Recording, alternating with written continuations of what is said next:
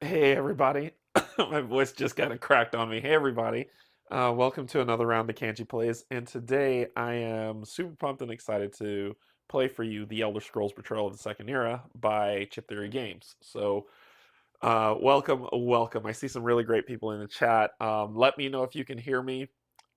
This is, so if you're hearing me loud and clear and everything's good, we're solid, we're solid. So, what do we got? Adam, what's going on? Just want to make sure y'all can hear me all right. Just give me a Kanji thumbs up if y'all can. So Adam, what's good? What's good? What's good?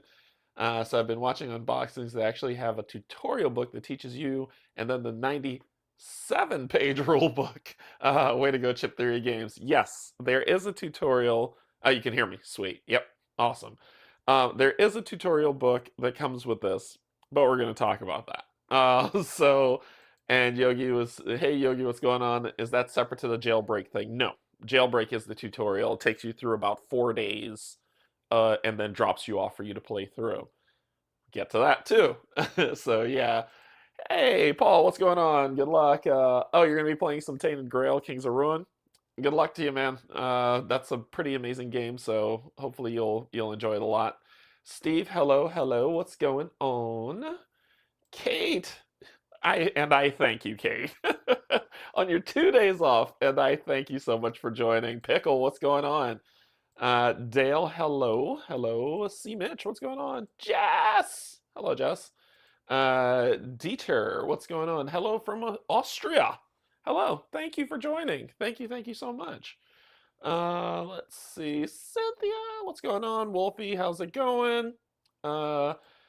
Azaria, hello, hello. Gunner, welcome, welcome. And everyone else who is in chat just lurking and being like, yeah, I'm not hitting that button. Let me just first start off by saying the only reason why that subscribe button thing is there is because when I first started streaming and I didn't have it in place, there was a lot of those sleazy porn bots that came in and was spamming the chat. Oh my goodness. Adam, thank you so much. Was to say for the extremely jealous, I feel right jealousy I feel right now. Thank you for the super chat. But like the chat just kept getting spammed with, "Hey, meet this hot chick at this and this at that," and so I was like, "Okay, that's stupid. Don't want to do that anymore." And I just kind of said, "I need to move that. Sorry." And I just kind of said, "Okay, well, I know a lot of people aren't going to like this, but at least it'll stop everyone from not having a good time because that stuff keeps popping up." And so let me throw this up all the way to the top. There we go. Now when you do it, it should overtake everything because it's most important when you come in. But yeah, so something wrong with just 9 likes. Oh, it's up to everybody. They want to see what this is all about. A lot of you have never heard of me and are coming in, and I really appreciate you coming in to check this out. Um, but yeah, that's the reason why the subscribe button's there to chat. It's only for that reason. If you want to get in on the chat, you can pop in, subscribe. It's immediate action. You start chatting, and then when the stream's over, you can unsubscribe if you don't want to be part of it, and you just want to be part of the discussion. That's fine. No harm, no foul. But that's the reason why it's there. So Matthew, hello. Brian, it's playtime. It's gonna be good. It's gonna be good. Brian S, what's going on? Okay, so backstory before we jump right into it. The backstory is I did the longest of shots because I don't have those high sub numbers that a lot of companies look for and just say, hey, I like Elder Scrolls. Elder Scrolls Online was cool. Elder Scrolls Morrowind and Skyrim and all the other games that came before it and after are games I like in that world. So let me reach out. And Chip Theory Games is not like every other company. They're pretty amazing group of people who don't care about numbers but more care about outreach and community, and so therefore they gave Andrew Santoro reached out and gave me a shot. And so we played a Gen Con that was Steve, Barrett, Chris, Dan, Colin, Jen, and myself.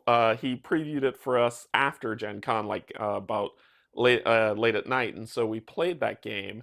And after it was over, I was like, "Oh my gosh, this game's really cool. Is there any way, if you have any reviewer copies that I know that if I may be so lucky?" And he was like, "Sure, yeah, no problem. We'll get you right." And he scored me away, which I'm really thankful for that, and I want to say a thank you to Andrew for giving me a shot, and on my tiny channel. So thank you so much, channel. So thank you so much. I really appreciate it. I want to give shout outs today too. Shout out to Paul Grogan. Shout out to Ricky Royal because while I don't, and I say this multiple times, and people don't really seem to get it. I don't learn like everybody else does. And truly, it's not, oh, I'm being lazy, or when people say RTFM, if you know what that means, and a great YouTube channel in of itself, but if you know what that means, I don't learn fully that way. It's a struggle I had in school. It's a struggle I've had my whole life. I do learn by doing, and once I get it, I got it, and it stays in my mind forever. But the struggle is real when it comes to learning rule books. So, hey, Barrett, what's going on? So, what ends up coming up for me is that when people plop a rule book in front of me and be like, everything you need to know is in this book. Cool. I'll see you next month after I read through it 30 times because I don't get it all, right? So, I want to thank Paul and Ricky Royal, as well as Shannon from Chip Theory Games and the entire Chip Theory Games Discord, because they tolerated my inane, silly questions. Because I am learning. That is, sorry, I can't help how my brain works. Sorry. So, but I want to thank all of them because they were super patient, um, very kind and considerate. The Chip Theory Game Discord is actually super nice. I thought I'd go in there and get lambasted by people who are like, if you could just read the rule book, but they didn't do that at all. They were just like, yeah, this is, if you look on this page and check this section, uh, that probably might help you, and then just let me know, and then I'd get back to them and say, cool, I read that. Huh? And so then they would be very patient and kind to go through and work with me until I understood it, right? There was a one thing on uh, on Delves that took me a minute, but once I got it, I was like, boom, okay, makes sense, got it. So I really appreciate everyone in that Discord. Shannon, you are a savior. Thank you so much. Rules Shannon for helping out. Paul, Ricky Royal, thank you so much for helping me understand that as well and go through all of that. And so with that, I'll say that the stuff that you're going to see here today is it is a reviewer copy. There's lots of updates that are going to be coming to your copy. So the things I'm going to talk about, Chip Theory Games actually reached out with an email yesterday that I read it as, hey, we recognize there's stuff still happening here and it's fiddliness, and we're going to continue to work on it to get through. So what I'm going to show you here today, once again, there's going to be some stuff, and I'll talk about some issues that I had learning, but Chip Theory Games is working to work through those issues to make it easier for you when you get your game. Okay? So I even got the whole disclaimer that I got on my reviewer copy to basically go through and say, hey, everything is not, a lot of things are set in stone, but a few things aren't. And we understand that you may find some issues. Just let us know what it is. We'll work through it, and everything will be hunky-dory. Thank you. No, thanks everybody for the love. But it was a really great group of people in that Discord, and I'm very leery, whatever it is, the word you want to use, about whenever Chip Theory Games has a cult following. They're a great company.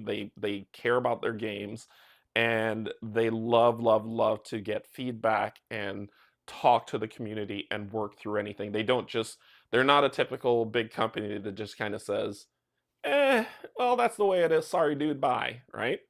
They're more, well, how can we make things better? They listen, and that in of itself has made me want to support the company.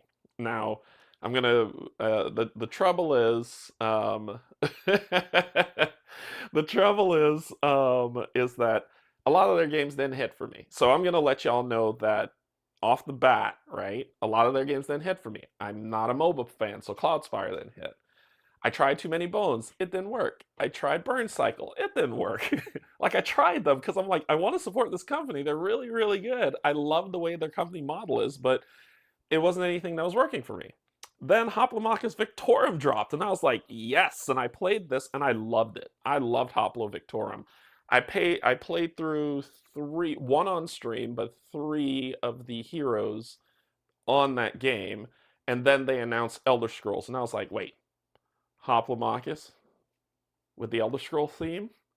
Yeah, this is gonna work. And so I got very excited about it. And they once I watched more of it, I got even more excited. And when I got to play it, I was like, yep, this is the one. This is the one that's gonna get me in there. And so far it has been. I played a little bit of it, but a lot of rule grokking, and that's how it goes. All right. So I know I've been talking for 10 minutes, and I usually don't. I talk for about like 3 and then get down to the table. So without further ado, thank you so much, everybody, for joining. Thank you to my patrons, subscribers, and if you're neither and you're just coming in to hang out, thank you and welcome as well. We're going to get down to the table, play some Elder Scrolls. I'm going to go through a full setup with you all. I'm going to go through my pain points, the things that I don't know if they're going to fix, the things that I know they're going to fix, and we are going to go from there on this. This is a really good game. I love it. Just let you know, for somebody who's like, I don't like Too Many Bones, it didn't work, Cloudspire didn't work, this works. This works for me. This game is well thought out. A lot of people call it Too Many Bones 2.0, I guess. Whatever they did, they made it work, and it's good, and I like it. So there you go. Well, and I'll give you my honest opinion too. I have not been paid. I never take money for games for people who don't know who I am, because I want to play the game and be like, or woo, that whether or anywhere in between the two. I want to give you my honest opinion of the playthrough and of the games that I play. So I will continue to do that for what it's worth. Yes, I never take money, anything, but I do appreciate them taking a shot and giving me a chance at this. So, review done. Hey Chris, what's going on? All right, so just to let y'all know before we dive down to the table, I'm just going to run through a few things here, and then we'll get started, okay? So the game represents 4.5 years of work from a huge team of people. A lot of years, a lot of work. It's an extremely large game full of a tremendous amount of content. It is, and I love it so much. it I've been in the Black March. There's a lot to do in your 12 days to get things done. So um, let's see. The copy you have in your hands is, for all intents and purposes, a final copy of the game, so long as you note that a few things are changing between now and release, which is true. I didn't know that this was the full game when I got it, which Steve talked about that. The box of itself is a little bit differently sized than what your final copies be. Your copies are going to be a little bit bigger, but from what I understand, and if anybody from Chip Theory or anyone else that knows is in the chat, you can correct me if I'm wrong. I'm going to say a lot of wrong things. Not bad. I'm wrong. But I can admit that I'm wrong. So it'll be bigger, but it should still fit in your calyx. It should still fit in there, from what I understand. So keep that in mind from what you're about to see today. Let's see. All right, there's some component errors. There's a specific card where they were like, oh, this card here, which is an encounter card, is super broken, so do not play with this card. That's why I put it in front. I'm going to take this card out of the game completely, and they said, don't play with that card. It's broken. We are fixing it. It is going to be in the final copies that come out. It will be fixed. There's not going to be anything else anyone has to do. No extra money needs to be paid. Chip Theory Games is taking care of it. Their cards are PVC printed. It's chef's kiss. It is the cards. The components are just amazing, as expected from Chip Theory Games. The card boxes included here are digitally printed and thus are of lower quality than the final version. So yours will be a little bit more vibrant. So keep that in mind. And the boxes will be a lot stronger than what you see. Okay, so the neoprene mat that you're going to see, it was incorrectly printed for the reviewer copy. It's double-sided, but the other side is the same as the side that's on, so it's not double-sided, more or less. But that's only for this reviewer copy. That's been fixed in your final versions. Don't sweat it. It's going to be good. All right. The Clash mats, that's the Clash mat. There are two things. There's Clash and Delves. And the Delve, which is over there, and I need to get that because I forgot that. The rule books and gazettes are undergoing additional proofing and reading before printing. One of my gripes is about the rule book, not the gazette, but the rule book and the tutorial, but we'll talk about that as well. But it's undergoing changes, so your finalized copy should be fixed. Keep that in mind. The rule book that I have does not have an index, but at the back of that rule book, it says we are going to add the index on the finalized copy. So you're going to have a table of contents. You're going to have an index. It's going to be amazing. You're going to love it. And the index is going to be super helpful when you need to find stuff. I think it would be helpful. There are 7 booklets, all available. The covers and everything will be upgraded for what you get for your finalized copy, so don't worry about that.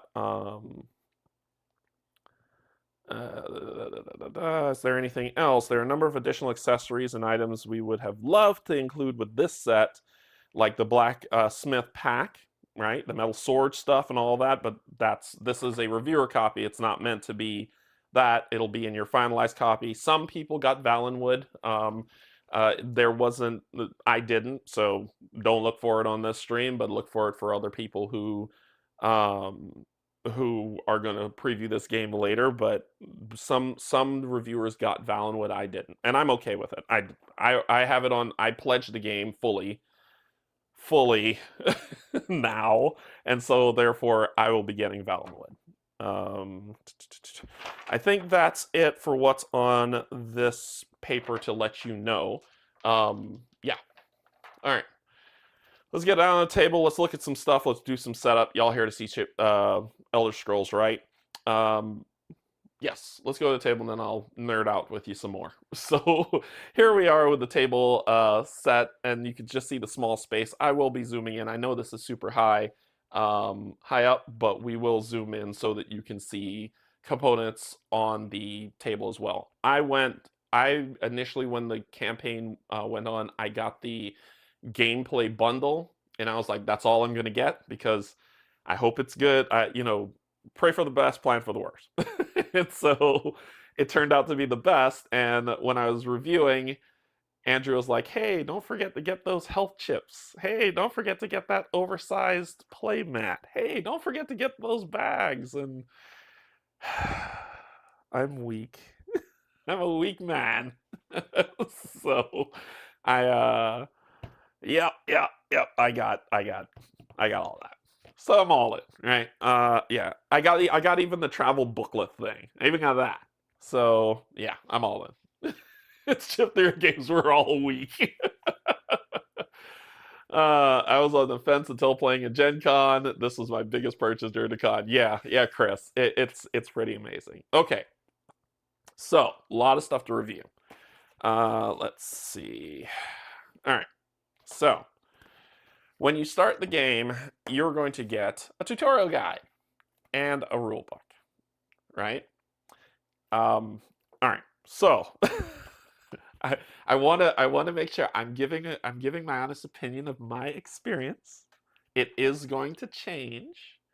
And they are working on it, but I'm still going to give my honest opinion. All right, so the tutorial guide. I struggled with it, and I use the word struggle only because there's a difficulty for me only, and I'm only talking about me, for me, when I open a rule book, when I open a tutorial guide to go through a game, and I don't actually play the game.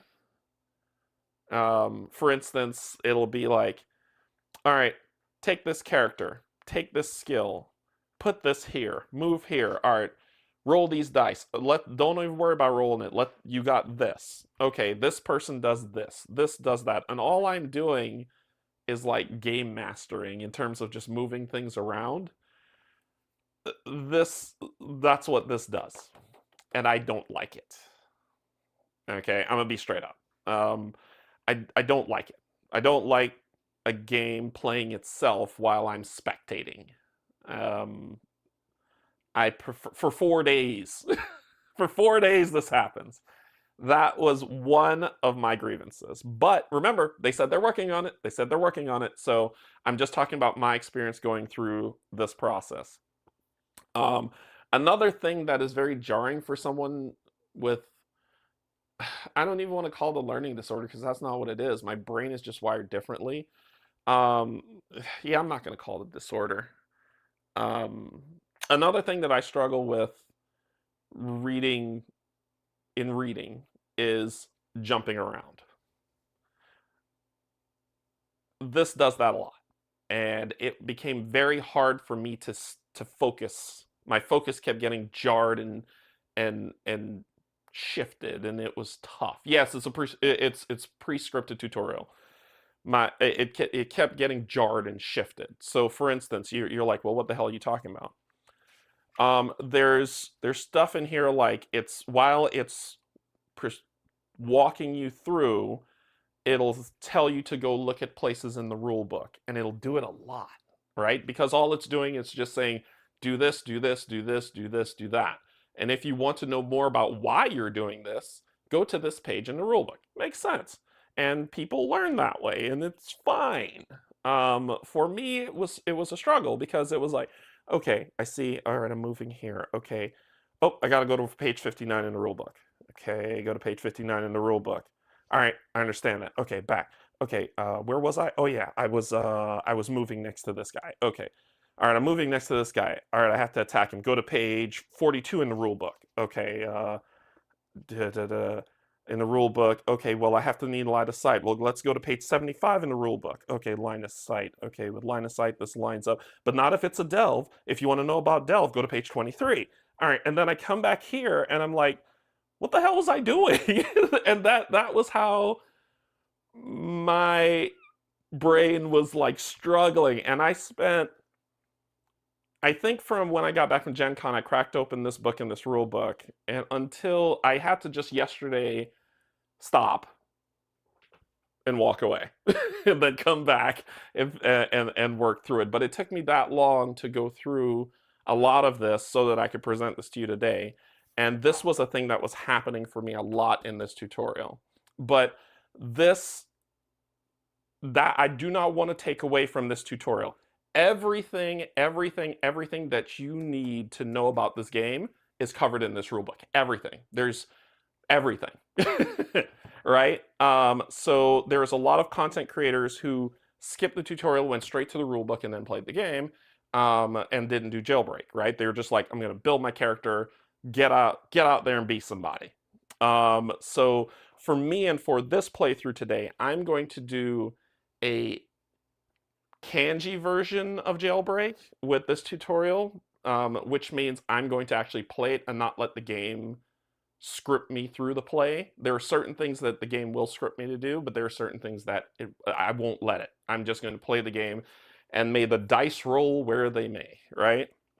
So once again, I'll state for people who are just coming in or just been like, huh? What? Somebody saying something bad about chip theory? No, I'm not. I'm saying my experience with this tutorial was hard. And they are, chip theory actually listened to, I believe they listened to some of the stuff that I said.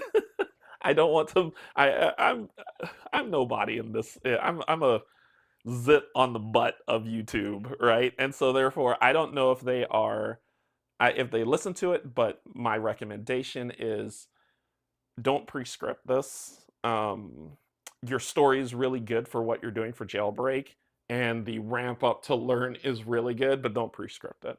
And avoid the jumping. Avoid the, if you are able to learn, I know you're joking. Yeah, if you are able to learn by that methodology, then by and large, I will consider myself the minority. Have my whole life consider myself the minority of this game, and keep on trucking. Keep on trucking. Don't worry about what I said. I will figure it out, right? But if you want to reach out to a broader audience, probably a different approach to the tutorial will work. What you have in mind works, just some nuances. Let's see. Okay. Other than that, I think we're ready to build our character and get started. And I'm just going to turn page to page just to make sure these things that I'm going through, what I'm going to not pre-script the tutorial, but I'm going to go through the tutorial so you can understand what's happening.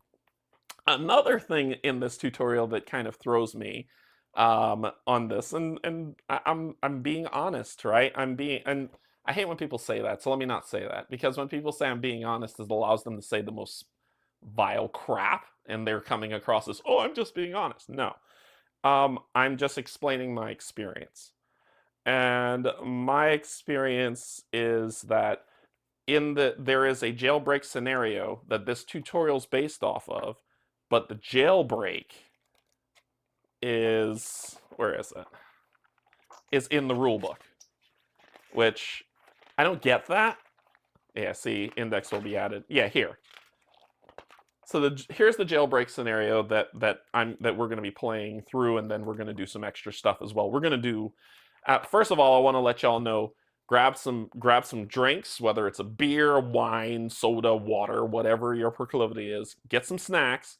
We're going to be here a while, okay? So if at some point you're like, oh man, I got to go do stuff, I could almost promise you when you go do it and come back, I'm still going to be doing this, all right? So, but the jailbreak is in the rule book, and the tutorial goes through the jailbreak. Why isn't the jailbreak in the tutorial? That's my one thing. I'm crafting while listening. Yeah, grab your charger.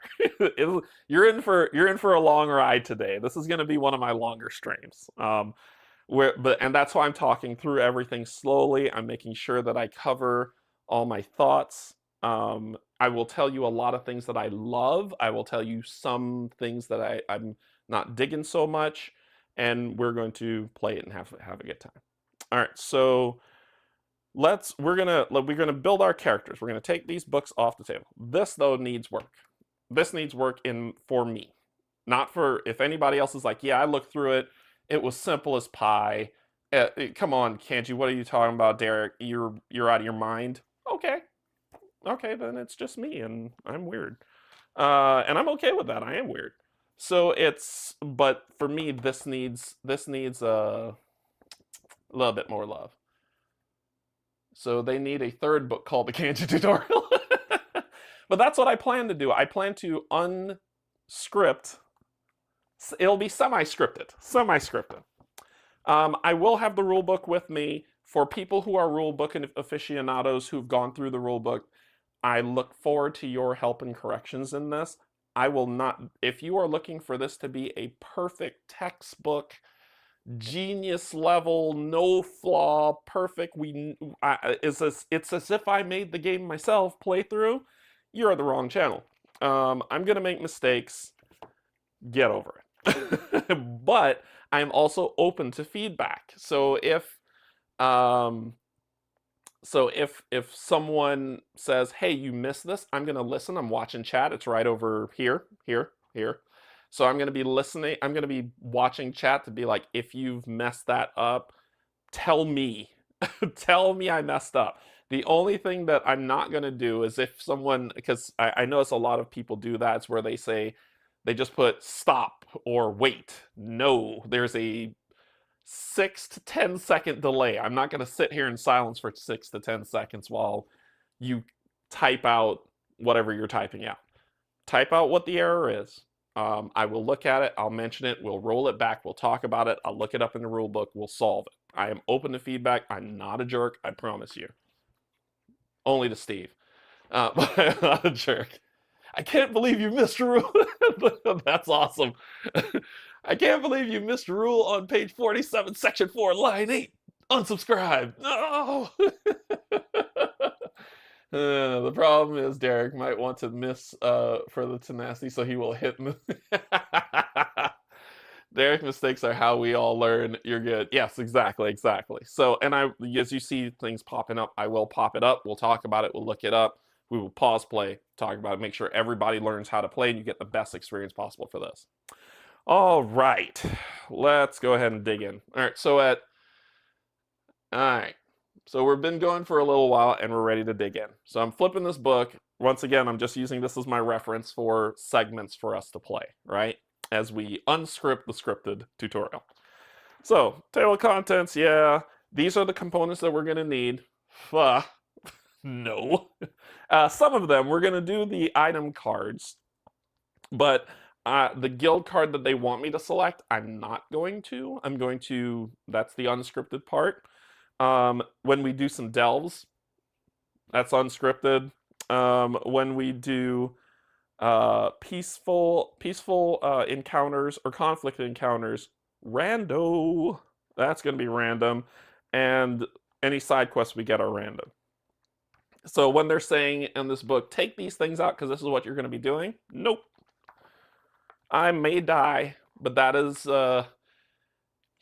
some of you may die, but that is what did Farquaad said? But that is a price I'm willing to pay for your enjoyment. So setup, you choose your province. First thing you do is select your province.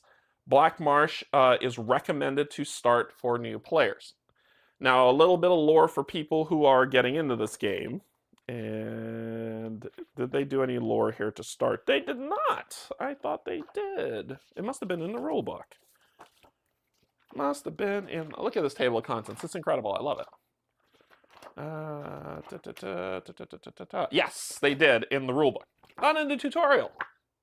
Introduction should be in the tutorial and the rulebook. Just throwing that out there for feedback, you know. Take with that as you wish. So, welcome to Tamriel, an ancient continent in the world of Nirn, filled with rich cultures, diverse peoples, and ancient civilizations. It is a storied continent filled with promise, you said continent twice, filled with strife and wonder. Its past, present, and future are written and rewritten in the Elder Scrolls. Mysterious prophetic text. Do the Elder Scrolls shape your destiny, or do you shape the prophecies? Scholars and mages debate the details. You prefer action. What will history say about you? Your story begins at a tumultuous time in Tamriel's second era. War rages across the continent. A power vacuum formed after the fall of Tamriel's Second Empire has led to a bloody conflict known as the Three Banners War.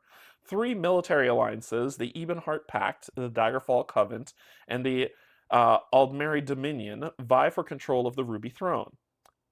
A necromantic cult called the Order of the Black Worm is engaged in a plot to call down fiendish contraptions known as Dark Anchors in an attempt to bind Tamriel to the Daedric plane of Cold Harbor, or, you know. And all the while, working in the background, a powerful wood elf schemes and plots. She hopes to use this time of great change and warfare to reshape Tamriel forever. Things may seem bleak, but your bravery might make the difference. You sense within yourself the makings of greatness. Perhaps your skills with the blade or talent with spells might change the world. It's up to you to stop the betrayal of the Second Era. And as you're hearing that, just kind of hear the Elder Scrolls Online main theme. Anyway, that's for ESO nerd fans like me.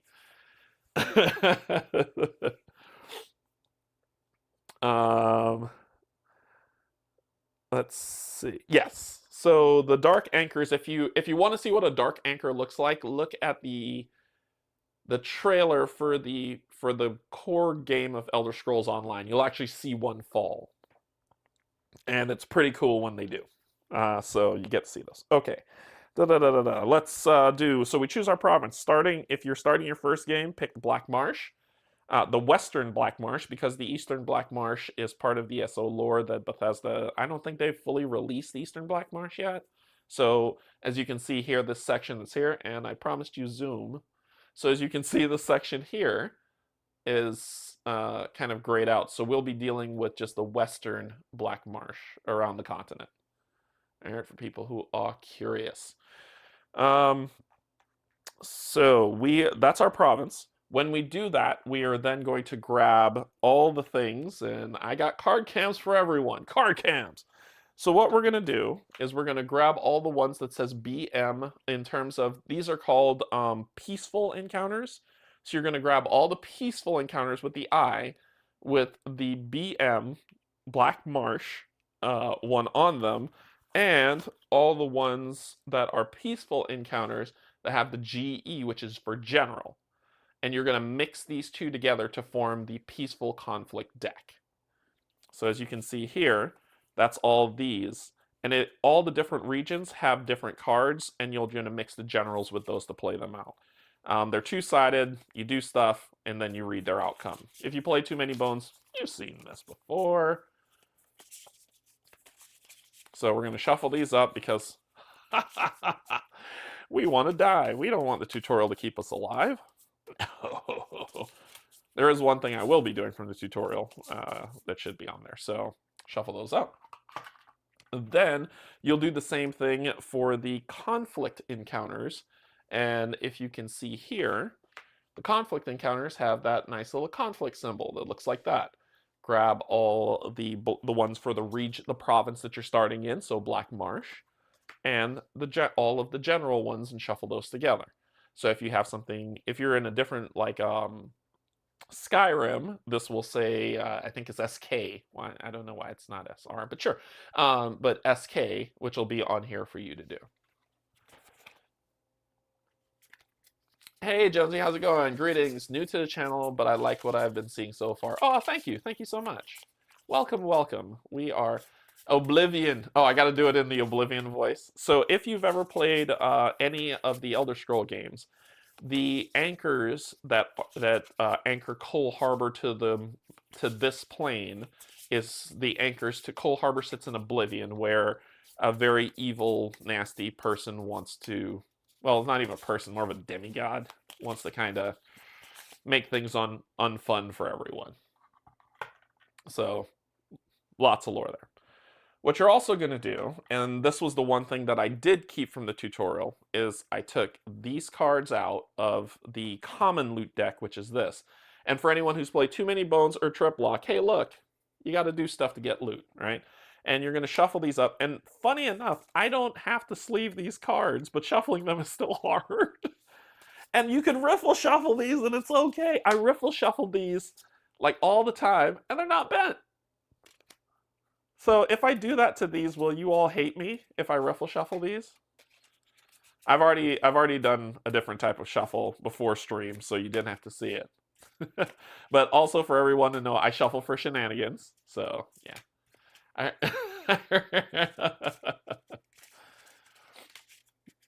Riffle away. Oh, nope. Kate says no.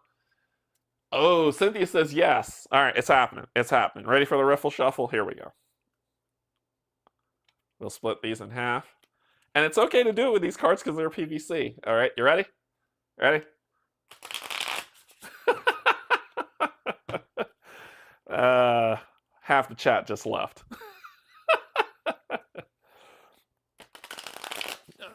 There we go.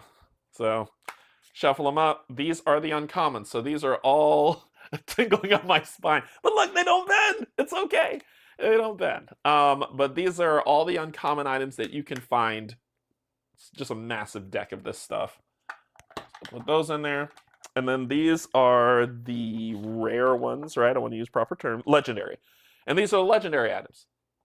So when we go to look for a legendary item, I'll show you more about this, where you have attempts and then you got to get those numbers. So kind of the trip lock thing. Can you riffle shuffle underwater? There you go. Say it like that. Good thing. No, where's that subscribe button? No, Mark. Mark, thank you so much for becoming a member. Thank you. Where's that unsubscribe button? No. Stay. All right, so commons, legendaries. Then we've got side quests. So these are side quests. I'm showing them from this far because I don't want to spoil too much for you, but side quests are things that you can pick up. There's something I want to ask you all when we get to a town, and based on what y'all want to do, it's what I'm going to do, right? Fully.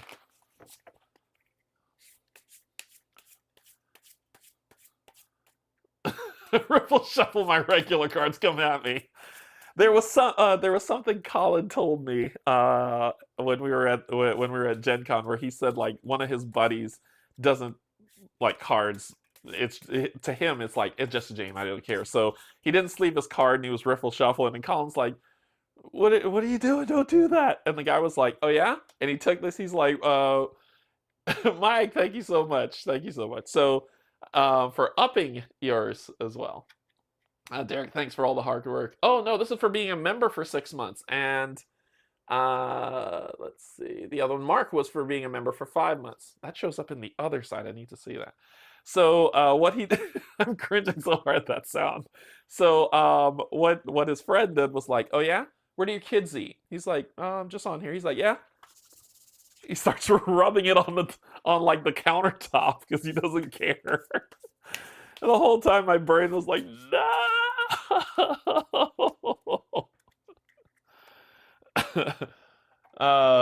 Yes, I have played poker. So side quests will go in here. And then these are the delve cards. I've left one out for the tutorial, which is fine because this will be the first one that I pull, but the rest of the delve cards, which look like these, they got little torches on them, we'll just shuffle these up. I was playing Rhino Hero with my 4-year-old today and made sure the table was clean. Yeah, can you imagine? Steve was also telling me a story about where he said one of I think it's someone he knows took a game over to a friend's house who he's trying to get him in the board games, and he dealt him out cards. And so he's about to start explaining the game, and he was like, hey, where are your cards? He's like, oh, he reached in his pocket, pulled it out, and unfolded the card.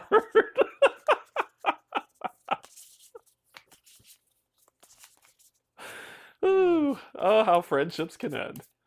All right, so everything's all nicely shuffled. The submerged chamber is going to be the first one I put in there as part of my tutorial, the Canje tutorial. Oh my gosh. So we've chosen our province. We shuffle all that. We've got our chips over here. These are the white, basically, I don't know if you played Victorium or Too Many Bones, but these are the heroes that you can have. Every race, as you can see, one of them is missing, so if you can guess which one I have. Oh, Kate, thank you so much for gifting 5 memberships. Thank you, thank you. Thank you so much. Y'all gonna make me cry. So what's cool about this is that you get 2 of each race, and it's male and female, so 2 players can play the same race, and that's okay. You're not, it's like, I wanted to be the high elf. Well, I wanted to be high. Well, now you both can be the high elf. Now, if it's a third person, I'm sorry, they're just out of luck. This is not to, oh, that is true, Kate. You gifted 5 subs to support my riffle shuffling. So, but that's there. The white chips are kind of like bosses that you have to, mini bosses that you have to go after, or bosses that you have to fight. So that is really great. And then these chips here, and we'll go through them as when I pull one, I'll go through the breakdown of what the chip looks like and how it works and everything. Cool. Chips, cards, cool. Journal. This is the day tile. You have 12 days to finish your main mission or your guild mission.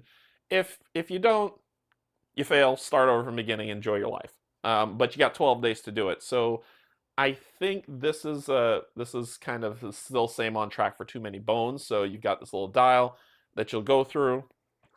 This is the experience dial. Based on this, it will tell you how many. Can I use the word baddies?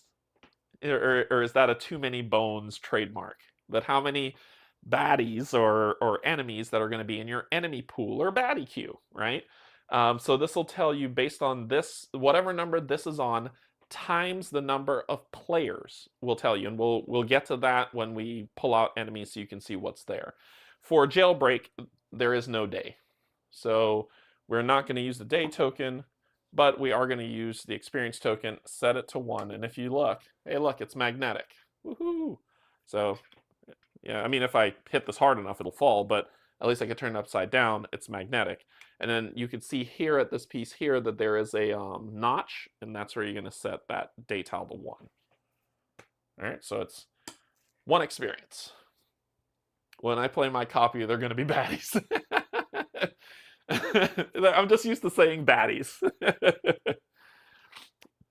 So, oh, I'm missing some stuff. Let me make sure. I've been playing Hoplomachus, Victorium most of the morning. I'm in Denmark, so it's close to 1600 hours. So now my brain says that's 4 p.m. It's 4 p.m. It's 4 p.m. So there we go. Cynthia's my math teacher. So if there's math numbers to do, she'll do. And she is also my temperature conversion teacher because I'm in the US where we're stupid. So, and yeah, when you say Celsius, we're like, carry the 6, move the 4. Trying to figure that out. But she's like, nope, here's what it is, because she's a genius. Okay, choose game difficulty. There are 3 game difficulties. Once again, I have to go to the rule book, and it does not say to go to the rule book. It just says choose a game difficulty. You're going to pick Adept. What does Adept mean? Does it mean anything? Oh, I don't know. And I actually pulled this up so I don't have to zoom all over the place. Table Baraza, and it's on page 13. Page 13, 1-3, enter.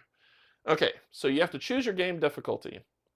And this is a first grievance of the tutorial guide, is that it says choose game difficulty. And actually, let me show you. Let me show you what it says. So we can go through this together, and you'll see why I had my difficulties. Here. Choose your game difficulty. Who's Ryan and Shannon? But Ryan and Shannon said their first game. They feel ready for a challenge and decide to play Adept difficulty. Oh, what? Oh, what does that mean? There's no rulebook entry here. So therefore, I'm like, what? So I had to go to bounce off of this into the rulebook to find out what Adept difficulty means. So I go over there and it's like, oh, difficulty levels. Adept.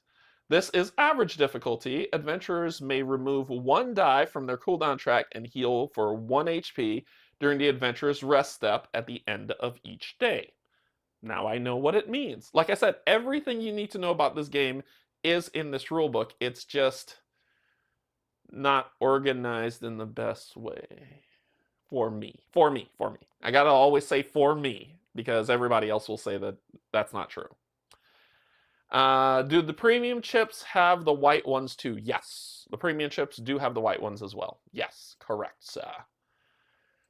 Chip Theory Games said they're shooting for delivery by the end of the year. Yes, they did.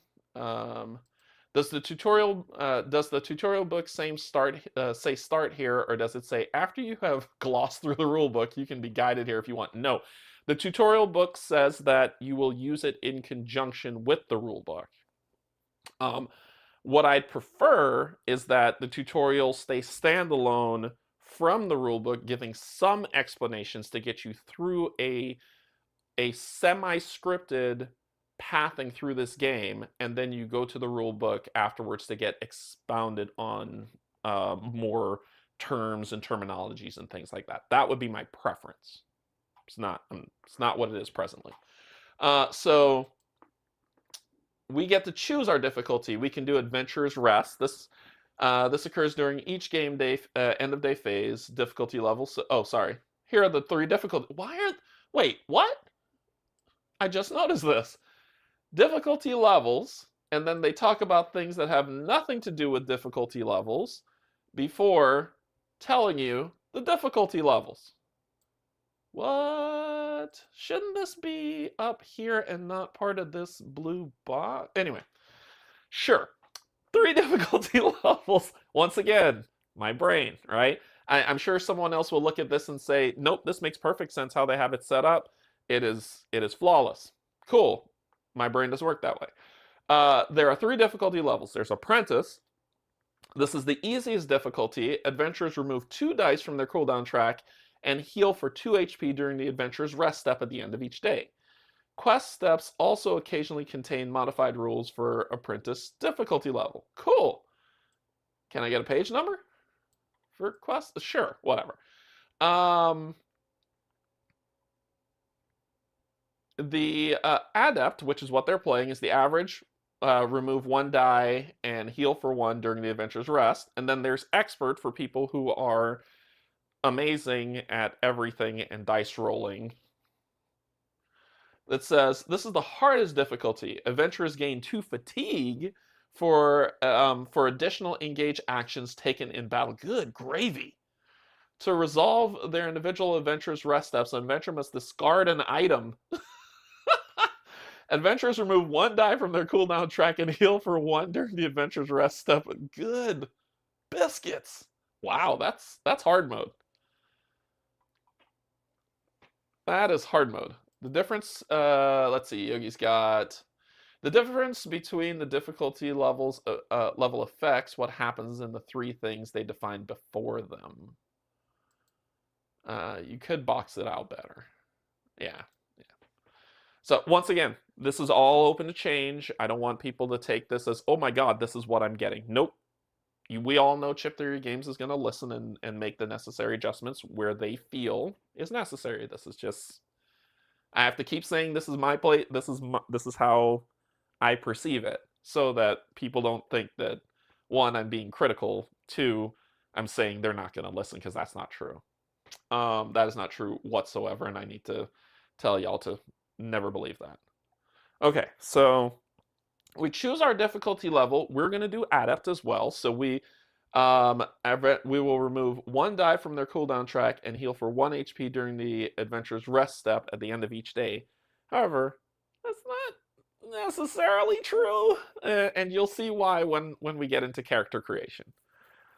So, but it's not necessarily true how that works. Now, we're going to create our adventurer.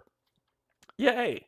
For me, for people who have a pickle up their butt about representation in board games, kiss my butt, I'm playing the red guard. Why? Because they're black people. Hey, look, I'm a black guy. I like to play people who look like me. And if there's a female one, I'm always going to pick her too. So suck a lemon if you don't like it. Here we go. So we are playing the Red Guard. This will be our character that we create.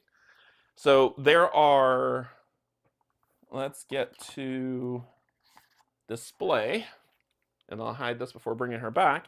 Let's see how many characters there are. There are two Argonians. They are double-sided. The stats are the exact same. It's just more if you want to play male or female. Completely up to you. But if two of you want to play Argonians, here you go. Play two Argonians. There are there should be two Bretons. Yeah, I thought so. There are two, I did not order this.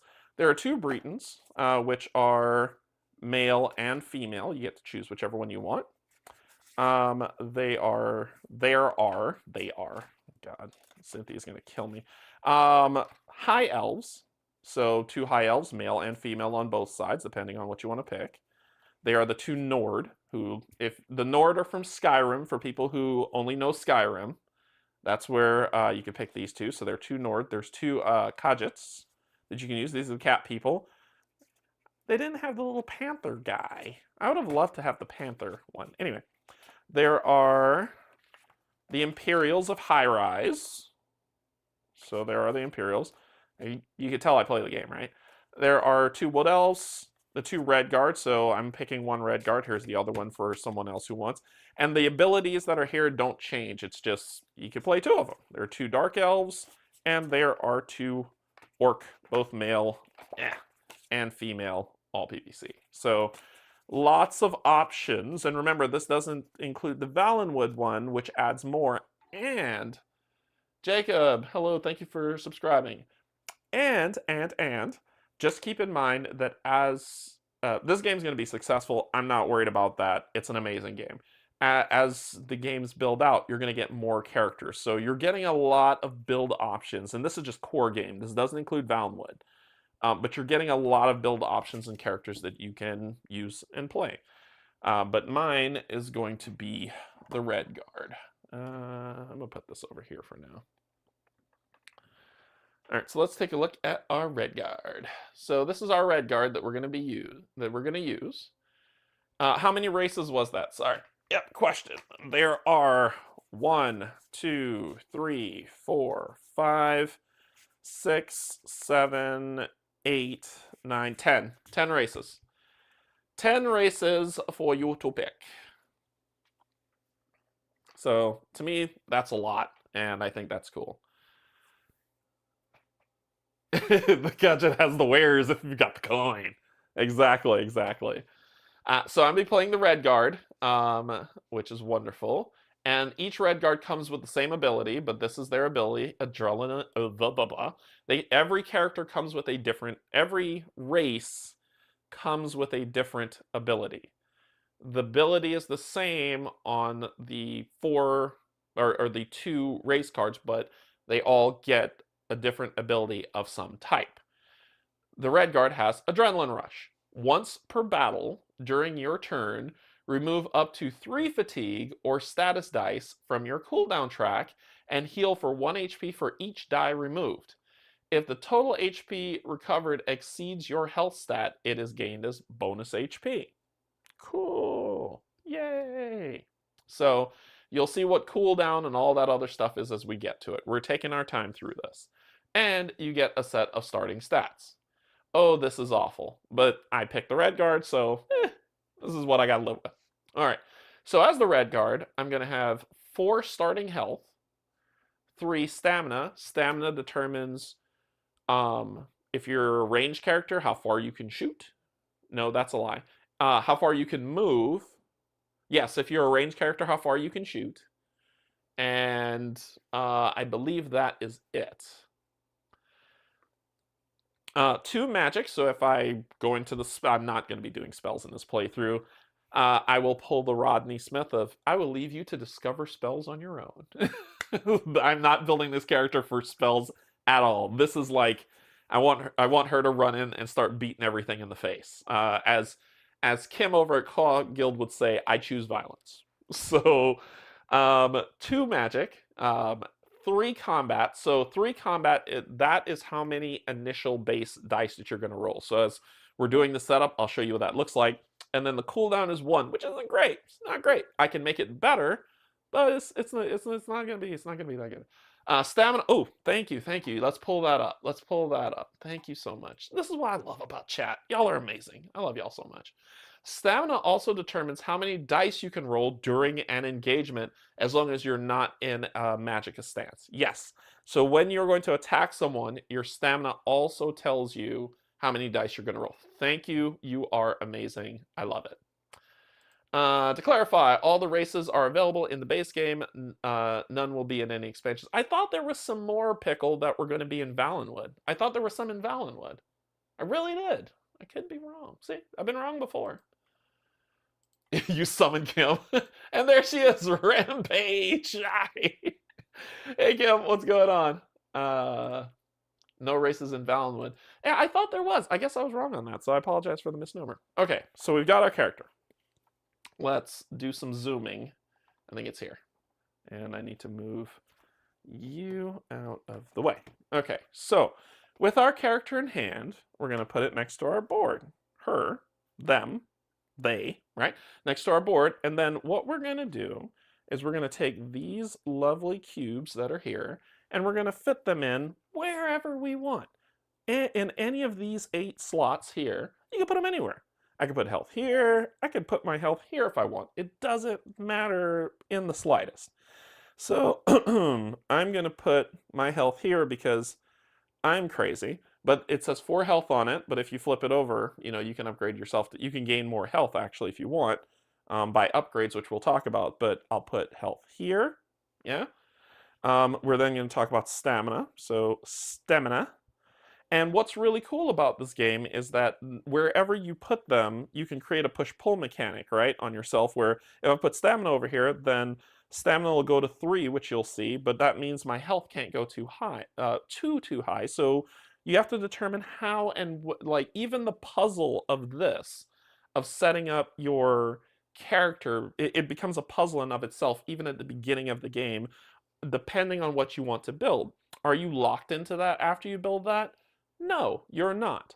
What you could do, you can unlearn a skill, and you would unlearn it, removing that. You could place something else in its place if you want. It's completely up to you. So I think that that's pretty cool that I'm like, okay, well, I can put stamina here. I wouldn't because that's silly, but at least you get some options on however you want to build your character. Yeah, it's gonna, or you have already lost the game. No, but you get to choose however you want to do it.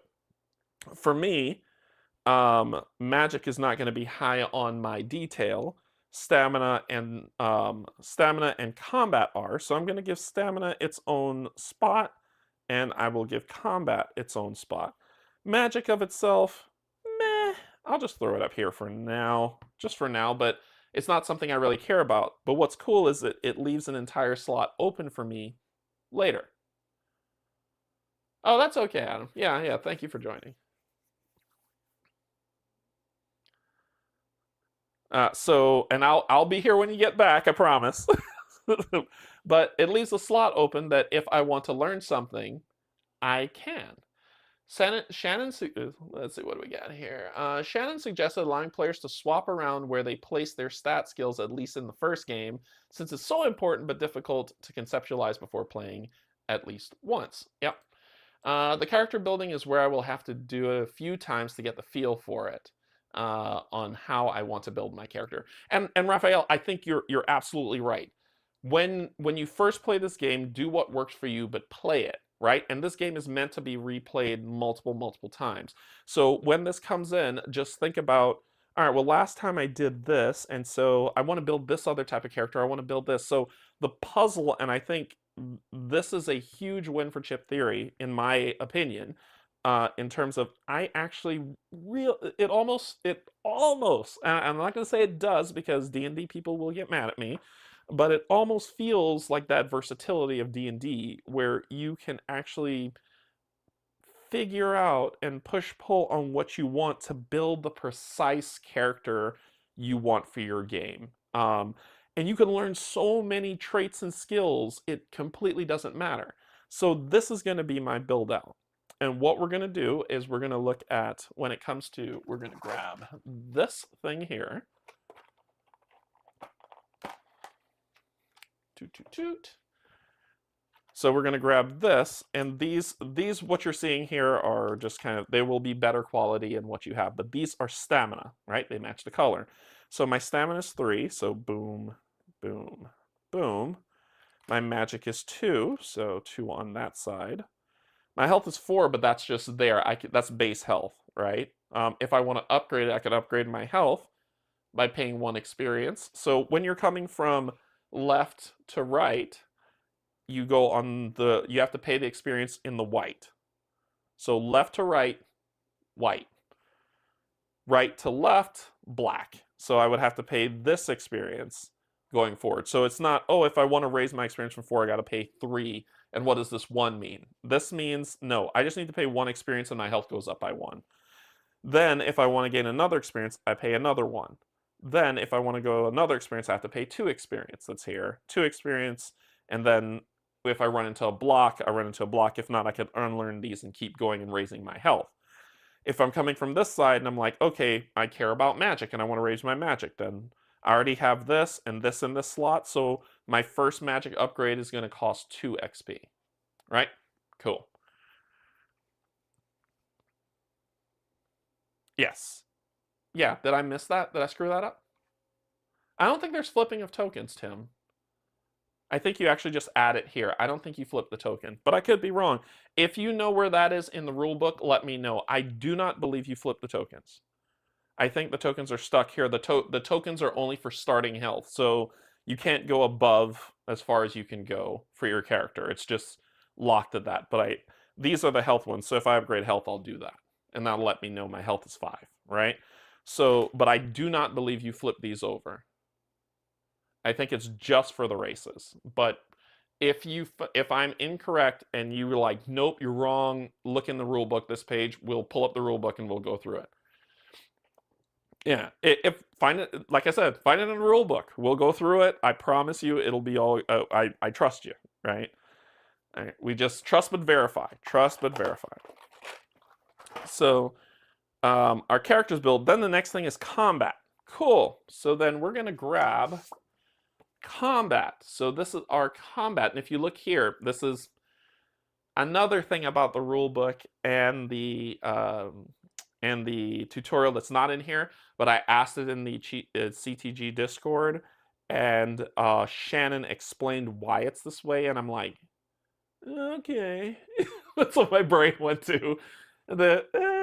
Okay. And the reason why I say that is because I think it'll be a fan-made thing that somebody makes. It's not on Chip's Theory's responsibility, because the reason why they do it this way makes sense. So if you want to know, like combat, which is the symbol here, and all the other symbols that you're going to get, you actually have to comb through the cards, the different cards of this size. When we get to that, I'll show you, to determine what is what. I understand why, because Shannon said as they introduce new things, they don't want to keep printing new rule books. But I think a fan, probably me, will create some type of supplement of this image as a key for symbols, because symbology is heavy in this game. So I grab a combat and it says, oh, look, the combat dice look like this, and this is how they work. So let's throw this under the magnifying glass. So our combat sheet says, based on how many combat dice you roll, your stamina will matter. So remember, Schmendrick's pointed that out as well. And it depends on your stamina, depending on how you're going to roll. But these are the dice that you're going to roll for just combat. If you roll a miss, I'll do that a lot, you gain tenacity. Tenacity will let you use your abilities that you have, that you learned in other skills. So while it's a miss, it's not really, right? It gives to something else, which is what I like. I don't like a miss saying, oh, you miss, you suck, life is hard for you. Instead, it'll say, you miss, here's some tenacity, and then you can use that, and we'll get to that also. So at level 1, combat, normal.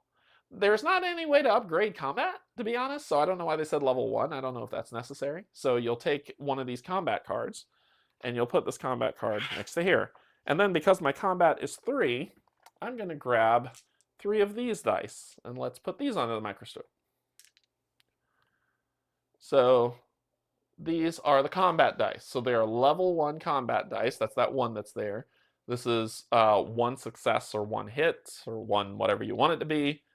And they're all over, but there's only one of these that you're going to see me roll all the time, which these are misses. And there's only one miss on these dice. One miss. I'm going to, for people who are joining here for the first time and have never seen me roll dice, you are in for a treat. But this will give you tenacity, and tenacity we'll use on abilities that we get. Okay? So you're going to take these, and remember I have 3 combats, so 1, 2, and there is a bunch of 1s. There is a 2-hit that's on here, and then there's this. Okay? A bunch of 1s, a 2-hit, and then that. But however you want to put them in here, heck, for let me trip out the people who have. I'm gonna put that one in upside down. No, I'll fix it. I promise. So that's how much combat I have, which means that's how much combat dice I have. Boom. Then our cooldown, you'll take for people who bought the upgrade of these things. You'll take one of these, and this is your cooldown track. So that means that when you use dice, they go into exhausted, and then as the rounds end, things cool down. So get my cooldown track, I get it at 1. So if I want to upgrade my cooldown, which you can, I have to spend 2 XP to move it up, and then I'll get 2 dice back. For the first game in the tutorial, they tell you to pick characters with, sorry, why are there 2 combat dice shown on the sheet? What are you talking about? If you're talking about the tutorial, let's go to that so I can show you.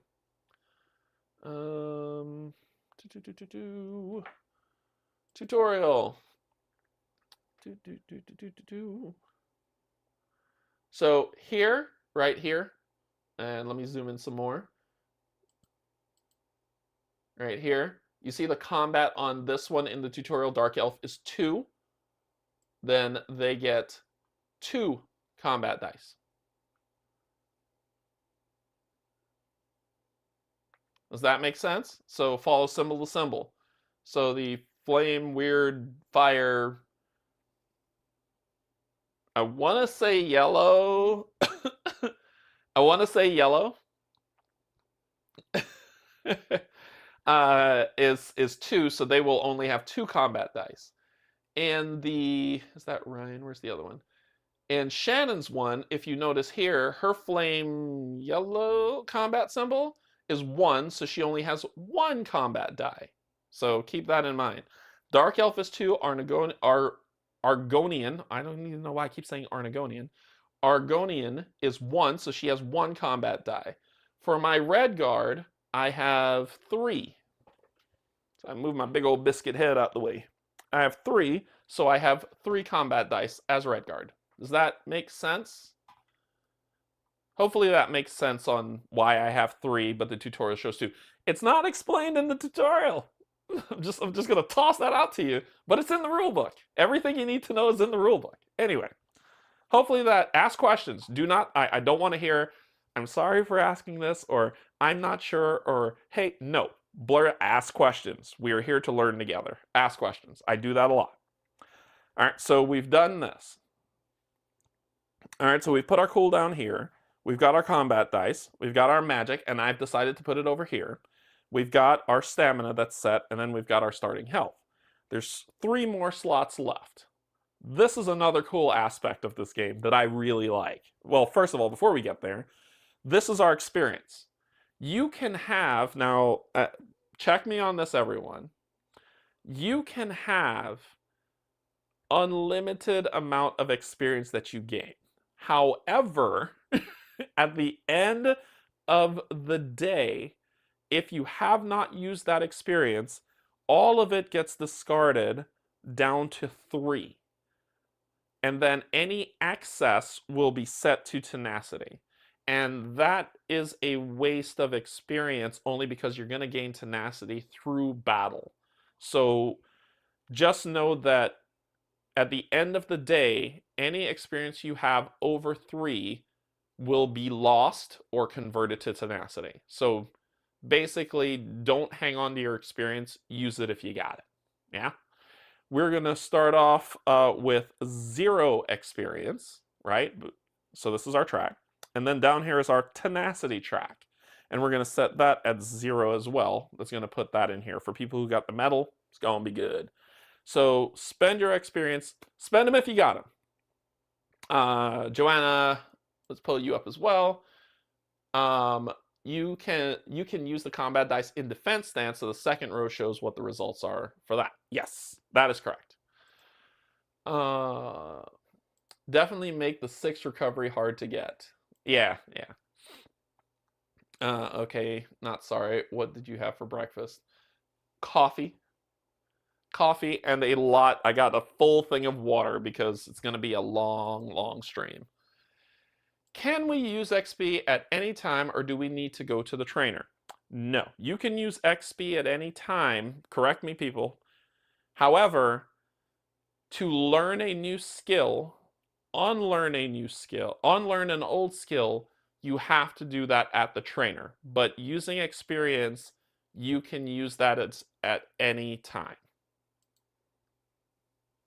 Keep me honest. Keep me honest on that. But that's what I believe. The trainer is meant to learn new skills or unlearn skills that you already have.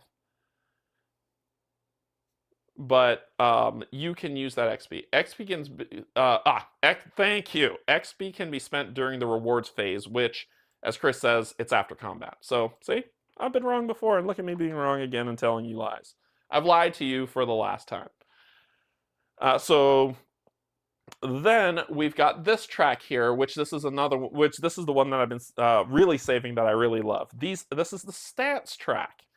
Some abilities that you have or some items that you have can only be used in certain stances, right? So, for example, card cam.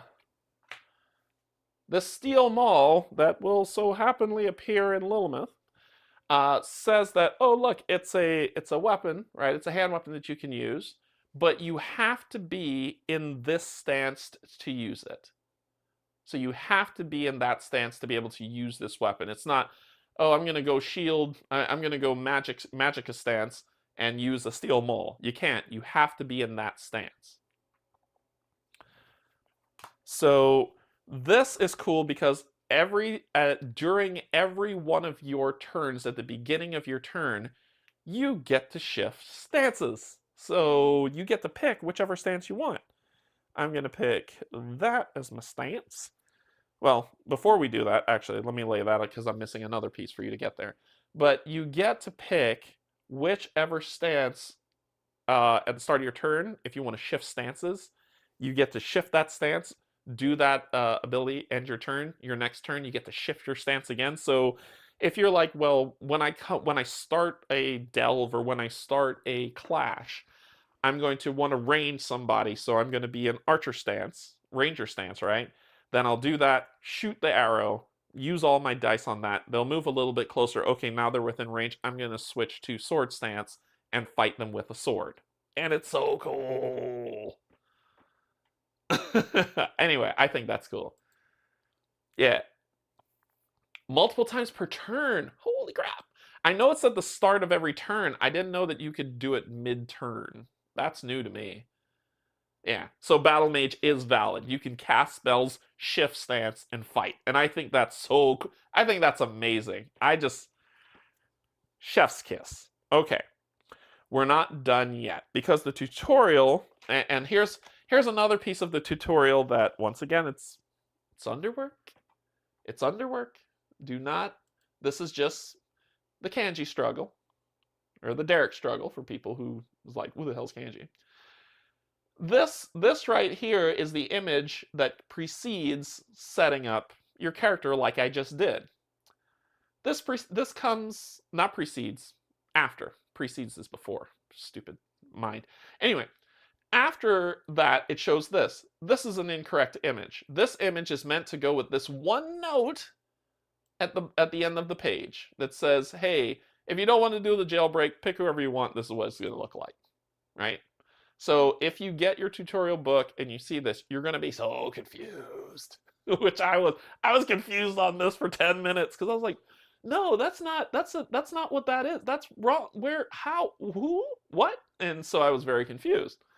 But I got it sorted out. Somebody said Derek. I saw my name, so let me see.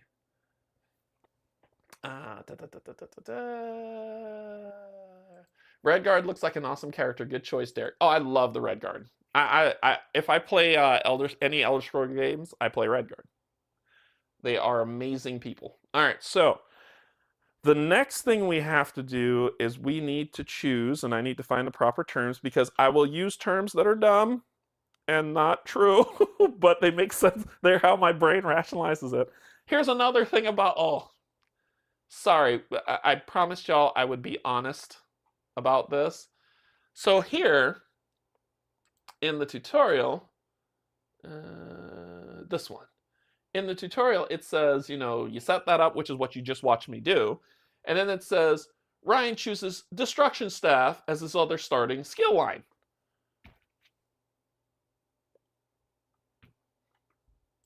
What? Do you see Destruction Staff explained anywhere in here? So I was like, Destruction Staff? What the biscuits? And then I learned, zoom out time, y'all are gonna feel my experience. Then I learned that Destruction Staff is a starting line thing that you get that is this card. And you're like, how the hell would I know that? Anyway, I get to choose, and I'm choosing One Hand and Shield because I choose violence, right?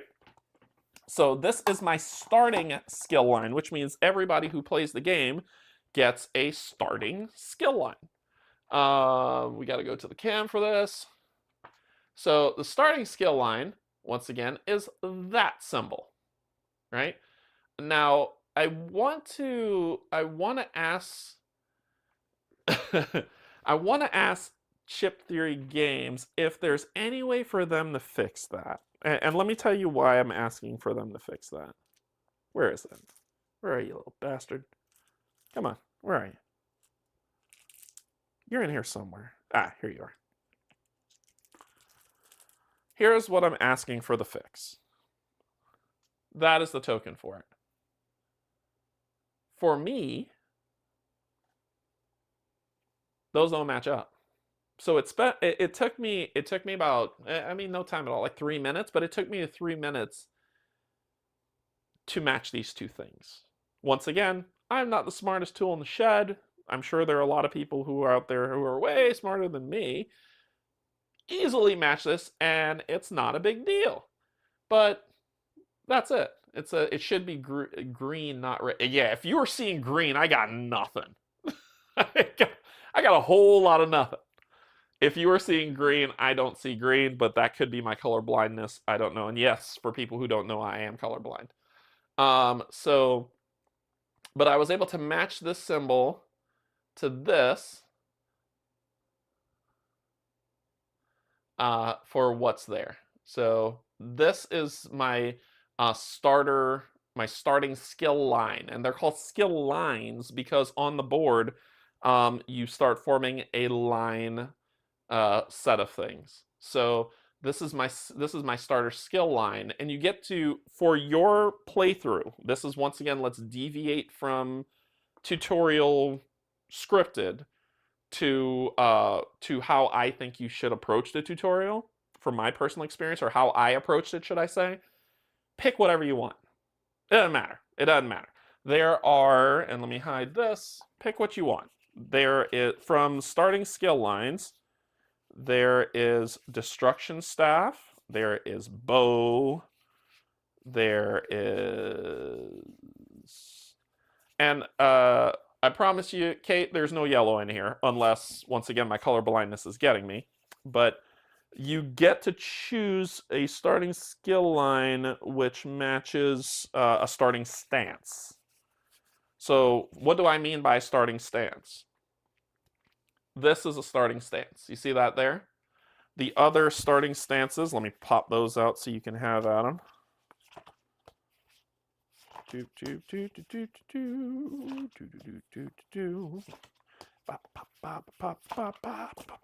So we'll put these away because those are not starting. And what you'll see is here, two-handed, lets you see that as well. right? So you can pick your starting stance. There is heavy armor. Remember, those are the stances that you can go into. So those are your basic starting skill lines. There is Daedric Summoning, and the one that they showed in the tutorial bit was Destruction Staff, which is magical. So it's that one.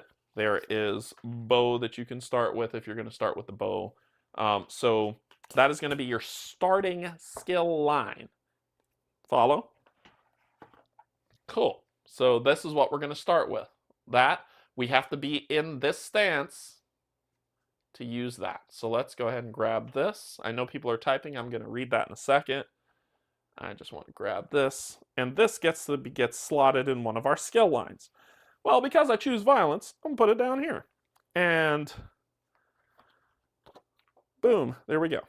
And so this ability, all right, let me read what I'm picking here. Hold on. Man, it's a wall of text. Green for stamina-based skills, red for health-based skills, blue for magicka-based skills is what I meant. Gotcha. Popping in to say hi just for a few minutes. Pick what you want, but suggested to take a damage-dealing skill so you don't struggle with the enemies. There you go. Schmendrix is the person. So you can pick speech, but it is heavily unadvised in one player. That's true. You can pick any skill line, but it says in the rulebook you should pick one of the 4 it lists. Otherwise, you don't really have a way of dealing much damage. Like I said, and let me reiterate, your starting skill line will be, I think, should be one of the ones that match this. I'm just going to put that out there. Do with it as you will. Highly recommend to pick a skill line with damage in the first skills. We're on a repeat cycle. You could, for example, choose speech, but it isn't recommended. Obviously, I'm gonna pick speech. Don't tell me what to do. Daedric Summoning, pet class for stealthy rogue spellcasters. In a 3 or 4 player game, I'd be tempted to take the healing skill line for something different and play to whatever works. I mean, you could build a solo game with a healer. I mean, it works. I think the game's versatile enough. But my recommendation is one of these ones to start your game. That's my recommendation. Do with that as you will. So you're going to take them, and you're going to take them. Notice here it says level 1, level 2, level 3, and you flip it over and you get level 4. So you gain abilities from these ones. So this one is at level 1, this is going to be Shield Discipline. So we're going to get these dice that I'm going to show you. And this is the only time you're going to get dice.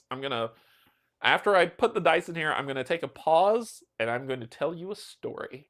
So Shield Discipline, I'm going to get these dice, and then when I roll, when you place this dice in an active slot, I get to deal X amount of damage to your target.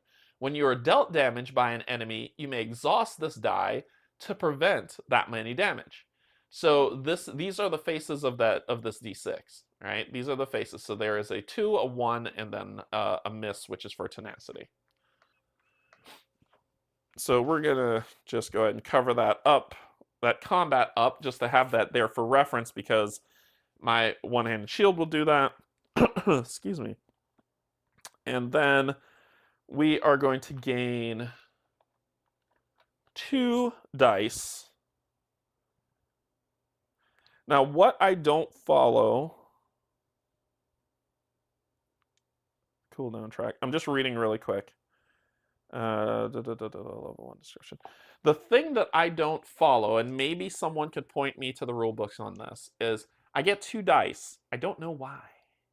Like, it just says give yourself 2 dice. And these are the dice. If you notice, they match the symbol that's on there, where it's the level 1 sword and shield, 1 damage. I don't know why I get 2. I just do. You get 2 dice because you start with 2. Because of the level of difficulty? The 2 XP represents the 2 dice you buy. You're telling me nothing. It just says I get to start. Starting skills just get you the 2 level 1 dice. Them's the rules. Bingo. Yeah, because anybody tries to explain anything past that, I'd be like, show me where it says I get 2 XP. There's nowhere in here that says I have 2 XP to start the game. I haven't even begun yet. So there you go. All right. So remember that I can only use this one when I'm in. I can only use hand and shield, these dice, when I'm in this stance. So my starting stance will be here. So that's what I'm starting with. And I think we're set up. So zoom out. Yeah. So to zoom out. All right. So Shannon and Ryan. Now I understand who Shannon and Ryan are because it just clicked in my head and I'm an idiot. Have created their characters. And we get our character token. So our character token, remember, it looks just like my Redguard character. And yes, this is the quality Chip Theory Games tokens that you expect. However, they do, if you are with the core game, you're going to get these plastic tokens, right? But I have the Too Many Bones thicker tokens, so I'm going to take 4. 1, 2, 3, 4. And boom, boom. That's my character. Built. Character built.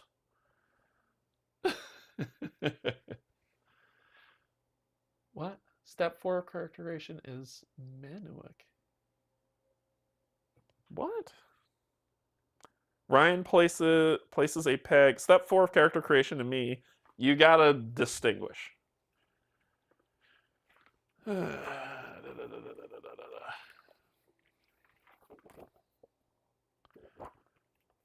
Character creation. Step 4. Add a starting skill line. Bow, destruction staff, 1 hand or 2 hand. Pick one of those so you don't die.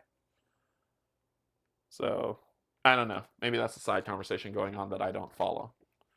Okay.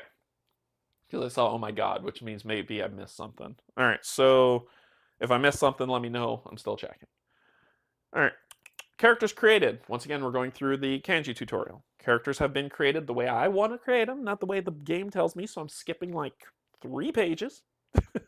And now we're going to deal with the jailbreak. So, the next thing that comes is it says, all right, we're getting into battle rules. Okay, battle rules. Jailbreak introduction encounter, clash setup. What's the jailbreak encounter? Oh, go to page 54 to 72 of the rulebook. What? No. We're going to go to our jailbreak. And then we're going to set up our jailbreak.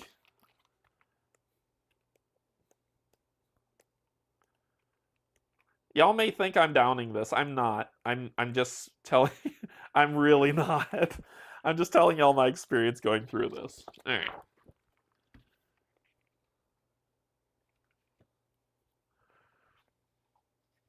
I'm giving myself 2 dice. Give yourself 2 dice.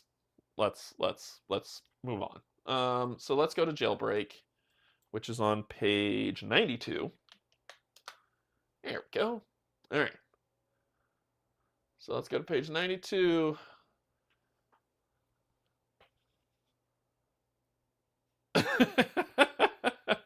I'm just saying. I don't know. Chip Theory Games is probably never going to let me play another one of their games again. I swear to God. Okay, so jailbreak encounter. You awaken in a dark, rough-walled holding cell somewhere in Tamriel. Somewhere.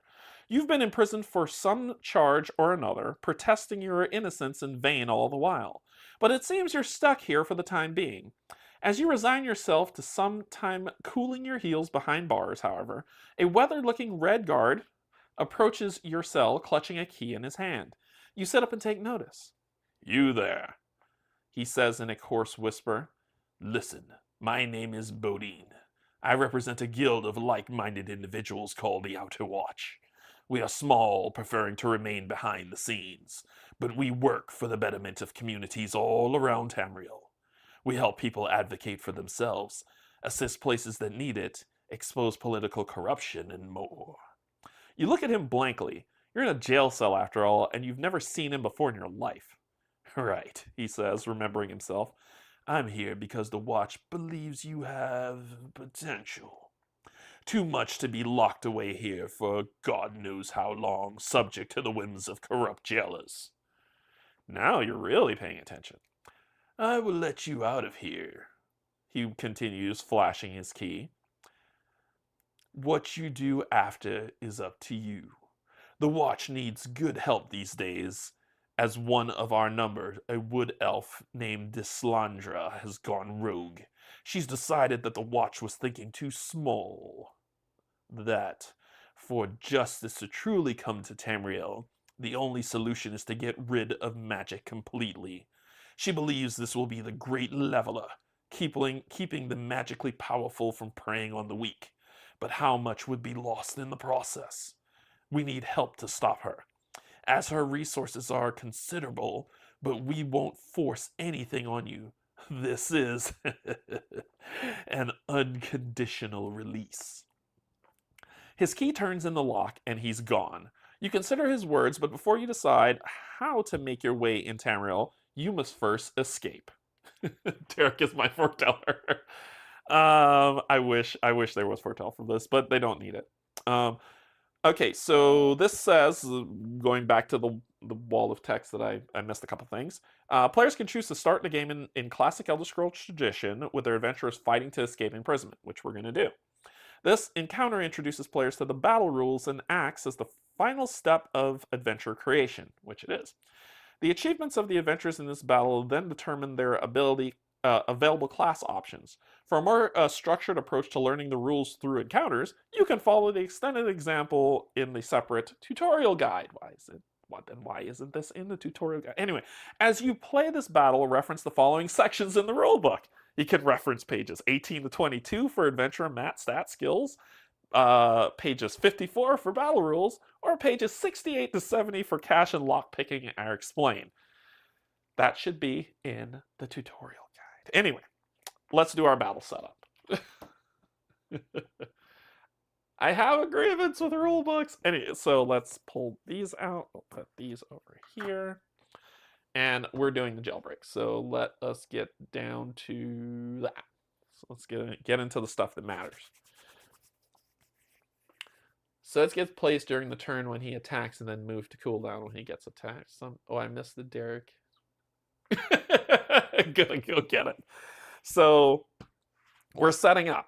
On here, it says you'll get in clashes, because this is a clash, you'll get something that looks like this, right?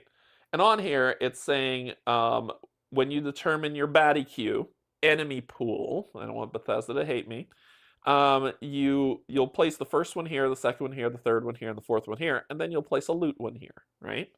So on this map, we're going to grab the loot. So this is common, and this is legendary. So we're going to place the loot one as it says right there, and then we're going to determine our baddie queue. When you start the game, let's pause. What? Oh, people are just explaining stuff. Sorry.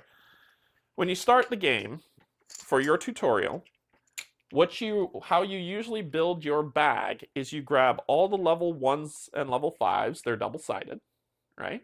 All level 1s and level 5s are going to go into this bag. All the level 10s and 20s are going to go in this bag, but not all of them. So I said all, and I purposefully said all and lied to you for a reason. Because what you're actually going to look for when you build this bag is you're going to look for level 1s, and you'll see that it's just, you don't see anything special. I'll break down what all that stuff is for a second, but you don't see anything special. And then you're going to grab the level 1s that are specific to your region. So I don't know if you could see that properly. I want to make sure you could see that properly. But specific to your region here, you see where this says BM. Let me see if I can zoom in a little bit more to help you out. Nope, I would have to switch to a different scene to do that. You're just going to have to believe me. Yeah, that's too blurry. Let me see. Let me hide this. Let's let the camera do it. Let's let my stupidly expensive camera do it. There we go. There's a better one for you. You can see my terrible gnarly nails too. But you see here where it says BM, that's Black Marsh. So find all the ones that say BM, and if it says something else other than that there, take it out of the bag because it is not for this region. So either it says nothing or it says BM. Those are the only things that go in the bag. However, for this tutorial, these are the ones that you're only going to adhere to because these are the ones that will keep you alive and you not get smashed in the face and die. You are going to put in the Spriggans. You're going to put in the High Elf Bandit, the Argonian Bandit, the Skeever Pup, the Skeleton, and the Hackwing. So these are the four, like Steve now, right? These are the 6 that you are going to go into your bag to start this, all at level 1. I will explain what all those symbols mean when I draw from the bag what the baddie queue is going to be, okay? So these are going to be what starts with it. So you're going to take just those, put them in the bag. The rest of them that are either general or for Black Marsh only, the rest are removed, are going to be off to the side for right now. And this will be your baddie queue bag. There are 4 chips. So this will be your baddie queue bag. Okay, so it says 1 to 5 on it. Yes, I did get the upgraded one, so yes, I'm weak. Okay, so how do you determine your baddie queue? You will first of all, it says that you start here in the tutorial and you put it on 1 experience, right? 1. The number of baddies in your baddie queue is the number of experience on this dial times the number of players. If you have 4 players, 4 times 1, 4. If you have 3 XP, 3 times number of players. You get the math, right? And for people who are, you get the math. I don't have to re-explain that. So for me, I'm playing true solo, right? And it's only 1 experience, so I only get 1 baddie in my baddie queue. So I'm going to reach in this bag and draw the baddie out. And so once again, pause here. The tutorial tells you that this is a part in the tutorial that I do not like and I personally feel needs to be removed. Here's the reason why. Other people will disagree. Other people will completely disagree, and you don't know that it happens if you're following along in the tutorial. It just kind of scripts you through it, right? So you're going to draw out of here, and depending what you draw out of here will determine your next skill line ability. So if there was a couple people in there saying, oh yeah, I'm building this battle mage and it's going to be incredible, or I'm going to build this warrior of great rapport, your entire build can be completely erased by what you draw out of this bag right now. And I think I say the nay. I say no. No. So we will draw out of this bag and I will pull a Spriggan. Ooh, that's the worst. Okay, so let's go ahead and pull this out. Oh no, Chris, stop it. Stop it. Stop it right now. Bring out something elusive. So, we pulled out a Spriggan. Let's go through the chips for people who've played Too Many Bones or any other chip theory game. Some of this stuff will make sense to you. For others, it won't. So, the Spriggan has 4 health. So, it will come in with 4 health chips. It moves to... See, now I'm... Don't correct me. Don't correct me. Do not correct me. Do not correct me. I'm going to the rule book.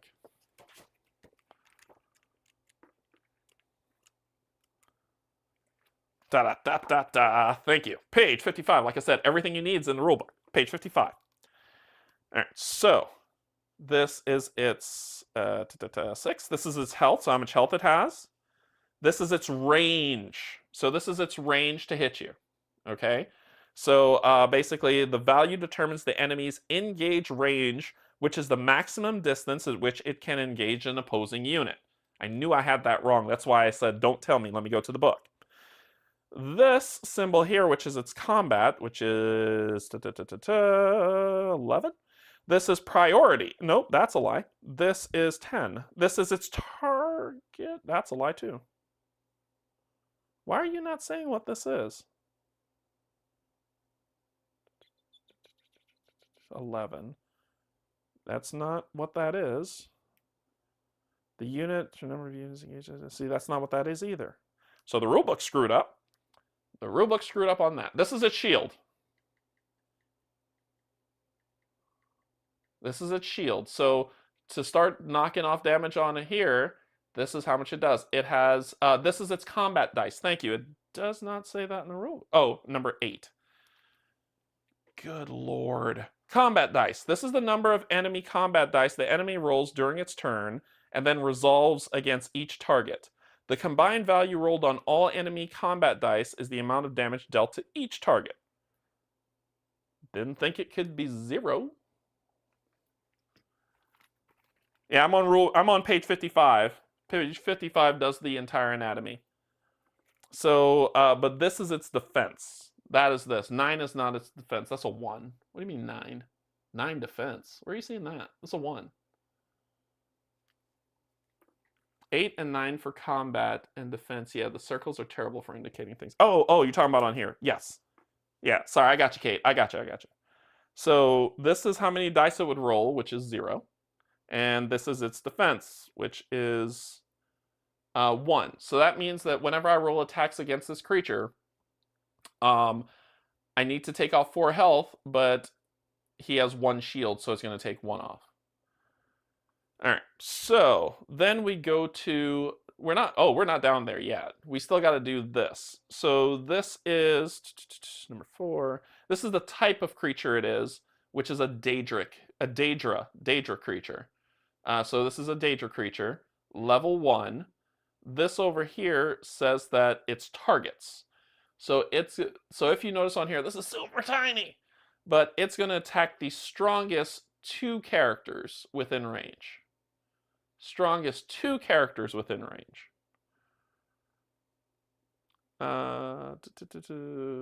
Let's see, is there anything else? Okay, its name. This right here is super, super tiny. But its name, the Spriggan, and then it's got the Bane ability. What does Bane mean? Bane! Todd! I will be this credit card's reckoning. Bane says, after the units engage, apply a Bane status die to the unit's target. So let's go to, once again, flipping around the book. Flipping around the book. So, Bane status die. So an index is coming, but I really need it right now. I really, really, really need it right now. So what page is Bane status die on? Okay, let's go to the table of contents. Best stats for what I got. Let's see. Status effects, page 67. Oh, I used that sheet already. I'm sorry if you didn't see me do it. Here we go. All right. Status effects is on 67. So let's go to that. It is, I already went through the keyword on the sheet, Kate. I already said after this unit's engage, apply a Bane status dice to the unit's target. I did go through the keyword sheet. But I need to understand status effects once again. So let's go to page 67 of the rule book. Do you understand where I'm going here, right? With the jumping around.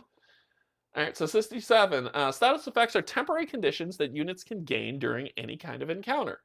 Each status effect is represented by an icon on a status effect die, and its specific effects are described in the entry on the enemy skills reference. Good lord. Okay, so when an adventurer gains a status, the corresponding status effect die is placed in the rightmost open position of the adventurer's cooldown track on this other page that we have to jump to, but luckily I understand how that works, so I'm not going to suffer through that. Again, the status effect applies to the adventurer until the status effect die is recovered or otherwise removed from the cooldown track. If an adventurer would gain a status that they already have in their cooldown track, the die in the cooldown track is removed from its current position and placed back at the rightmost open position. When an enemy or companion unit gains a status effect, the corresponding die is placed on the unit's chip, so we can get allies that we can work with. So it does true damage. So it does true damage with Bane, so that is why no combat die. I don't even think it's true damage, Sagittarius. I don't think it's true damage. I think it's just something that gums up my cooldown. He's just kind of a nuisance. Does it have the status effect reference on the PVC? Yes. I thought I said that. Did I not say that? Oops. Here is the status reference sheet. And Bane says, after this unit engage, apply a Bane status die to the unit's target. That's all it says. So my question is, cool, what does that mean? So we got to go to rulebook, right? Maybe y'all read ahead of me. It is true. Yeah, y'all probably read ahead of me. Where was I? Enemy companions. Non-adventurer units cannot gain multiple copies of the same status effect. Note that the quest units cannot gain status effects unless explicitly stated. See quest units. The status remains applied. So these are the different ones. That's Fear, Stealth. What's Bane? This one is Bane. Okay, and Bane. Alright, so then we flip the card over. So now I see status effect reference. This is status effects reference. So we go to status effects reference on this sheet. And it says Bane. This unit is dealt 1 true damage at the start of each of its turns. Yuck! So that's how, once again, so once again, this is one of those you didn't need the rulebook. Well, I don't know that, right? This says Bane. It says the status effect. So I go look at the status effect. And then the status effect told me what status effects are in the rulebook. It showed me the status effect die. And then I was like, okay, I've seen that status effect reference sheet. Boom, it took me to where it is. Let's level set again. Let's level set again. I'm sure that people who've played too many bones or someone who is smarter than me will be like, Bane, yeah, this is what it is. For me, it was more, all right, well, it's a status effect. Okay, how do status effects work? What do those dice look like? Where can I find them? Let me go to the rulebook. All right, I went to the rulebook. All right, I see what they look like. Oh, I see the Bane status effect. All right, they showed that reference. Okay, that reference is on the PVC sheet. Got it.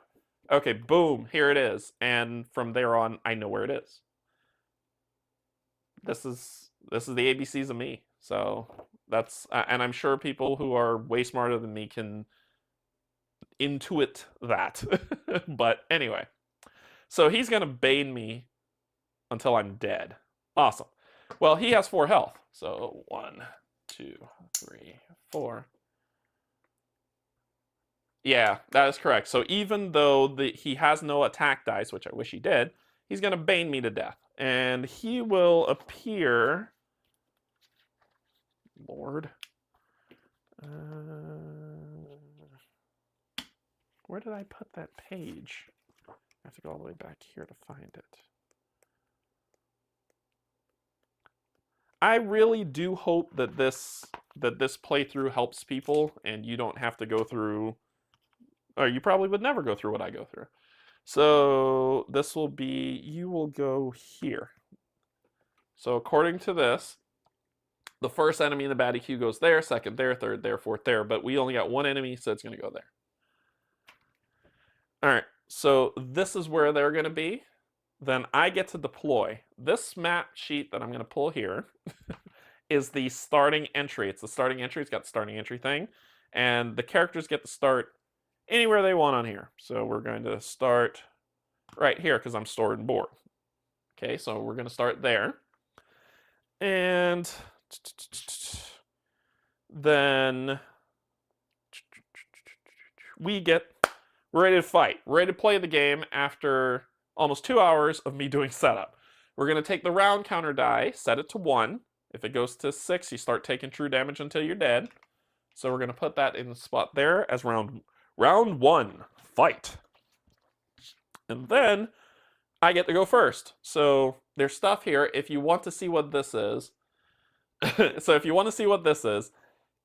get that loot, you need to pass through or move onto, or not just end your turn, but pass through this. So as long as you touch this tile, you get to do that.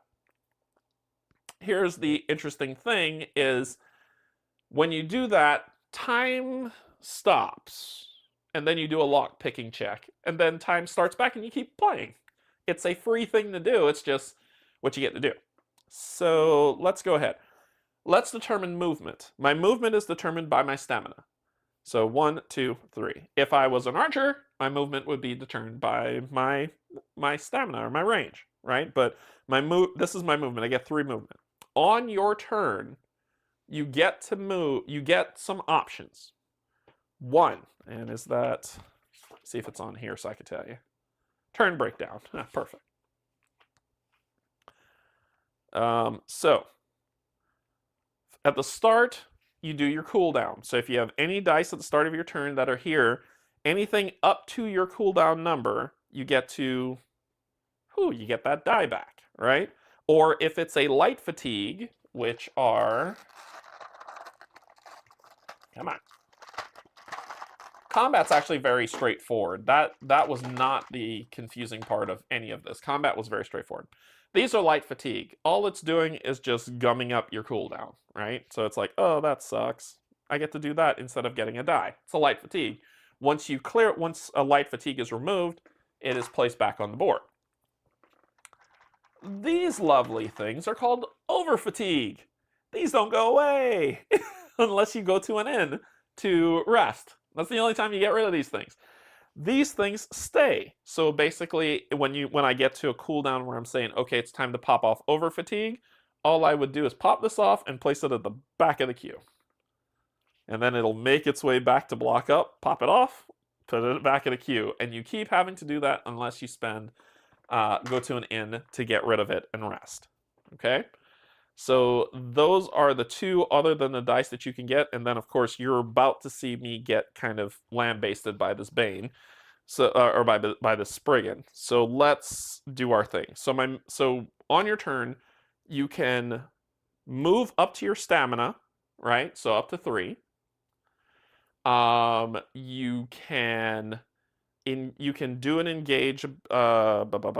You select your battle form, declare your targets, roll your dice, do your stuff.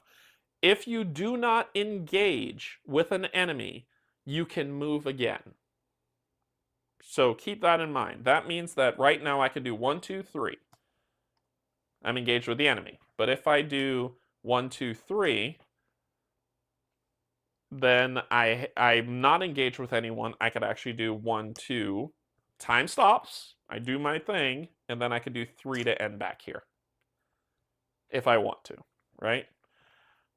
So I can but the only time you can move twice is if you do not engage anything. Whew, all right. Did anybody correct me that I missed something? So even though the Spriggan has no combat dice, he makes you bleed out with the Bane effect. Yes. Not sure why it's not alphabetically like on TMZ. People are much smarter people than me have said that stuff. That and native skills should be on the front so people notice them than the rest of the info. Yep. It is alphabetical, but yeah, I get it. Thank you. I'm kind of not, but thank you. I would put the 2 skill sheets. Yeah, rather than forget. Need loot. Adventurer's Rest removes any 1 die from your cooldown, including over fatigue. Okay, so if you do an Adventurer's Rest, which we'll talk about, you can lose 1. Cool, thank you. Hopefully this is informative to people so far, and I'm not completely botching things. You have no idea how nervous I am right now. Okay, So we're gonna. I would love to get the loot, but I want to get to the next part of this so we can get to the map. And then we could really watch this game open up. So instead, I'm gonna use my movement to move 1, 2, 3. Especially since that thing is moved 2, range 2, which is anywhere. We're there. So I'm gonna move next to him, and then we're gonna talk about some dice rolling. So I'm not going to be going back to the opening position, so we'll just put that there for you to see the dice. All right, so we're engaged with them, and then we get to roll. Hey, how many dice do I get to roll, Derek? You get to roll as many dice as stamina that you have. So I'm in my stance that is necessary for one hand and shield, which I would love to roll those, but he doesn't attack me. And I don't get to block it because its true damage is bleed. Yeah, but you want to see it anyway, right? So we're going to roll, boom, boom, 3 dice. Right? So we're gonna roll those 3 dice. So we're gonna say, okay, well, we're gonna attack him for 3. Let's do it. Let's do it. We're happy. We're happy to be part of this. Boom, boom, boom. So I could do this, this, and this. So that's 3 hits. With these 2 dice, based on my 1 hand and shield, when I slot these 2 dice here to be able to defend myself, I still do the damage. It's just I get to block damage from him as well. However, it doesn't matter. It really doesn't matter, and I want to get these dice back from cooldown as fast as I can because I may have to spend a turn not doing anything. So, and I'll show you why. So instead, we could slot these up here and say whenever he attacks, we pull him off. What? That's a pretty dice tire. How would I? Oh, well, now that you mention it, I'm so happy that you mentioned it, and this is not a shameless plug, that I got my dice tower from King's Queen's Woodworking, which is actually Kim Kingsley from over at Co-op Guild. She is a carpenter. Yes, Kim, I'm calling you a carpenter. She is a carpenter by trade, and she does amazing woodwork. So if you go to this promotion brought to you by King's Queen Woodworking, handcrafted custom designs by Kim Kingsley Craftsman. Here is her website that you can go to and her email if you want to order something. Please check out the site and look at my savings.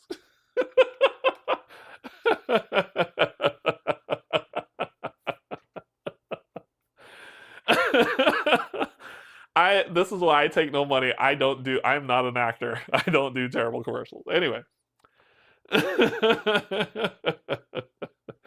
So she made this dice tower for me. This is a custom built one. It wasn't like 30 of them sticking around or 50 that she had. She custom built this one for me. She can custom build it for you.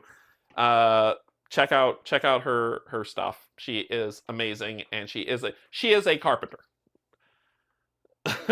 She was a carpenter by trade. Was that Nick Cave reference? Might have been. So, but just keep in mind, she's built some amazing stuff. Dice towers, I think, was how she got started. She's built furniture. So, and one day she will build a table for Steve. Anyway, half of you don't have any idea what I'm talking about. So we're here.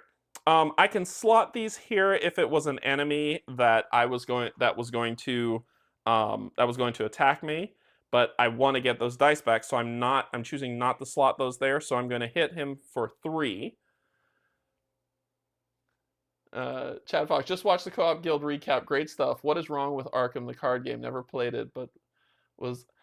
we'll talk about that later. Will she, though? So remember, the Spriggan has a shield of 1, so it's going to block 1 of my attacks, which means 2 is going to get through. So we're going to knock it down to 2. 2 health. Done. And I think Bane happens when he attacks me, not when I attack him. Right? After this unit engages, yes. So when you attack me, it's going to do it. So that's going to be my turn. These will all go into cooldown. So there's the cooldown track at the bottom. What a cool looking dice tower. Thank you, Yoki. Thank you for the super chat. Thank you, thank you. All right, so these will go into my cooldown. I did my damage. They blocked one, and then it is so that is my turn.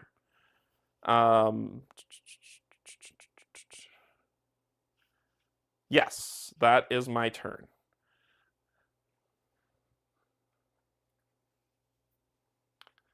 So then it is the Spriggan's turn, and the Spriggan is going to hit me with Bane. So I'm within range. It said something bad about my shoes, and so it's going to hit me with Bane. So I'm going to take the Bane die, which is going to look like this, and put it at the back of the queue. Now, question for the pros. It says at the start of each of its turns, oh, gotcha. Okay. Then that ends the creature's turn. Pretty fair and simple. At the start of my turn, I'm going to take 1 damage because that's in my queue. So boink. I take a damage. Then we go to the we set this. I want to make sure I'm doing this right. Yep. Then we turn this to round 2. We do our cooldown, so there's 1 cooldown here. Ooh, so it cycles out faster. I was trying to get the dice back, but you're right. Oh, you're genius.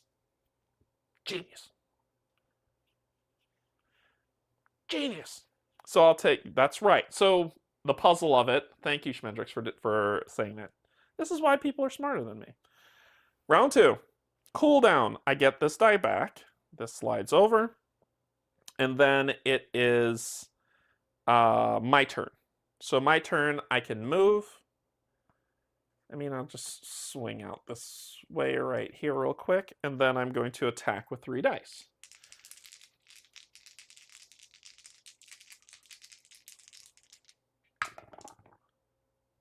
This is a 2. It's a 2. Oh my god. I was like, no.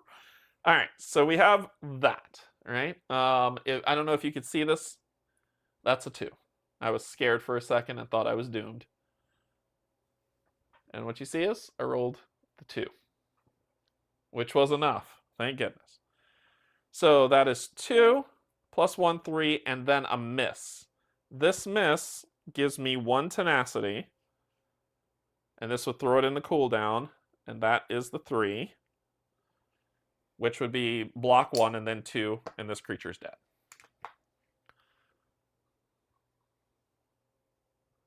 Well, I think Smentrix said the fight isn't over. And I killed the Spriggan. The Spriggan is dead. So when they die, they go back in the bag. Don't think that they are put off to the side, but they go back in the bag.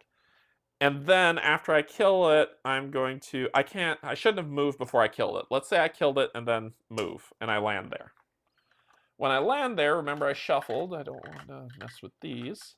We get this card. We're going to pull the top card off of here. And this card has some rules to it. Just wait, Jones. You just wait. So, what this means is these are the numbers that I need to get. And this is how many tries. Oh, why is this thing keep saying? And this is how many tries I have to get those numbers. So I need a 5, a 4, and a 3. Any way that is to lockpick to get that. So we're going to put this in here. Oh no, I will never be able to get that up. We're going to put that right there. We're going to grab the 3 lockpick dice. And then we have 3 chances to make this work. So we're going to roll our dice. I've got a 4 and a 3. Now, this does not spin backwards, so I can't go from a 1 to 6. I can only go up. What I can do is gain the light fatigue. I can gain as much as I need. So, for instance, right now I need 4 I need 4 more to get it. So I can gain 4 light fatigue to get that to a 5. But remember, I have 2 more rolls, so let's roll our die. Now, here, I could gain 2 light fatigue to be able to get that, right? I'm scared I'm going to roll a 1 again, but the tutorial helps with this. So for the tutorial, the Canje-ified tutorial's sake, I'm going to gain 2 light fatigue. I know all of you are like, why? You got 1 more roll. But for people who've never seen me roll dice, that's probably as good as it's going to get. So I'm going to gain to engage 2 times in the same turn to maybe kill the enemy in 1 turn. At the end of the tutorial, you clear your cooldown. Yeah. So I'm going to gain 2 light fatigue to put in here. And Sagittarius, you're all right. But I'll get to that. I did this for the tutorial's sake so people can understand combat. While you're like, hey, I'm a pro, I fully get that. I did that for a reason. But we'll get to that when we get to like another clash or a delve. So I take this up to 5, taking 2 light fatigue, and now I have 5, 4, 3. Boom, boom, boom. And as in, this will shake. There'll be some glitter that sparks off of this, right? And then it'll boom, flip over, and we will get a beach lightning staff. So we have to be in. We can use it if we are in this stance, and I mean we've got 2 dice we can roll in that stance. But beach lightning staff, deal yourself 1 deal yourself 1 damage to increase your range by 3 for this engage, ignore sight. Then we get this new lovely thing that says overtax, right? Overtax. So what overtax means is that you break the weapon to use it. That's what it means. In other words, a 1-time burn. This engage can target any enemy in play regardless of range of sight. So, boom, boom, boom, bling, bling, bling, bling, bling. So we get that as our item that we gain. So we got ourselves a lovely item that we'll put over here. And we won our fight. Now, put these over here. Put you back in the bag. And like that, we've won our combat. Usually,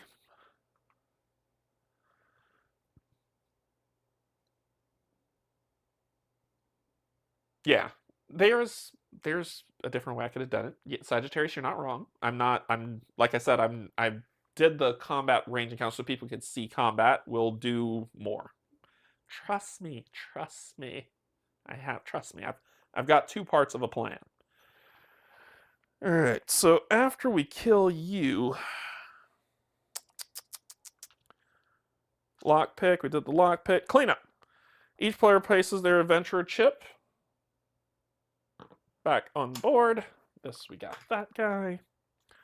Then, usually, you'd be stuck with all this stuff here, but for the sake of the tutorial and you learning, just take everything out of here. Don't do this on a regular game or else I will hunt you down. And gain everything back and go back to full health for the sake of the tutorial only. From this point forward, you're on your own. From this point forward. So after that's done, we do that. We do the cleanup. We get all of our stuff back for the Canje tutorial only. And then here's the thing that ticked me off. We look. Actually, I can pull it up.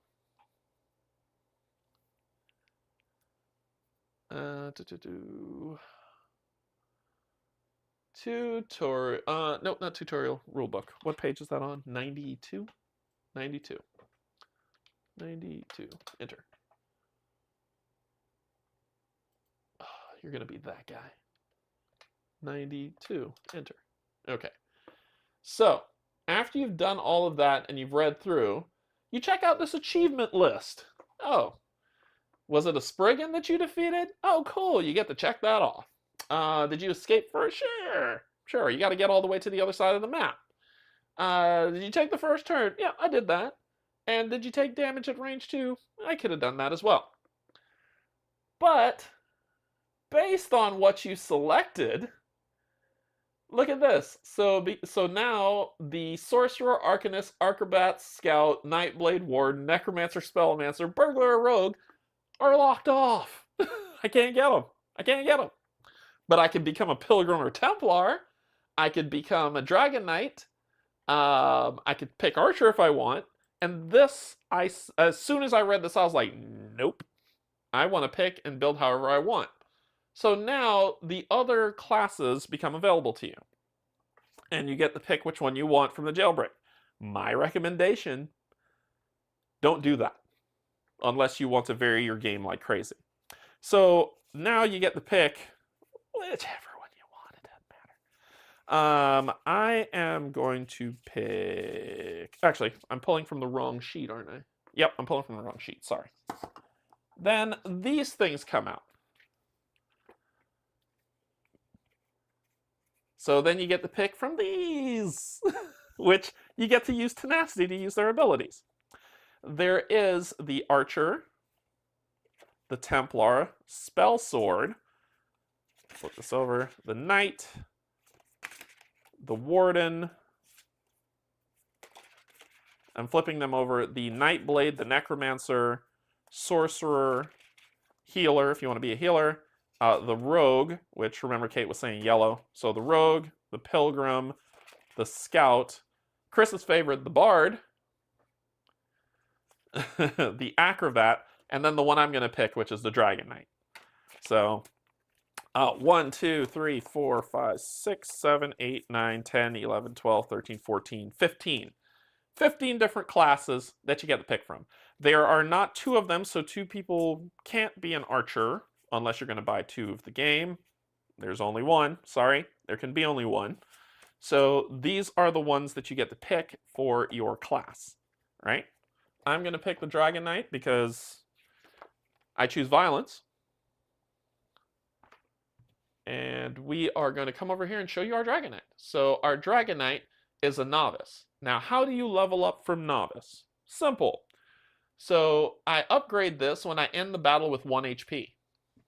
That's it. And then I get to flip this over and become a Master Dragon Knight. Right? So that's how I have to end it to upgrade this.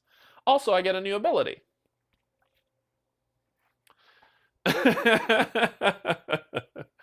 Also, I get a new ability. If there are more undefeated enemies than undefeated party members, ignore 1 defense on your target. So that Spriggan I probably could have killed a lot faster had I had the spell, but it wasn't for the purpose of the tutorial to just show you what a round of combat looks like. Boom, you get to choose that. Speech plus horde of skeletons. That's awesome. All right. I also gain these new abilities. Yeah, that's perfect to show you all of them. How do I use these abilities? I spend tenacity to use these abilities. So 1 tenacity will give me Dragon Leap. Yep, I'm making myself a Final Fantasy a Final Fantasy Dragoon. I was trying to get Dragoon out, and I kept messing up the other words. So I can make myself a Dragoon. So Dragon Leap. Each adventurer may move 1 hex. You may spend any amount of additional tenacity to increase the number of hexes each adventurer may move by 1 for each additional tenacity spent. So I can use tenacity to do that. 1 tenacity does that. 2 tenacity will get me the Dragon Knight standard. In any order, each adventurer in those 3 stances may roll 2 enemy combat dice and deal the damage to a targetable enemy. So I get to roll their dice against them. Molten Weapon as an interrupt. Molten Weapons, interrupt. Before rolling dice for your engage, if you are using that symbol, right? Keywords, I probably am going to have to make a sheet. Your combat skill dice deal true damage during their engage. Woohoo! Carterize. Gain 1 over fatigue, the black die, and recover up to 2 drained dice. So we overcharge ourselves, giving us a perma-fatigue, semi-perma-fatigue, to get 2 dice back, which is pretty cool for my character since I only have 1 cooldown. Enduring. After you defeat an enemy, you may remove 2 light fatigue or 1 over fatigue from your cooldown track for 3 tenacity spend for Dragon Blood.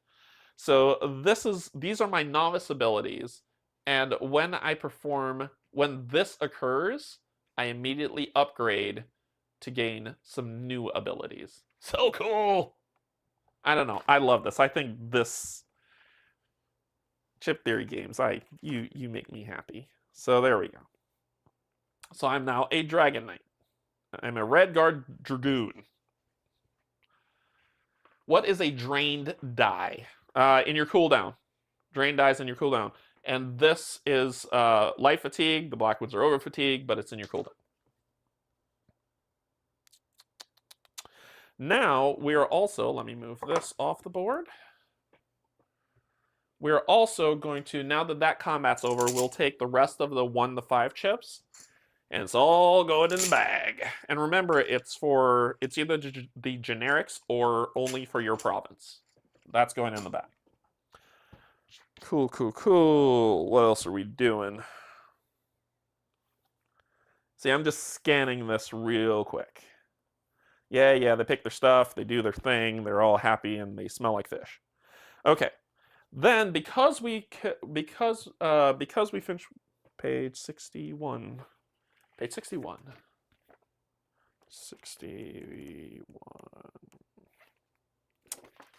61. Battle forms. Light weapon, heavy weapon, defense, range weapon, magic. Like I said, everything that you need is in the rule book. It's just finding it. I need that index so bad. It's just finding it. Finding it's the trouble. Nope, 61 was right. 61 was right for me. That's where they are. Page 60. Oh, you're talking about drain die for 60 for this. This skill die ability is resolved instantly and described in its entry, then the dice placed on the adventurer's race sheet. It is unavailable for the remainder of the battle and considered drained. There you go. What do you know? What do you know? So now, once again, look at the character that we've... I want to just take a quick minute here. Oh. Yes. Look at the character that we just built. So I've got a one-hand and shield, which you get to choose from a bunch of stuff that's here. I've got my hero race, right? That gets to determine however I place these. I get to determine. I wish I had a chat while I stumble through this. It's all good. I get to determine how I place these as a nice puzzle, and then I've just added another thing. Look. My character right now is 100% is going to be completely different than everybody else's. I'm sure someone who watches this video later will say, "No, I'm going to build my character like this so that I can understand and grok the game." But even this item here is going to be different unless you're saying I'm going to search through and find that. But as of right now, my character is completely different than what yours is going to be, based on this ability. The class ability, my race ability, how I set this up, and even my starting ability. Just think about that for a second on how diverse this is in terms of character creation. With the amount of, in just the core game, with the amount of stuff that you get, you can build the character any way you want to. And I think that's cool.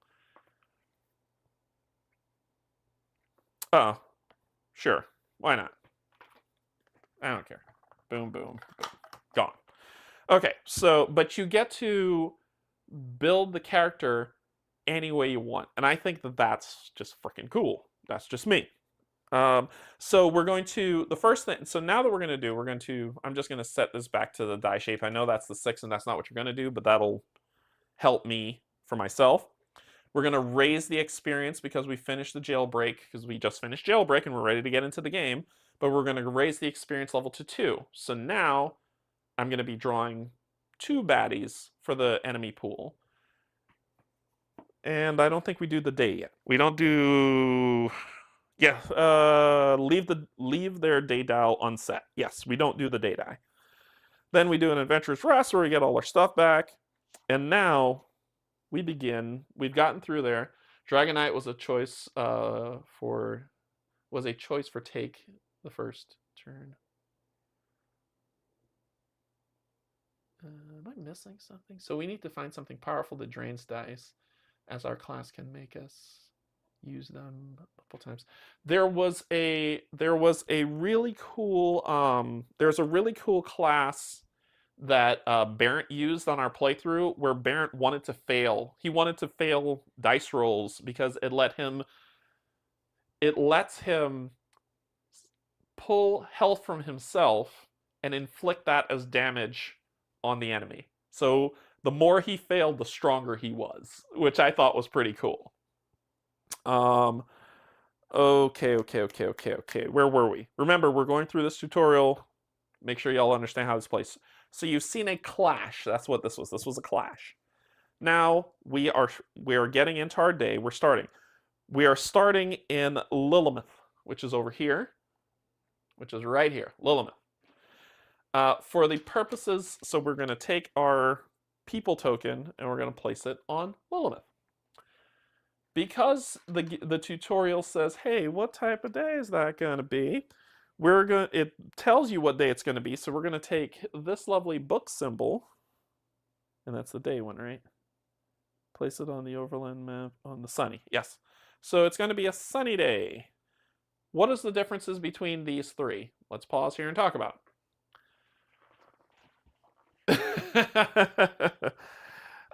So sunny day, you get to move 3 spaces on the map. We'll explain. I'm about to go over the map in detail for people who are curious about how the map works. So let me pull it down better into view. All right. So sunny, you get to move 3 spaces. That's it. Rainy, your space is reduced by 1, so you only get to move 2 spaces.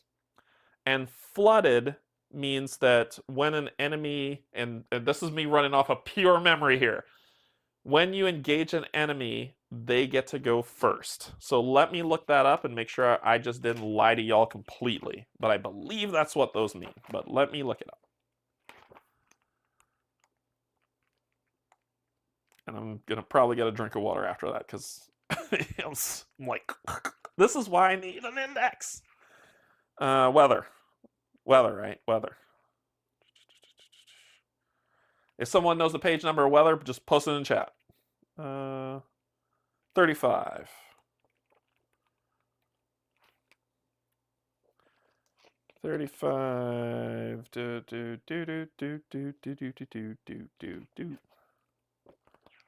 That's a lie. It's not 35. It is not 35. I lied right to your faces. Where is it? I know sunny is 3 movement. Rainy is 2 movement. Oh, it's in the Black Marsh Gazette. And flooded, that's right. That's right. Thank you, Birdman. Thank you, Raphael. Or who told me that? Thank you, Schmendrix. I saw like boom, boom, boom, boom, boom. Thank you, Schmendrix. Yes, the Gazette will tell you what flooded does. It's just the Black Marsh Gazette tells you to do something specific.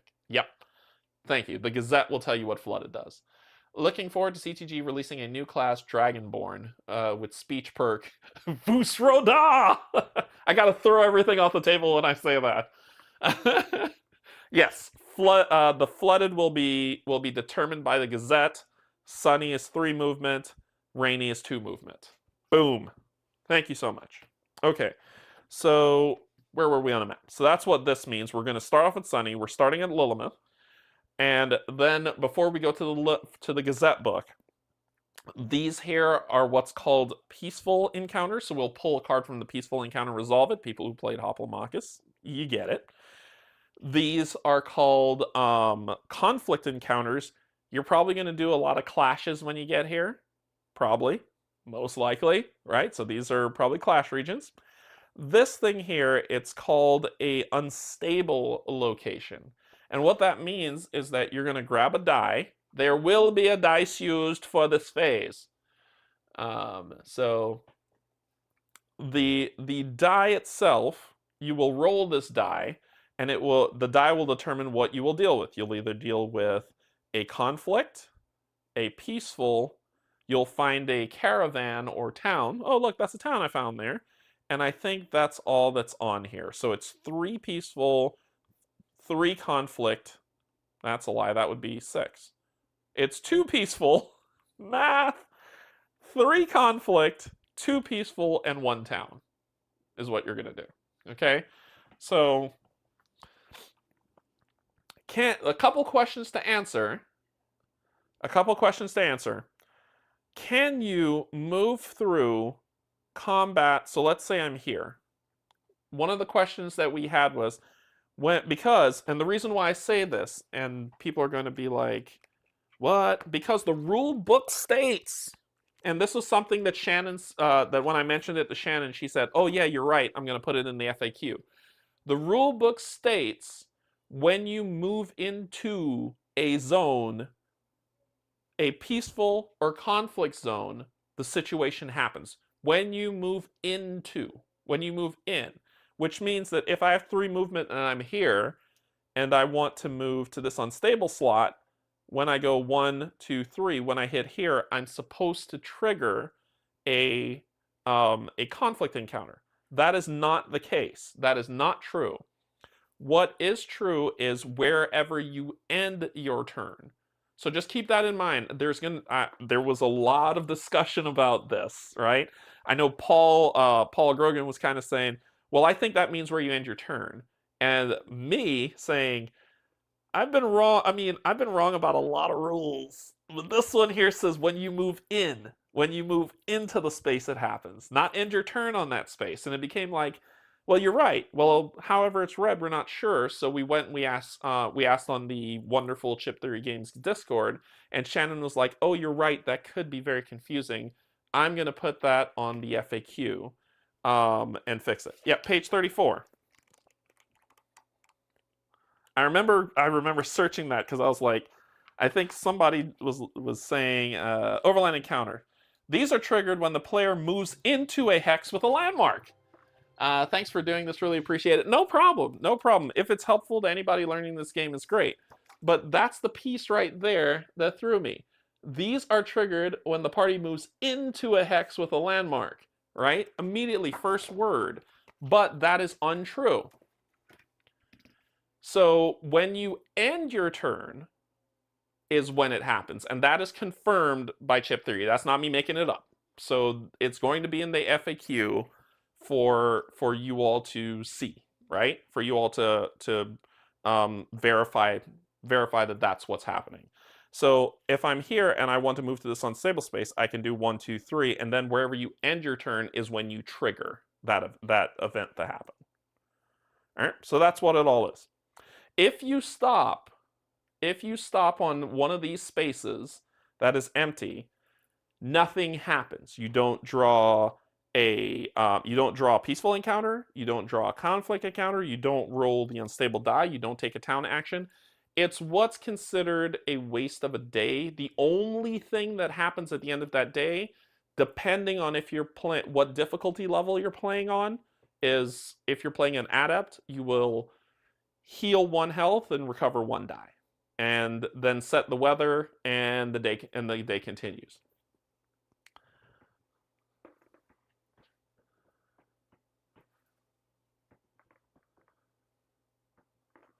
So, but just to kind of keep that in mind. What was I saying? Brain just went nuts. So I'll say that just keep that in mind wherever you end your turn. My brain just went blank. What the hell was I just talking about? Oh, empty spaces. That's what I was talking about. Empty spaces. So a lot of these empty spaces exist, and people are saying, well, why would I want to do an empty space? What if you need to recover 1 health or something, or 1 die that you really need, and a day won't hurt you? Then that's what you do. The end. That's what you do. However, it is considered a waste of time Yeah, it is considered a waste of time because if you go to a town, which we're about to do and we're going to talk about, if you go to a town and use an in action, you get back all your health and you get back all your dice and you get rid of all fatigue, whether it's over fatigue or light fatigue, and you heal back to full and you're good. So why stop in one of those spaces and not just find your way to a town to use an action to do it? Two reasons. One, if you don't want to use one of your town actions to do that, then don't, right? But if you don't want to, there's an option. And two, if one town is further out of your way than another, right? So I need to get over here. I'm right here. So let me try to get over here so I can heal to full before moving back over there. It's all subjective. It's all subjective. I think from what everyone in the CTG Discord and Paul put in my brain is that ending your turn on a blank tile doesn't make sense. They've just kind of lasered that into my mind, saying don't do that if you don't have to. Find a town and be fine because you could heal it all off at the end. Can you go further than 3 steps on your move? Yes, but it will cause you fatigue to do it.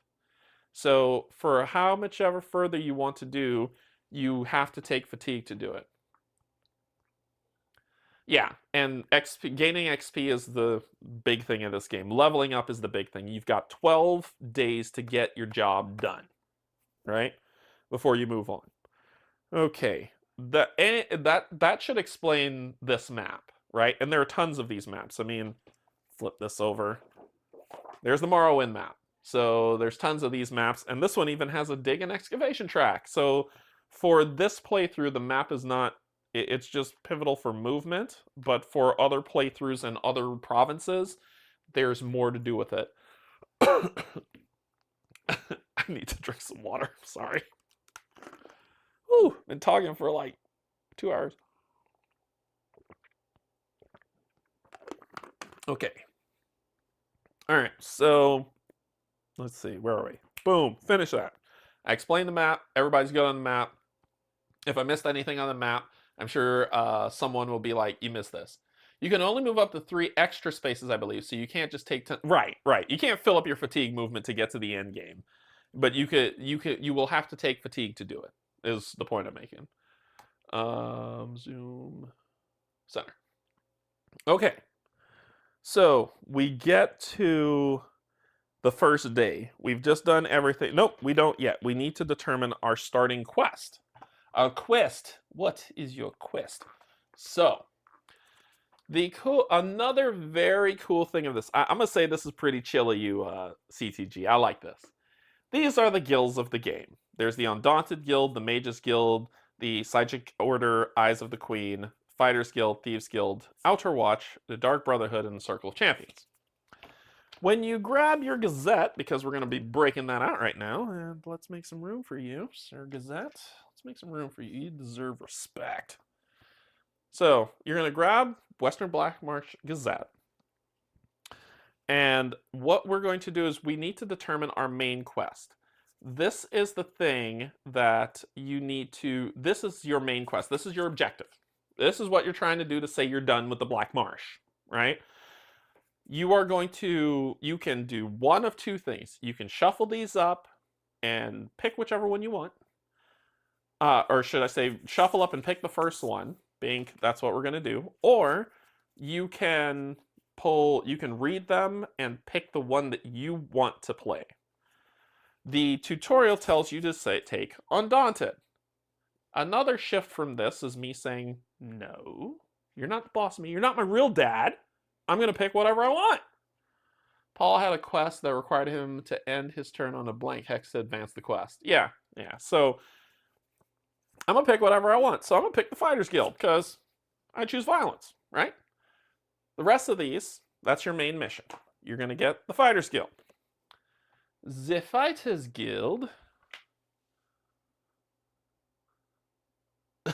says, the Fighters Guild trains and organizes mercenary soldiers across Tamriel, regularly taking on contracts that benefit both its pockets and the public.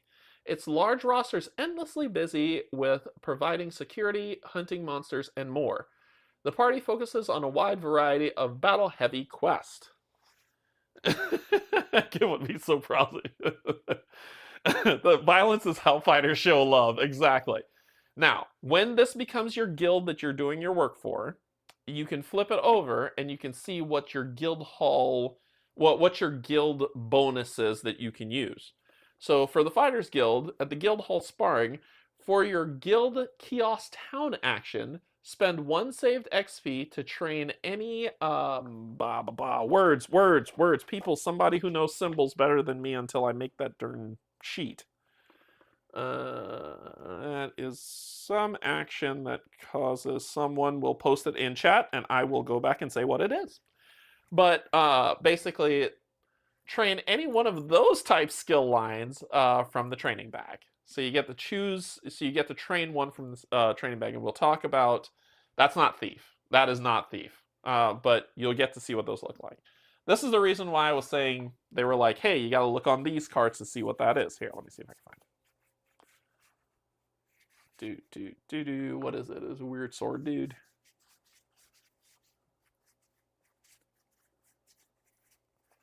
Yeah, I don't know what that is. Warrior? Cool. Warrior. Done. Done. Any skill with that icon at the bottom. Boom. Got it. Love it. But this, now that this is my guild, this is what I have to do to do this guild. I get access to this. I get access to this as an action, as a guild action. So this is going to be my guild action. Now, why did Derek say this game is amazing? We're going to go to this book. And can I zoom any further in on this thing? Oh my god, I want to be able to zoom further in on this thing. Anyway, hopefully y'all can see it. When you open the book, you'll say, cool. The Black Marsh may seem swampy and inhospitable, but it has hidden charms for those who are willing to look in a swamp. Cool. Though most of the region belongs to the Ebonheart Pact, there are many who live in the province's remote interior who pay no heed to such matters, particularly many of the isolated Argonian tribes who have called Black Marsh home for millennia. Those not well equipped to journey through the region may find it rough going, as the weather frequently combines with the marshy landscape to make what few thoroughfares exist in the province all but impassable. Lately, word has spread that one or more unknown parties are investigating the mystical flora that shape Argonians' understanding of the world, and perhaps even the worlds beyond this one. Here is the reason why I love this. All right, you ready? This tells you, and this is what Schmendrix was talking about, this is the weather mechanics for this region. So sunny, I get to move. So overland mechanics set the weather to sunny. We can move ourselves, right? 4 hexes towards destination. It looks like rainy is 3 hexes, and flooded move 1 towards destination. No icon, weather remains as it goes. On the overland phase, sunny means we move 3, rainy 2, and flooding, the party base overland movement is 2. And when gaining fatigue to continue overland movement, adventurers must gain over fatigue instead of light fatigue. So that's what flooding means. There's regional skills that break down what's there, like Stormseer. When this unit determines a target, and when the Stormseer unit determines a target, its target must exhaust a number of dice from its active slots as determined by the current weather condition. So if we're in the slot, there's a delve feature that says at the start of the session, find the delve card Submerged Cavern. Do not shuffle it into the delve deck, but make sure it's accessible. Another delve card may instruct you to shuffle this card into the delve deck. So, cool. Then, this is if we run into a traveling caravan, this is what we're going to have. We'll get to that in a second. I want to find, where is it? Where are you, sir? Which it should be at the front of the book instead of the towns. This. So, this game's played over a series of stories or epics that you go through. We're starting with Epic A, as you can see here. And then after we finish, once we complete that portion of Epic A, we'll get to move on to Epic B, and then we'll get to move on to Epic C as we go through and play through this game. Woohoo! And there's Epic D and all the good stuff that builds out stories. So a branching, huge story based on your location. What you're going to do is you're going to find, and this is where I wish I could zoom in, but I'm just going to have to hold the book up. Ta-ta-ta-ta-ta. For each book, your guild is going to ask you to do something else. So my guild, it's a complexity of 3, which means it's probably going to be pretty hard. Yep, pretty hard. Moderate. So I'm going to be doing Black Rose Brigade because my Fighters Guild is the one that I have. So you're going to look here, and this is your main quest right here. I'm going to put this down because this is going to hurt my hands lifting it up that high, but I am going to read it to you. So, Session Snapshot. Race a group of outlaws to the Black Rose Prison and keep a prisoner inside the dungeon. Black Rose Prison, laments Hogfin. On any other day, we might be sent there to root out the criminals who have turned it into their fortress. The Nord pauses, choosing his next words deliberately as an official representative of the Stormhold Fighters Guild. But today, there's an even greater threat held captive in their cells, and they have reason to believe a rescue attempt will be made. While the blackguards who run this old prison are no allies to the guild or to any self-respecting resident of Black Marsh, our contract tells us things will only get worse if Xeric escapes. They have sent an envoy who awaits your arrival in Alton Coromont. He should be able to fill you in on the details. So our starting location. Did I mess something up? Where was Undaunted? Undaunted. Our starting location was Lillimeth. In this one, our starting location is going to be Stormhold, which is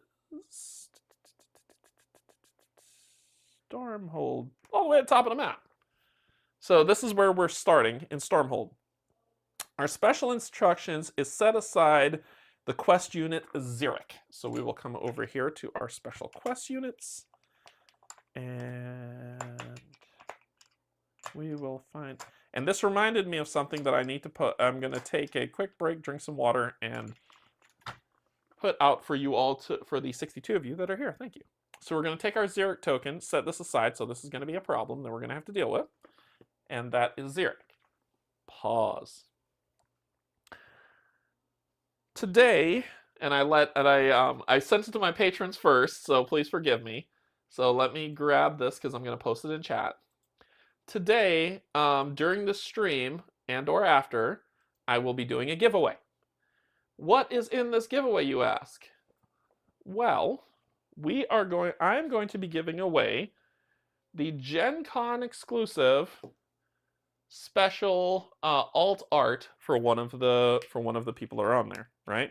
You've seen people selling these online on the internet for God knows how much money, and they didn't have to spend any money to get it. So it's going to be the alt art. It's a gold hard chip, well, gold plated, right? Gold plated hard chip that is here that I will be giving away for people who are interested. So I will also be giving away 2 of the symbiote packs for Marvel United during the stream. And finally, I will be giving away a copy of Comic Hunters from Gen Con. So, if you're interested. For people who are interested, I am posting the link in chat right now. There you go. Go to that, fill it out, read what's on there. I want people to read, so it's going to be a giveaway today that I'll be doing that, right? If you are like, oh, I can't stay for the whole stream, that's okay. If you sign up for the forum and then you're like, I'm just signing up for the free stuff and I'm leaving because the sound of your voice makes me want to kill somebody, that's fine. Sign up for it.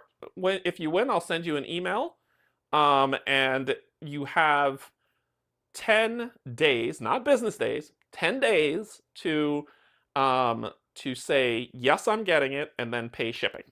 And I will send it to you. I will put it in a nice, friendly little package and send it to you as your gift.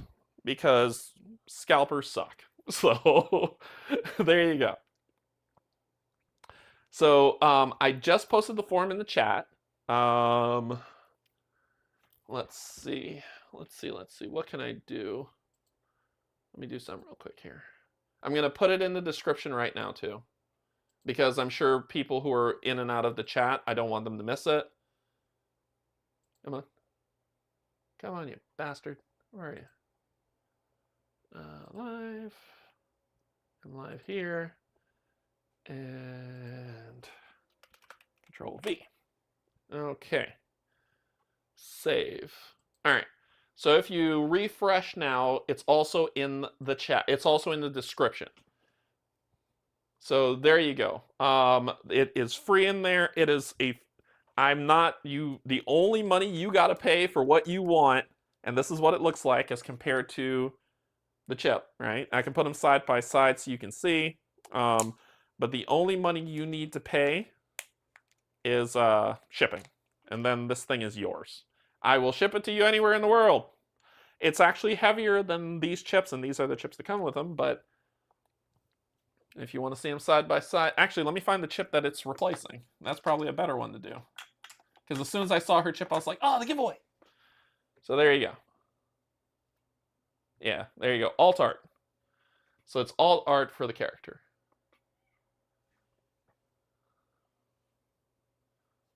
And then, oh my gosh, it's like, it's true alt art.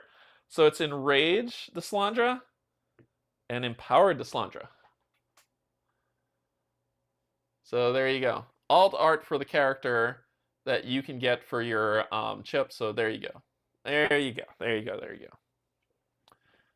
All right. So sign up if you are interested. After this stream, I'm going to probably collapse from exhaustion. But then after I wake up from my collapse of exhaustion, after I regain consciousness, we'll do a poll for the winner to see who it is. So there you go. Yeah, I don't know, Frederick. Got nothing. I got nothing on that one. I'm not sure. All right, Chris. Good luck on Madara. Thank you, thank you. Sign up if you're interested. I know you have one of those as well, but the Symbiotes deck and Comic Hunters. Giveaway. There are various Deslandra chips, just FYI. It really is just art. Okay, yeah, there you go. It's art. And Goldie Bits for people to have. Okay, starting location, Stormhold. Boom, this is our starting location. Special setup, set Xeric aside, which we did. Quest objective. Travel to Alton Cormont and complete a town encounter. Recommended by day 3. Where the hell is that? What's it? It better not be at the bottom of the frickin' map. Alton Cormont. Oh, here it is. So we just need to get here by day 3. That's how we complete it. And when we complete this, we gain 1 experience. And when completed, go to entry B13 to continue our main story. So this is our objective for this play. All right. So we're starting in Stormhold. Flip this back open. And we're going to go to Stormhold. So we flip to the town location of Stormhold. Boom. Couple things happen when we hit Stormhold. First of all, we read some story. One of the largest cities in the Black Marsh, Stormhold is known for its unique blend of dark elf and Argonian architecture, and its governance by the 3 Visconins of the Ebonheart Pact. The city's large, elaborate guild halls wow many enterprising fighters, mages, and artisans. Open air markets, so this is special to Stormhold. When populating the shop, if the weather is sunny, the shop populates an additional common and legendary loot item. So it is sunny for our starting day because this is the tutorial. So what we do is we follow this down the market, right? This is the market, the Shadowfen markets. We're going to draw 4 common and 1 legendary. So 2. So we're going to draw 4 common, and I'll just say it's these and throw these back here. Blah. No weapons for it. No blades, no bows. Leave your weapons here. So we've got the 4, and actually, I'll grab one of them. Let's make it 5. So because it's sunny, We get one additional one. So there is our 5 that we get for the common. And then we grab, because we shuffled, we're going to grab one legendary, but it's going to be one more. That is going to be a Mark of the Pariah Shield and a monkey. All right, so we get a monkey or a shield. So those are legendary items. Then we come to trainee available. There's 5. You grab this wonderful bag. Hey, look, that bag looks like that symbol. Look at that. And you're going to shake this bag up because in this bag, these are the symbols that people are talking about that you can take. The skill line. These are skill line tokens. So something new I could potentially learn. And you're going to draw 5 of them. 1, 2, 3, 4. Uh-oh. Oh, there is the speech one. Sweet. 5. There we go. All right. So what did we draw? We drew acrobatic. How do you know this? Because I don't. Speech. Daedric. Destruction staff. And heavy weapon. I want to say heavy armor and heavy armor. And heavy armor.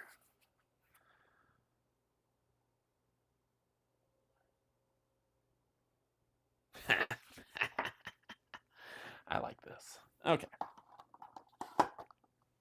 So these are the ones that we pull. Attack monkey kill. So these are the ones that are here for the trainer, right? So we'll put these on the training slot. We're just building everything out. So if you're like, why aren't you explaining it? Patience, children. Patience. Then we have the inn. I don't know why this just doesn't say, like, I'm cool. I'm happy with the cool names of the inn. It's thematic. This is the Coin Brothers Corner Club. But it's an inn, right? Its only job is for you to remove all fatigue, gain all your dice back, and heal to full. That's its job, no more, no less. There's the quest board where you can gain side quests, right? There is the guild kiosk where I can use my guild ability if I want. And there's the town square where we can attempt something like steal from the shop, make a lockpick check, 1, 2, 6. You get 2 attempts. If successful, draw one common or gain any one item from the shop and gain an additional town action. If your cooldown track has 4 or more fatigue in it after the check is complete, the check is unsuccessful. What?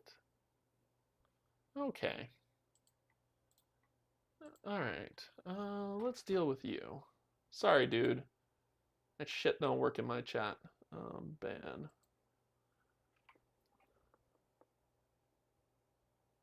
Hate speech. Report. Hide user on the channel. Let's see if it gets rid of the rest.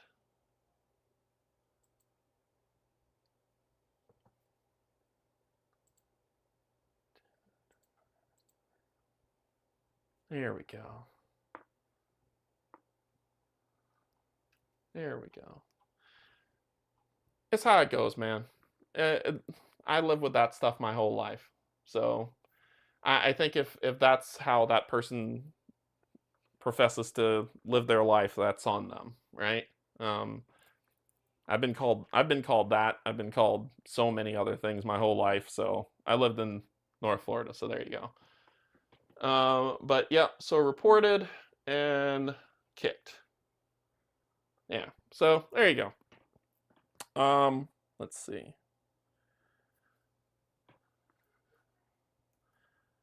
Yeah, so make a lockpick check, 1 to 2 to 6. If successful, draw that at any temp and gain an additional town action. If you're, thank you for those who reported that. Yeah, thank you for those who reported that. If that's how people want to live their life, that's how they live their life. Let's see. If your cooldown track has 4 or more fatigue in it after the check is complete, the check is unsuccessful. Then the alchemy station is, for the alchemy station, we gotta go to town actions for that one. I think that's where you can brew from things that you found, but let me find that out. If you have the keyword, just let me know.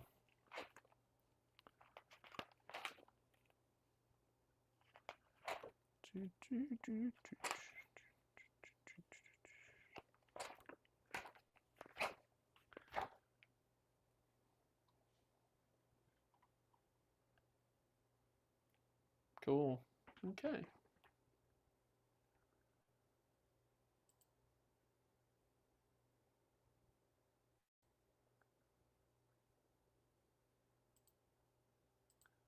Well, if it's going to be that type of stream today, I don't know. We'll keep it going, but ain't nothing I could do with people doing that.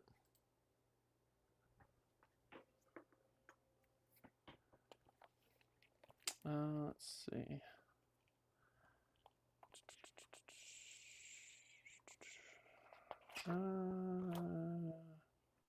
Town effects. Alchemy. An adventurer can refresh one expended potion here. Potions and other subtypes are described on 29. Yes, you can refresh it. Page 40 of the rulebook. It tells you Alchemy Station, what it does. Thank you. Let's see.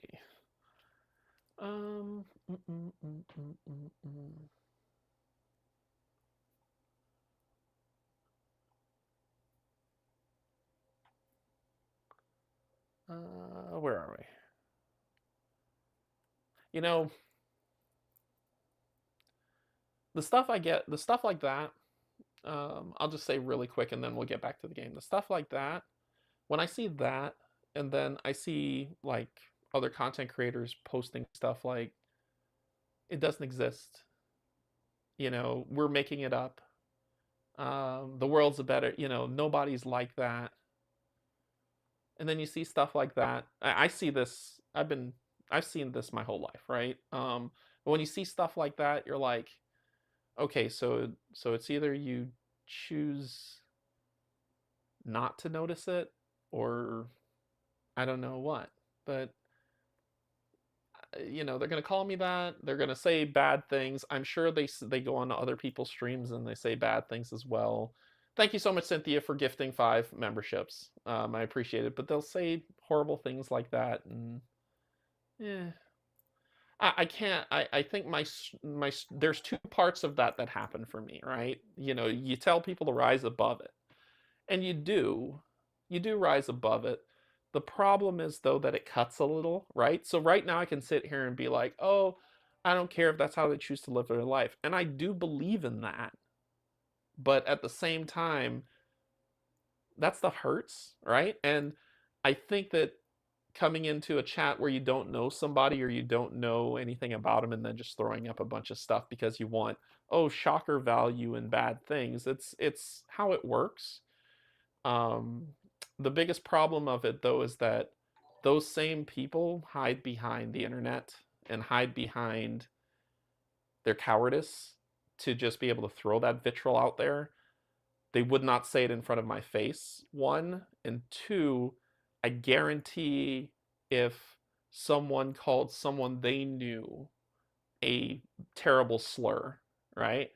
Then they would be all up in arms about it and be like, oh, that you don't know anything and all that other stuff. So this is the reason why I have to, it still stings. It still hurts. They still affect me. I'm not going to lie, but thank you so much. Thank you for the super chat. But it is something that I also have to push through it. I really have to push through it, or else it would wreck me, right? And I can't do that. There's too many awesome people in chat in the world to let that small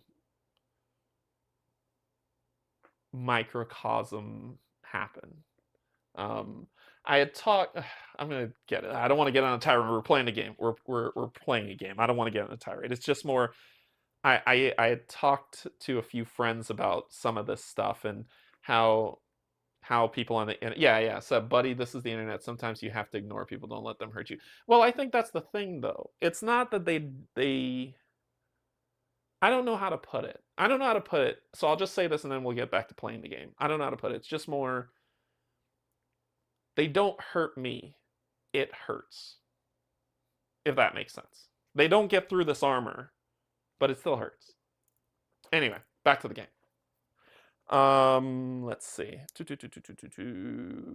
Alchemy stations. Refresh. So an adventure can refresh one expended here. Potions and other item subtypes are described on page 29. So you get that going. That's what this is for. Okay. So now that we're at the first phase, I think this is where we set the clock. Yes, we are now going to set the timer. So we're going to take the day phase and we're going to set it to day 1. So day 1 is going to occur in Stormhold as a town encounter. That's what they're called, town encounters. So town encounters, it's set to 1, right? We're at day 1, and every player gains 2 town encounters that you can use. If you go to the shop, you can one town encounter will be taking 1 card. Doesn't matter which one, it's up to you. From there, we can use 1 town encounter to learn something from the trainers. Could I pick up 2 things from the trainers? Yeah, you certainly could do that. We can do the inn, check the quest board for a side quest, use our guild kiosk ability, and the alchemy station, or we can do the town square, which if we pass, it'll essentially be 3 town encounters. Now, my thought on this is, here, and hear me out, because I wanted to ask this question. I asked this in the Discord, and the answer was more like, okay, well, this is kind of what we did, so we're just going to stick with that. But I'm wondering if I should homebrew it, and I want to ask your opinions on this, on why this would and wouldn't make sense. How would this make sense? If you are playing true solo, instead of 2 actions, you get 3. Because the probability of you getting a quest action while getting something else you need is significantly lower than if you're playing 2-player and one of you can get a side quest, and then you can complete the side quest together. To me, I was thinking you can get 3, but one of them has to be a side quest, if that makes sense.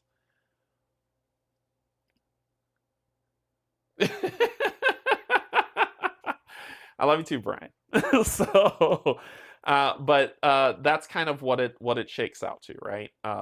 If you are you would get a 3rd, but it can only be done to get a side quest if you want. That way, and you can only have 3 side quests. You can't have more than that. That's not a homebrew, that's a rule. You can only have 3 side quests. Anyway, I was thinking of homebrewing that so that people can't try to game this and get, oh, I got 4 actions. No, you can get your 3rd, which would be to use that.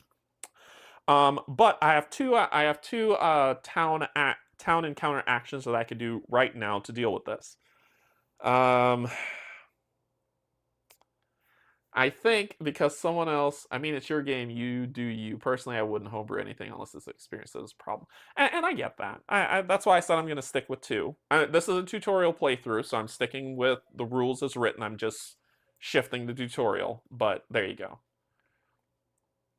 So I'm going to take speech because someone wants me to take speech.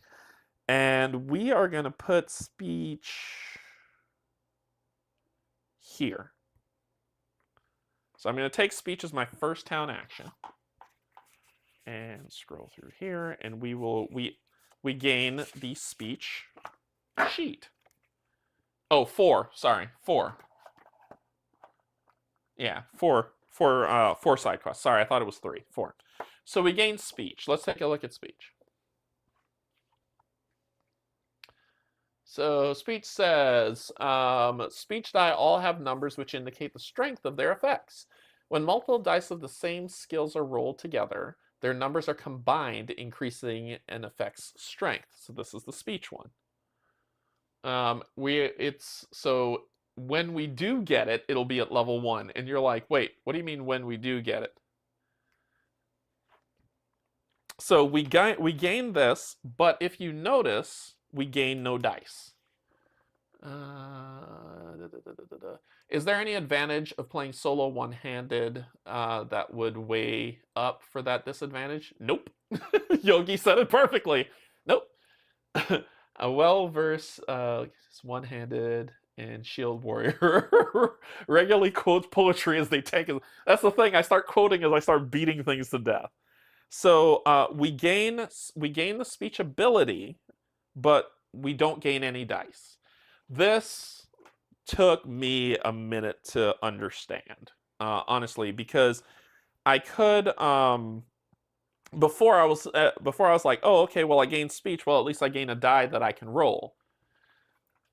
So, but in this case, and in every case where you gain from the training shop, all you're gaining is the token. If you want to gain the dice to use the ability, then you need to spend the requisite experience to gain the dice. Does that make sense? I'm going to pause there for a second, drink some water, and if anybody's like, wait, what? Or need me to re-explain it, let me know. I'll re-explain what that means.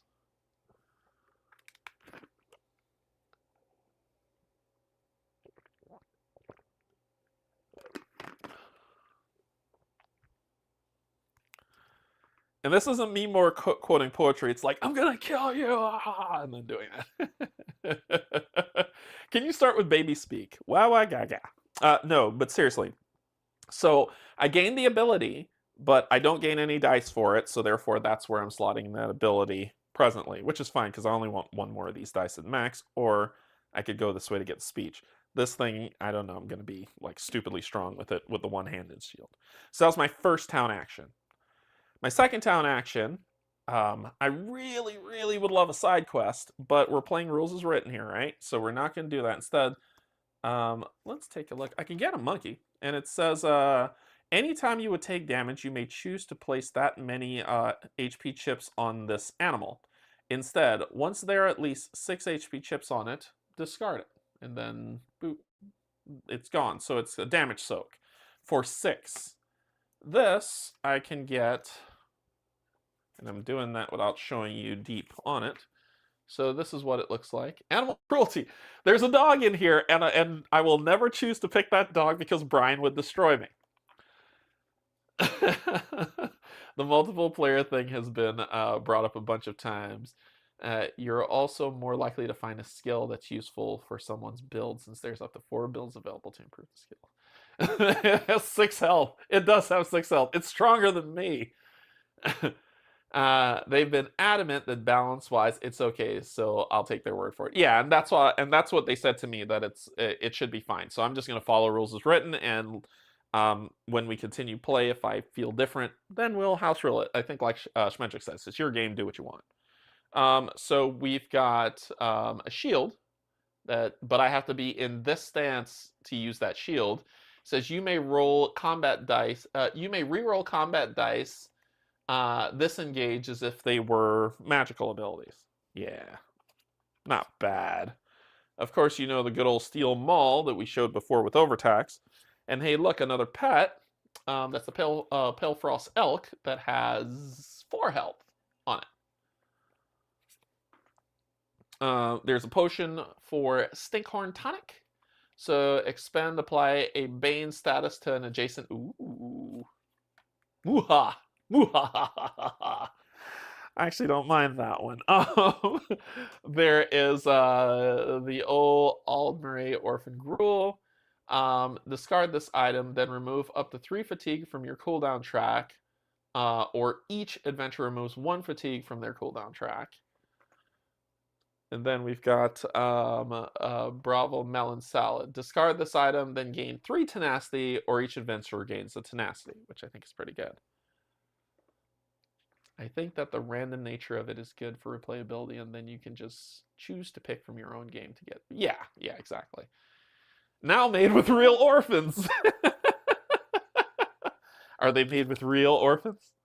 So we get to pick one of these as our action, and you know I'm taking a monkey, right? So I will take this as my card, and these will be here. So those are my 2 actions. Finn, town phase, done. So the rest of these that I do not pick during that phase are discarded. And this was another question that came up where it was like, where's the discard pile? Is the discard pile that just goes to the back, to the bottom of the deck, or a separate discard pile? It actually goes to a separate discard pile that you create. So these are discarded, and when the cards in the deck run out, you reshuffle the discard pile, basically. So these are going to go into a discard pile. They're gone. Day's over. These will go back into the bag. And that is the town phase.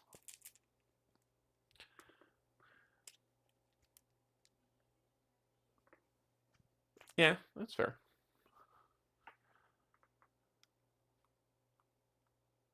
Yeah, so we grab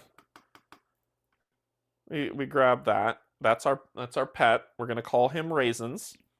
So his name is Raisins because it says Raisins right there. So his name is Raisins, and Raisins is gonna be hanging out with us. So let's put Raisins over here. We have our guild thing over here, and that ends the day. At the end of the day, so after we finish that encounter, we do a reward phase. Town encounters rarely award XP, instead providing training and items. As such, the party XP did not increase on the first day, and the adventurers have none to spend during the reward phase. Fortunately, they will have other opportunities in the next encounter. So we go to end of day. At the end of the day, the first thing we need to do is check out what the weather's like at the end of the day. And what we do is we draw the top card of the peaceful encounter. Are there 2 of those tokens for each skill? Yes, there are 2 of those tokens for each skill. So you draw the top one on here. You don't care about any of this. You flip it over. You don't care about any of this. What you care about is a symbol like this, which says nothing happened. Is this the right one? Yes, that is the right one.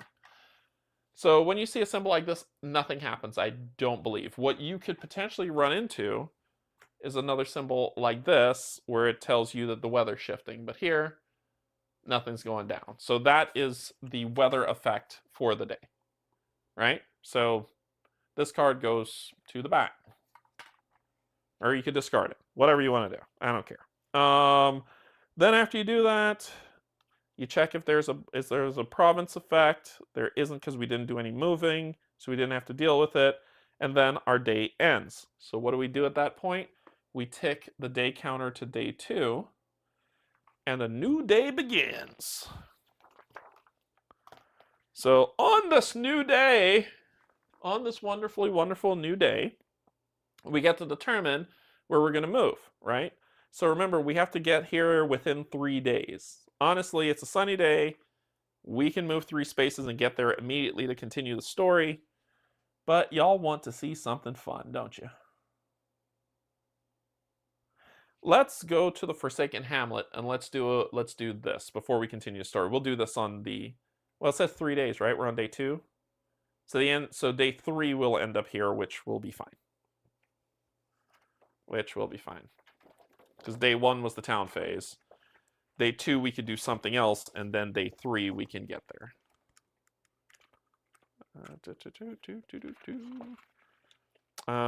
Recommended by day 3. Yep.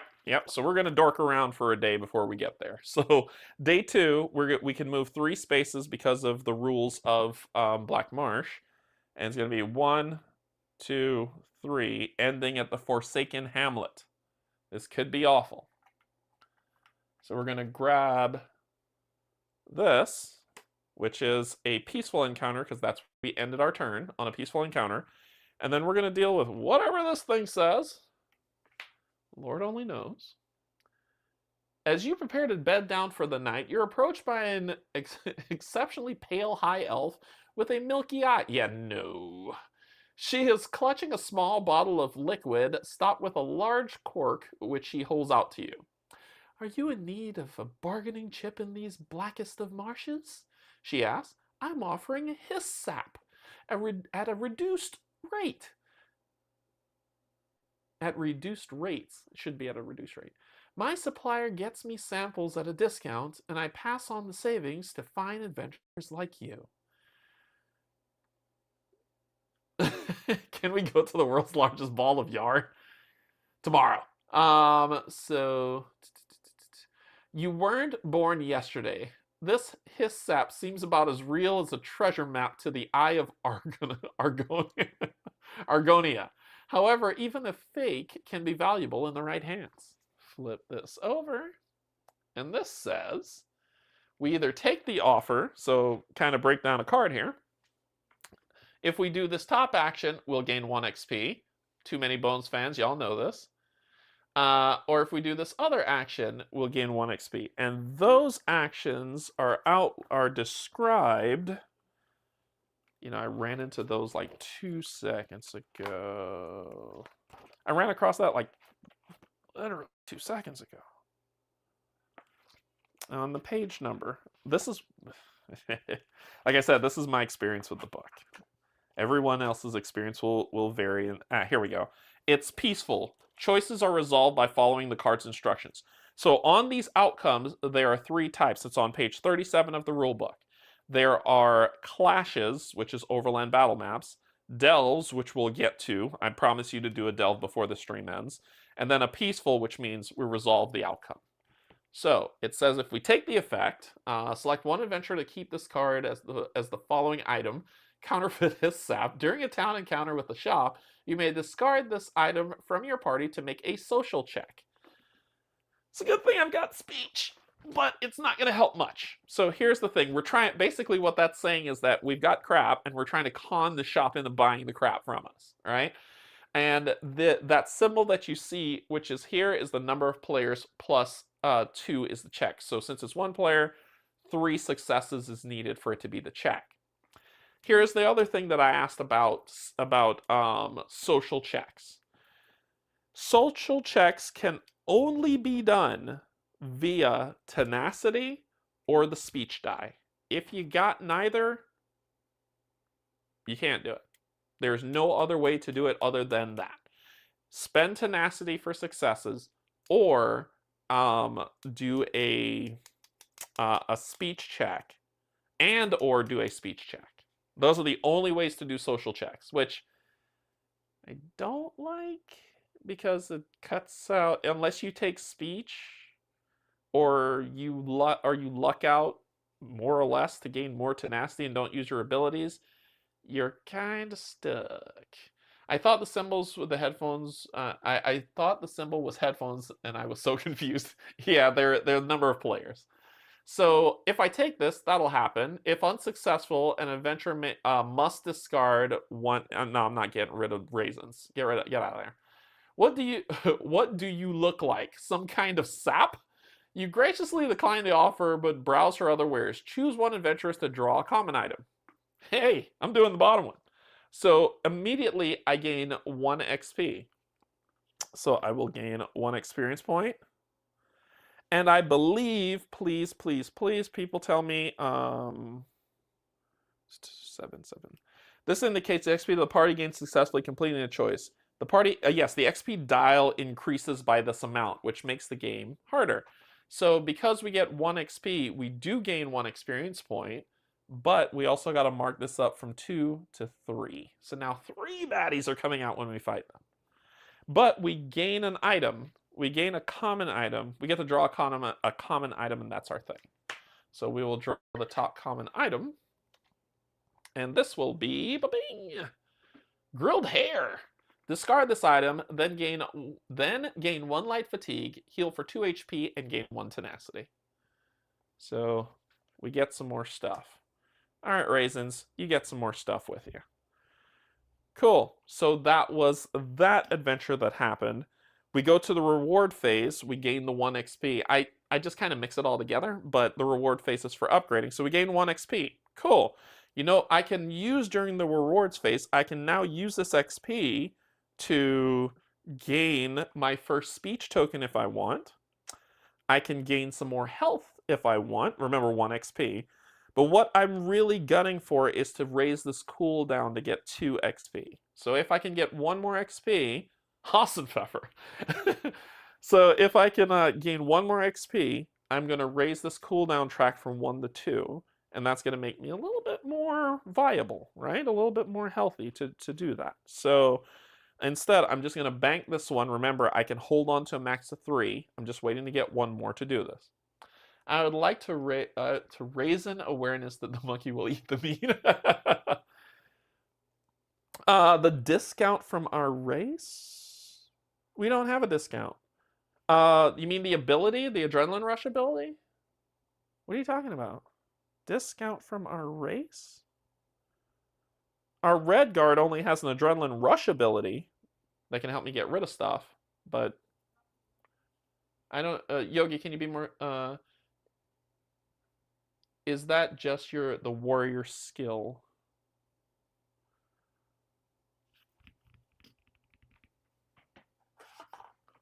I don't know what you mean. Sorry, I'm coming up short here.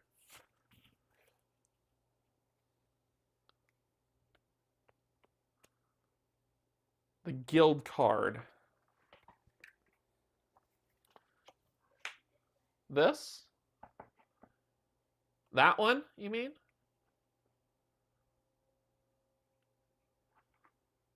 Okay, alright. Yeah, ask questions. I just want to make sure I answer them properly. Okay. Alright. Okay, yeah, no problem. Hopefully they were able to help. Alright, so where was I? End of, so I did the reward phase. I got the 1 XP. I chose not to upgrade anything just yet. And then we go, so that's the reward phase. Then we go to end of day, where this now, we look at the bottom of the card that we drew, whether it is a conflict encounter or a peaceful encounter. And at the bottom of that card, we look at the weather, which is this one, which is another sunny day. And that's it. So as the bottom of the card that you have to deal with is where you look at the weather for the end of the day. Uh-oh. I heard a thing. Can y'all still hear me? Can you still hear me okay?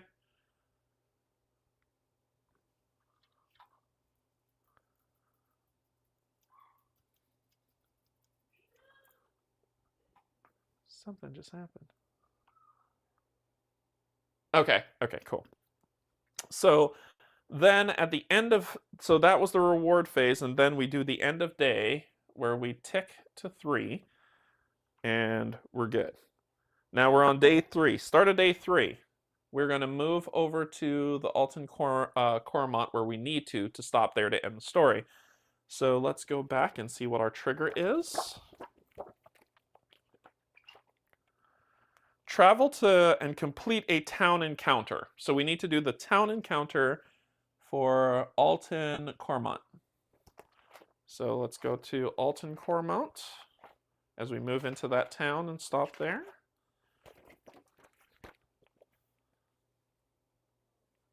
So we're there. A little bit of flavor text. A port town on the interior waterways of Black Marsh. Alton Cormont is known for its distinctive landmarks, a beach sailing vessel that serves a variety of social and business functions for the city's residents. The town is run by Captain One-Eye, an Argonian pirate on the lookout for the next payday. Open contracts. As a free town action, an adventurer may discard an active side quest to gain 1 item from the shop. So we don't have any side quests, but there we go. I have never seen Yogi confused. Yogi knows everything, just not Elder Scrolls. Yogi's like, this game isn't out yet. That's my excuse. So we need to build this up. We don't have any side quests, so we don't get a free item, but we're going to draw 3 common, 3 legendary. Boom, boom, boom. We'll look at those. Boom, boom, boom. We'll look at those. We gain 5 more trainings available, so let's go ahead and draw out the new 3. Not 5, 3, I lied to you. 1, 2, 3. This heavy armor one keeps coming up. I might have to take it. And we have the Sundry Swill, which is our inn. The quest board's up. The guild kiosk where we can use our guild kiosk ability if we want, so I'll put it right here. Then we have the town square where we have Smuggler's Trade. Discard an item to train any... I'll hold this up for people who don't have the game so you can tell me what the hell that is. I'm old. I'm old, damn it. That. What skill is that?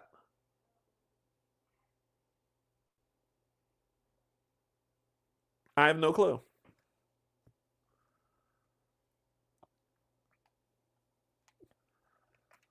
Yellow thief?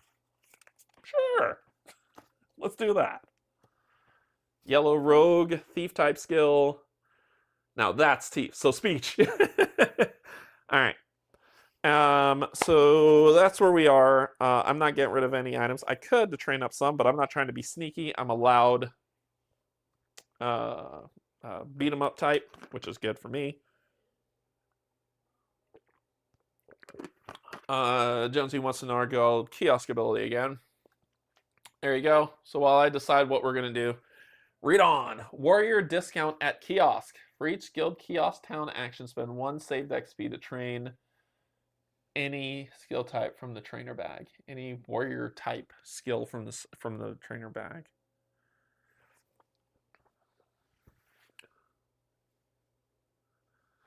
Are those symbols on the quick ref card or collected together somewhere?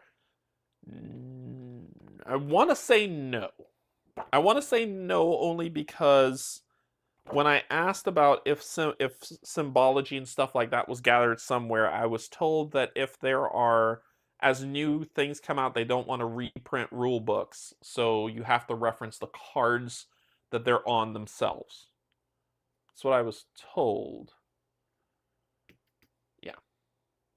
So there you go.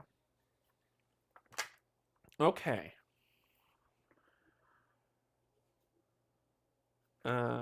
If you found them in the rulebook, let me know the page.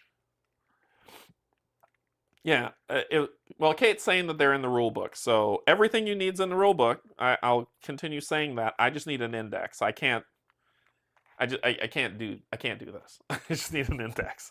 So, red equal warrior, yellow equal thief, and blue equals mage, which I'm sure someone has said like 30 times already, and I'm just missing that because I'm terrible. Page 22. Thank you. Toasty. 22. There you go. There you go. So you can train any thief skill, but my guild kiosk ability lets me train any warrior skill with it. Oh, the pips are for ice. Well, 1 pip, 2 pip. The outer border color and number of pips on the skill line token correspond to constellation as well. Who knew? Anyway, there you go. Just to make it really obvious in tiny font. Okay, so we get 2 actions, right? Should I be taking the heavy armor thing? I feel like I should. I'm not doing range. I'm not a ranged person. However, let's look at these cards. Let's see what we got. We've got a homespun jerkin. Reduce your tenacity by 1 to prevent 1 damage. If we break this, prevent an additional 3 damage. We've got frog skin pouch. So for the cost of 1 tenacity, we can interrupt. When taking a shop town action, gain an additional item.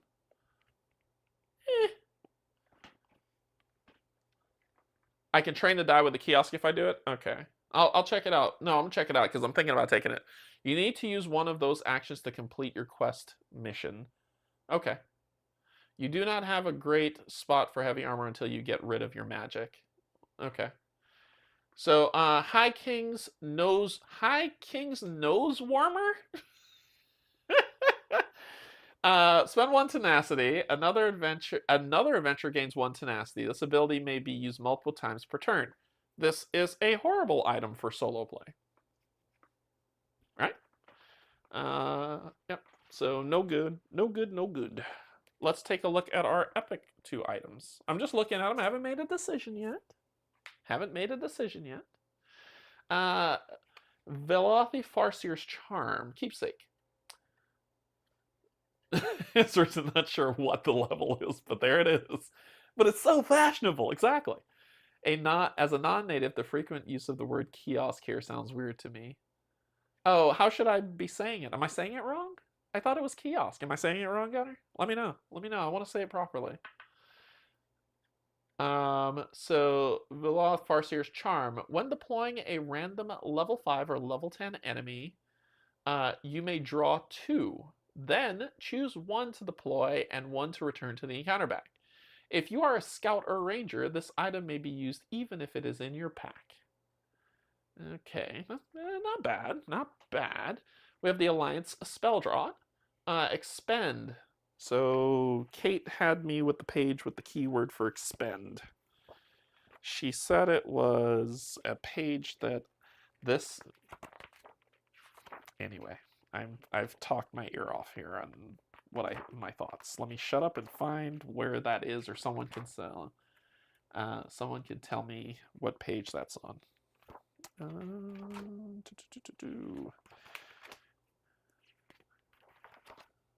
Oh, frequency, not pronunciation. Gotcha. Okay. What page is that on? 29. Thank you, Kate. Thank you. 29. Expend. This means the item is reusable but must be refreshed after each use. When an item's expend ability is used, the card is rotated sideways to show that it has been expended. An expended item still takes up an inventory slot, but its effects can no longer be used until it is refreshed. An expended potion may be refreshed and turned right side up by visiting an alchemy station in town. So this is a potion that we get to roll a status die and apply the roll status effect to any unit in sight. I probably might be taking that. And we got a bizarre Daedric text. Discard this item outside of battle to swap any skill line on your adventure mat with a different line of your choice. Replace all skill dice of the previous line with dice of equal or lesser value from the new skill. Ooh. Cool. Kate, you are a hero. You are already on page 54. It took me 7 days. Chat is basically the index. So there we go. We can gain any one of these that we want. Now remember, we have to use one of our town actions to do the thing, so we only get 1 town action. And I think I may gain an item. And I like this spell. I really want to show y'all side quests before we end the stream today. I plan to play this again on Tuesday, just to let you know. But if we're going into a big fight, let me take this. I'm going to take that. And that's my 1 action. These are all discarded. The other action has to be for the thing. These are placed back in the bag.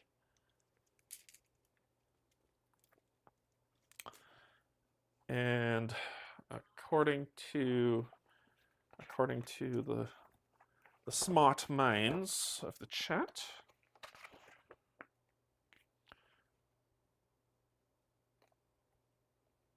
it doesn't say we have to use help me out with that one. Yeah, help me out with that one. This says travel to Alton Cormont and complete a town encounter. It does not say that I have to use a town action to do this. It just says I have to complete a town encounter there on the 3rd day. So I get another town encounter.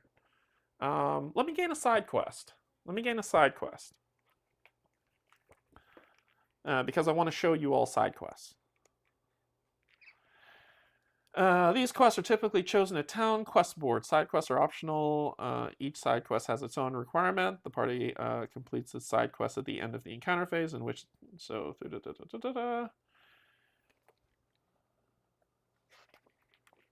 Yeah, it doesn't say that I have to use one. It just says that I just have to complete a town encounter, which is what I'm doing now. After the town encounter happens, then this forwards, and then we go to the next day. So let's see. I think I just draw 1, right? Yeah, I just draw 1. I don't get to choose.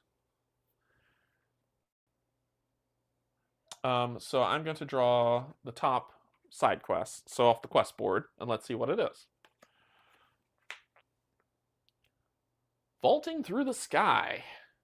A wood elf wizard asks you to test a new spell that she thinks will revolutionize travel across Tamriel. You know, didn't we see a lot of memes and videos about this? Once per overland phase, an adventurer with at least 3 trained Restoring Light or Light Armor skill dice may flick the party token to the to their desired overland hex. They get 1 flick and must move the party to where the token lands. Oh god. Each adventurer then either is dealt 3 true damage or gains 3 light fatigue. If the token does not land on a valid hex, all party members are defeated and must immediately move on to the day's end phase. Cool. In the demo, we pulled the Jabberwock.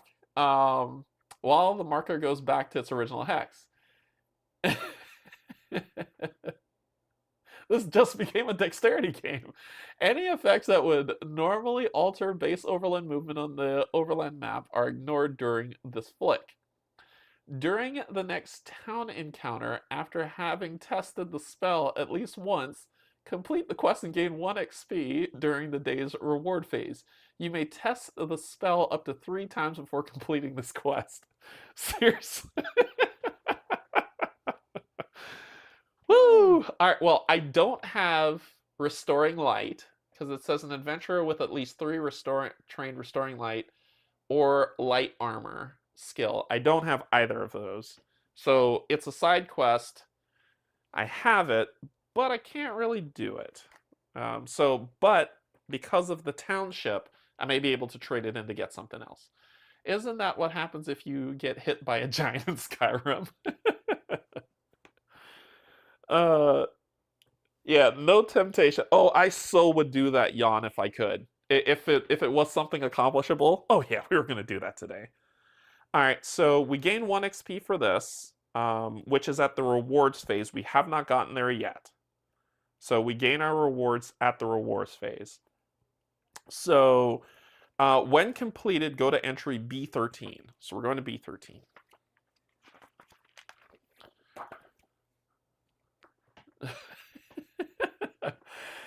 Black Rose Brigade. So you arrive at the ship's. I gotta read this way. So forgive me if y'all can't see this properly. You arrive at the ship's hold inn and spot a Naga Argonon in the corner, nursing an ale. He beckons you over. "Is this all the guild could spare?" he growls. "It seems your people have failed to understand exactly what is at stake here." When you inquire about Xeric, he shifts, exposing his discomfort. "Got caught up with some Briarheart magic in Skyrim," he says. "Angered a Jarl, who sent him to the Rose for some rest and relaxation." He lets out a devious giggle. "Paying a hefty fee for the blackguards to keep him safe there, of course. Problem is, Xeric seems to have gotten the attention of someone else. They'll likely be on your tail, so make sure you get to the prison before they can set an ambush." He gestures over to a trunk, no doubt filled with treasure. "Not for you," he snaps, reading your intentions. "You will need to rally some additional personnel to help out with this. Head to Rock Grove, just outside of Stone's Waste. There are some mercenaries there who will help out if paid." After the contact leaves, you take a look at the After the contact leaves, you take a look at the chest, which seems to call to you with an almost seductive air. Surely taking a treasure for yourself wouldn't cause too much of a stir. Oh god, there's more. Okay. There's more. Special setup instructions. We will place our banner token. Banner token. Where's my banner token? I'm missing my banner token. Where's that guy? Oh, it's on the other side. Here, no, that's the book. Here it is, the banner token. There it is. So we'll place a banner token in Leowin over here. So that's over here on the map. And another in Root Whisper Village. Give me another banner token, please. Gotta be this one. In Root Whisper Village.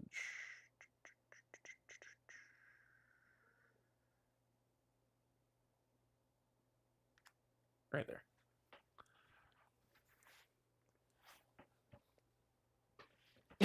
It's a mimic. What happened? What did I mess up something?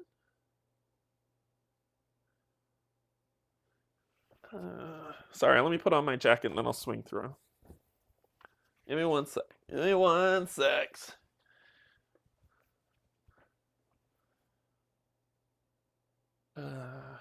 Reading.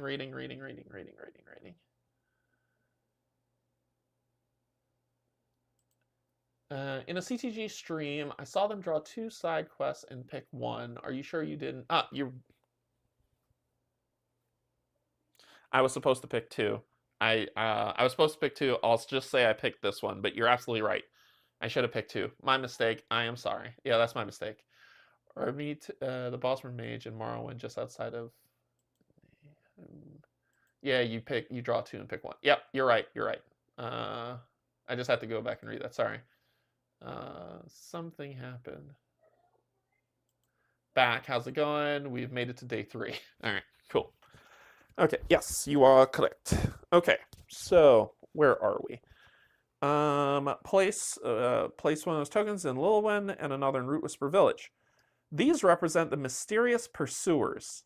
Set aside 5 minus number of players, so 4 of the following level 5 enemies, freely choosing which to set aside. Okay, so let's go here. There's only 4 of them that we're getting, so we just need to pull them out and set them aside. That was me reaching in to get them, not shuffling. So we're looking for an Argonian Marauder.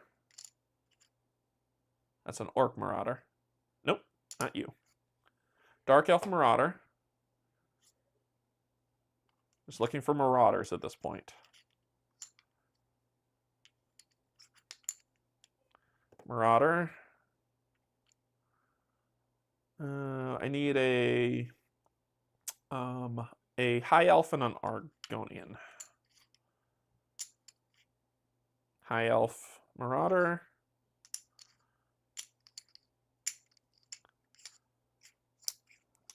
Oh man, I thought I was lucky and pulled them out on one go. All right, Greg, gotta run. Have fun. Yep, have fun. So we've got an Argonian, a High Elf, a Dark Elf, and a Nord. And it says, set aside 5 minus of the following level 5s, freely choosing which to set aside. And these are the Cell Swords, and they can become companions for the final quest step. Then draw and set aside a number of common loot equal to the number of Cell Swords. These items make up the Blackguard trunk. So 4 of them. Is that a misprint?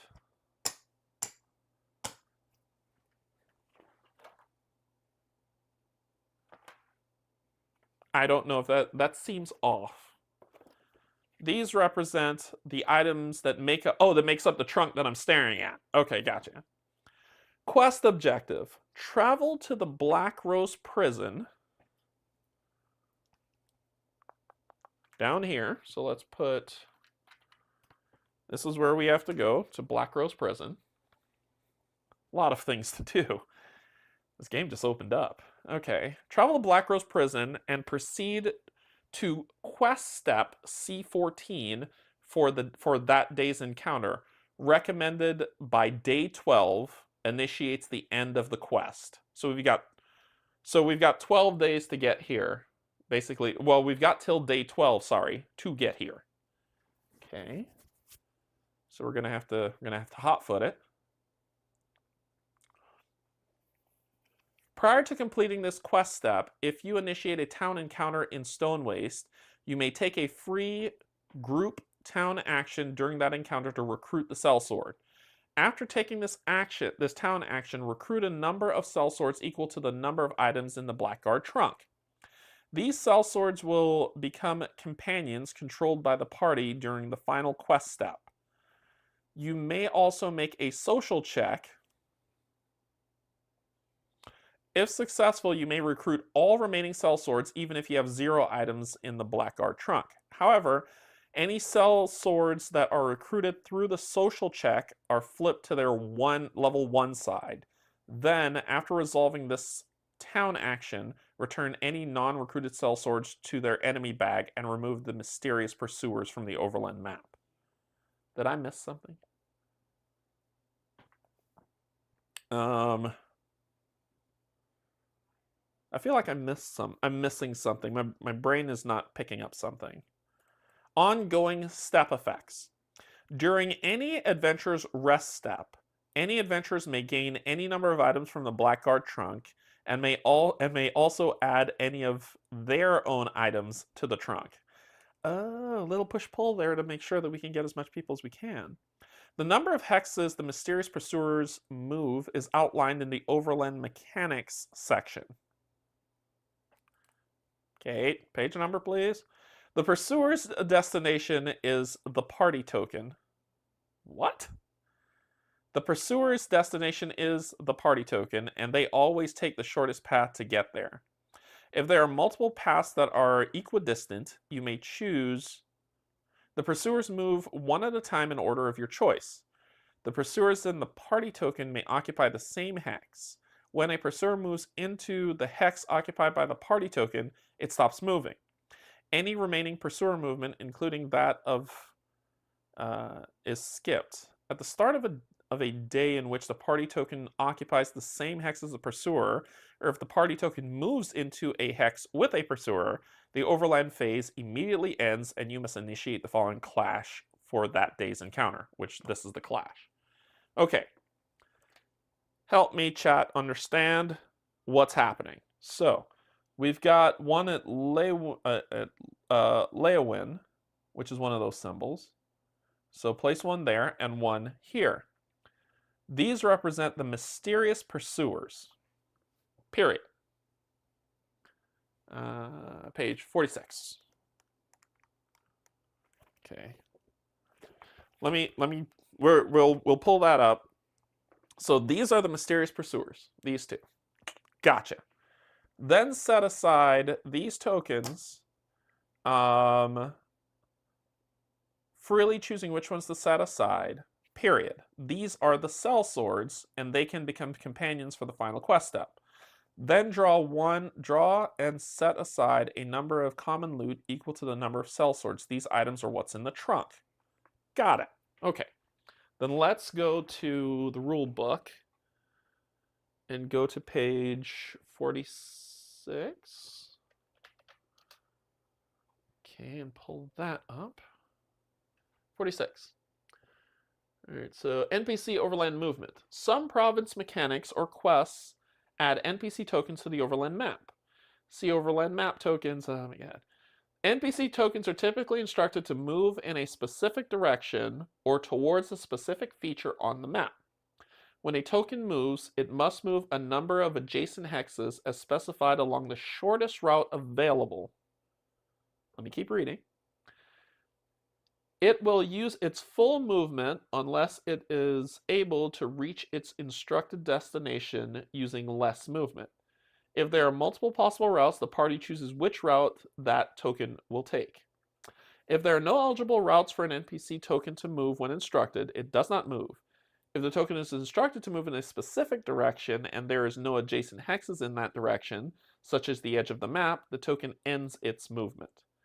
If the rule or quest that places an NPC token on the map does not specify a hex to place it in, or there are multiple possible hexes, the party chooses the hex. Okay, all right. Okay, back to the rules.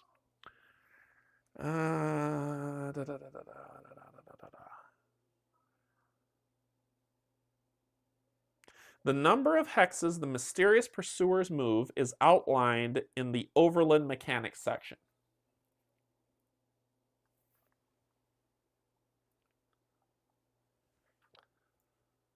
On page...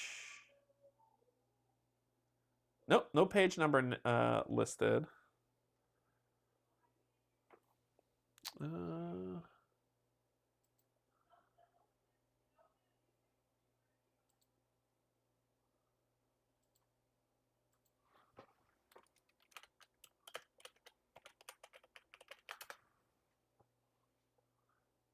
Let's see.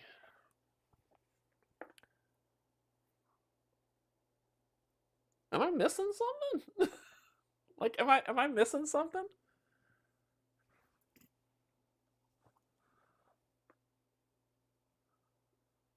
Okay. Birdman, Darius says at the beginning of the Black Marsh book. Let's go to the beginning of the Black Marsh book.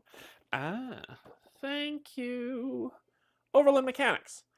Known for its ever-changing blah, blah, blah. Black Marsh tests, ... endurance of trials. At the start of the session, yep, we're going sunny. When triggered, the active province step. Icons. During the overland phase, consult the current weather condition as it affects your base overland movement. The current weather may also affect encounters and the strength of enemy skills. Native Stormseer. For quests that include... Darius, you're a genius. For quests that include the NPC tokens, the overland icons also control those tokens' movement during the active province effect step. So if it is sunny, so the weather will be sunny, they get to move 4 hexes towards us. If it is rainy, they will move 3 hexes towards us. And if it is flooding, they move 1 hex towards us. No icon. Weather remains as is. Do not move any. Do not move any of the tokens if we get the no weather icon. Cool. Yeah, man. I love y'all. Y'all help me. Thank you. Thank you so much. I need a bookmark. So I need a bookmark for this. So I'm going to use this guild card as my bookmark. Okay. So they're trying to get to us. From what I understand the rules, they can end their turn on our location. However, we can move off of that and not engage. If we do engage, then if we do engage, then we have to go down to the battle. Then we go down to the battle and deal with the battle and the outcome of it. Our job is to get to this prison. That's our job. So we're escorting a horrible person here. Okay. So that was the end of the town encounter phase, if I remember correctly. That was the end of the town encounter phase. We got an item, and we did something else. I can't remember. Oh, we took a side quest. So then we go to the reward step. So remember, we completed something, which means we gained 1 experience. And this is going to take up 1. And then we will use those 2 experiences to move our cooldown to 2. Because we gain an experience for completing that first quest at the rewards phase. So then we used it to, and I used 2 experience to put my cooldown at 2 to where I can feel slightly human, and we're good. Okay. Then end of day, we need to look at the weather. So we need to grab one of these cards and flip them over. And our weather is going to be rainy. So we moved. So our weather's rainy. So we're going to move from sunny to rainy on this day. Put that down there. So that's our rainy weather. Then we tick the day. We're on day 4, and we need to get to this prison. Okay. Okay. It's making sense. All right. So this down. So we need to get from here to here. They're going to be moving 3 to move towards us. So let's see, we're doing... And we need to get experience to fight these guys, so it just needs to be a thing. But I want to make the most out of my movement every day. I could come here to the Farmer's Nook. Then what's the next 3 movement? 1, 2, 3 to here. Then I could do 1, 2, 3 to here. And then 1, 2, 3 to there. So we could do that. To recruit the mercenaries, I need to get... Ooh, good question, good question, good question. I almost forgot about recruiting people.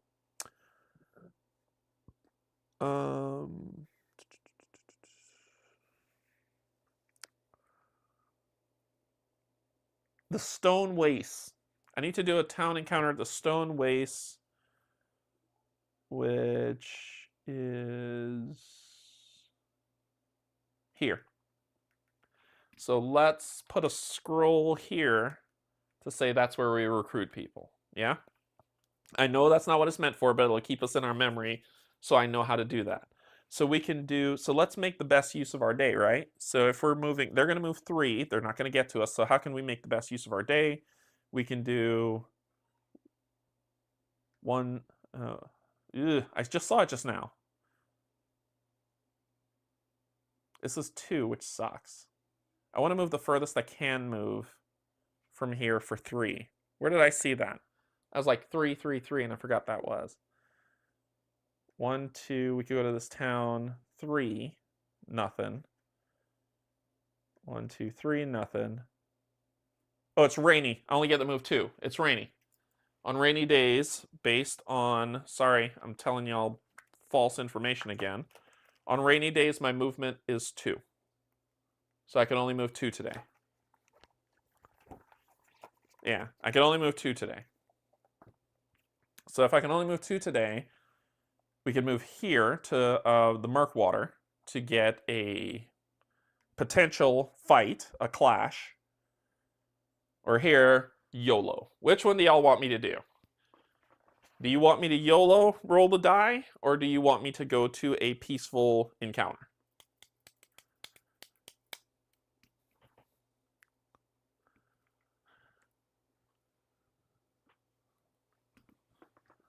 And the YOLO die could be a bad encounter, a peaceful encounter, or a town. YOLO, let's go! All right, so we'll do at a specific phase of... Because they said they move at a specific phase. At the start of each day... No. I'm assuming they move now. The pursuer's destination is the party token and always multiple blah, blah, blah, the pure pursuers. Yeah, I'm assuming it's now. They don't move 4. Yeah, I'm not gonna move 3. I'm gonna move 2. I'm not moving 3. It would be 2 from here to we're going here. So it'd be 1, 2. So I had no fatigue for me. So there we go. So we're gonna move there, but I believe they move, and they, because of the weather condition, will move 3 hexes towards me by the shortest path possible. So 1, 2, 3. 1, 2, 3. Yeah? Then let's go back to the table. And we need to roll this die.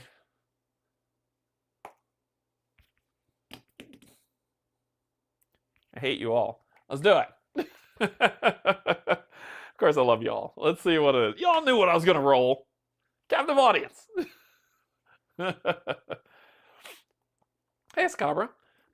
Captive audience. The crackle of the fire gives away a camp concealed in the marshy jungle. Creeping closer, you spy a caravan of dark elves preparing to bed down for the night. Upon further inspection, however, you notice the presence of other races too. Khajiit, Argonians, and others, all chained and watching slavery. Oh, we gotta kill these. All chained and watched over by a vigilant guard. Clearly, not all dark elves are taking the Ebenheart Pact ban on slavery trade seriously.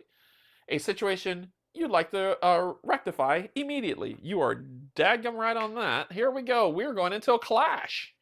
So this is just a straight up clash. Free the captives. So this is a clash because that's a clash symbol.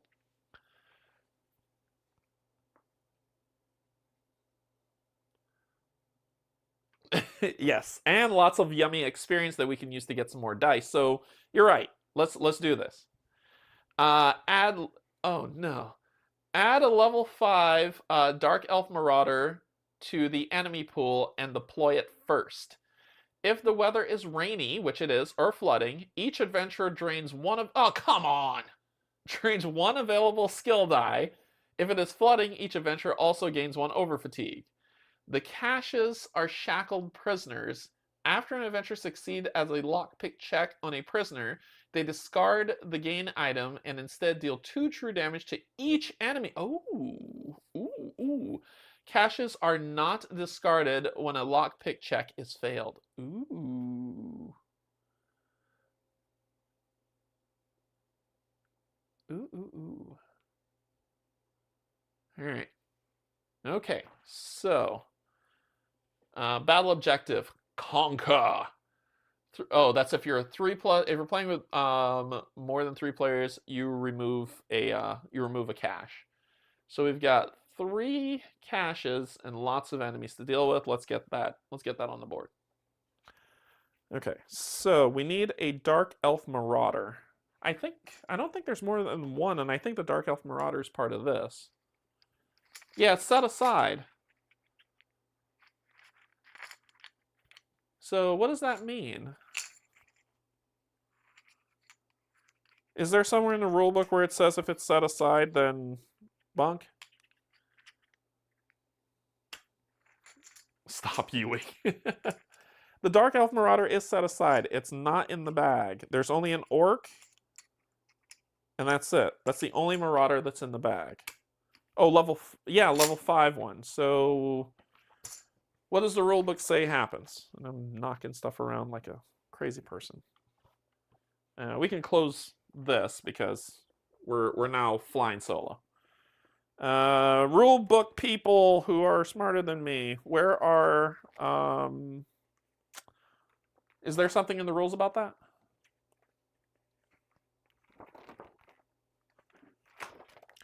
Enemy pool. Let's see what's here.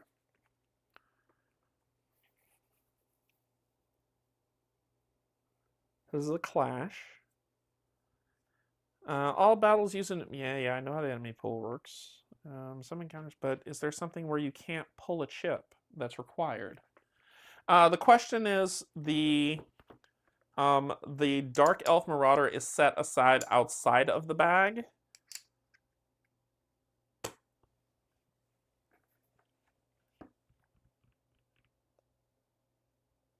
And truly, it's all it's going to be because it says it's added to the enemy pool and deploy it first. So if it's outside of bag set aside and there's no Dark Elf Marauders in the bag, then what do? Do we just say we're just going to yoink this person and put them over on the battle map? Okay. All right. It's just something to clarify. Yeah. So let's just go ahead and use. So it's they're being added to the enemy pool, and let's take a look at the level 5 version of this. And I just did something I shouldn't have done. Oh God. There we go. Oh, 5. Okay. Well, this is an enemy that I'm fighting. It says add a level 5 to the enemy pool and deploy it first. So it is the enemy because my enemy pool, my amount of enemies that I'm facing is 4. I currently have 4 XP, which is less than 5.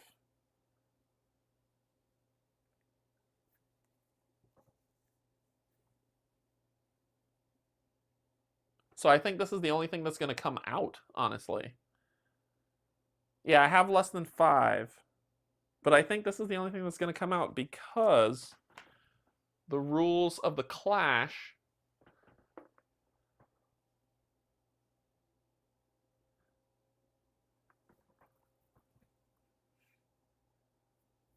Yeah, so this will be 4 level 1, 4 level 1s and and then the level 5 because it's added?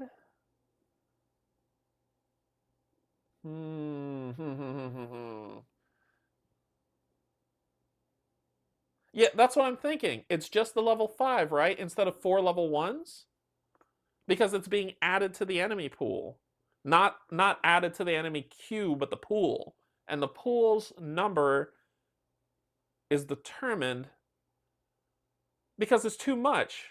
It's too much. It would be 5 enemies against 1 player. It seems like a lot.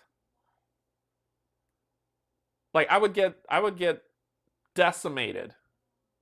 I mean, I'll try it. We'll play it and try to figure it out. No doubt I'm not quitting, but it's just more that seems wrong.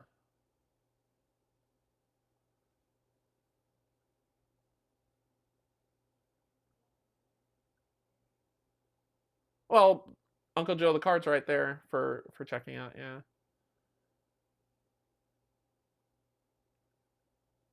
Darius says no. It's the only one enemy, the Dark Elf Marauder. Checking page 54 for yeah. That's where I was too. I was on 54, and it says here. Let's read through that. Let me pull that. Let me put that ruling up, and we can read it together. Yeah. 54, 54, and let's pull that up. And this is the enemy pool rules right there on the right. So it says all battles use a numeric enemy pool EP to set the levels of the enemy chips that are drawn and deployed to the battle map unless otherwise specified. The EP is first calculated and the level value of each enemy drawn is subtracted from the EP points. When no EP points remain, no more enemies are drawn. To calculate it, multiply the party's total XP as shown on the XP dial by the number of adventurers. So I'm at 4.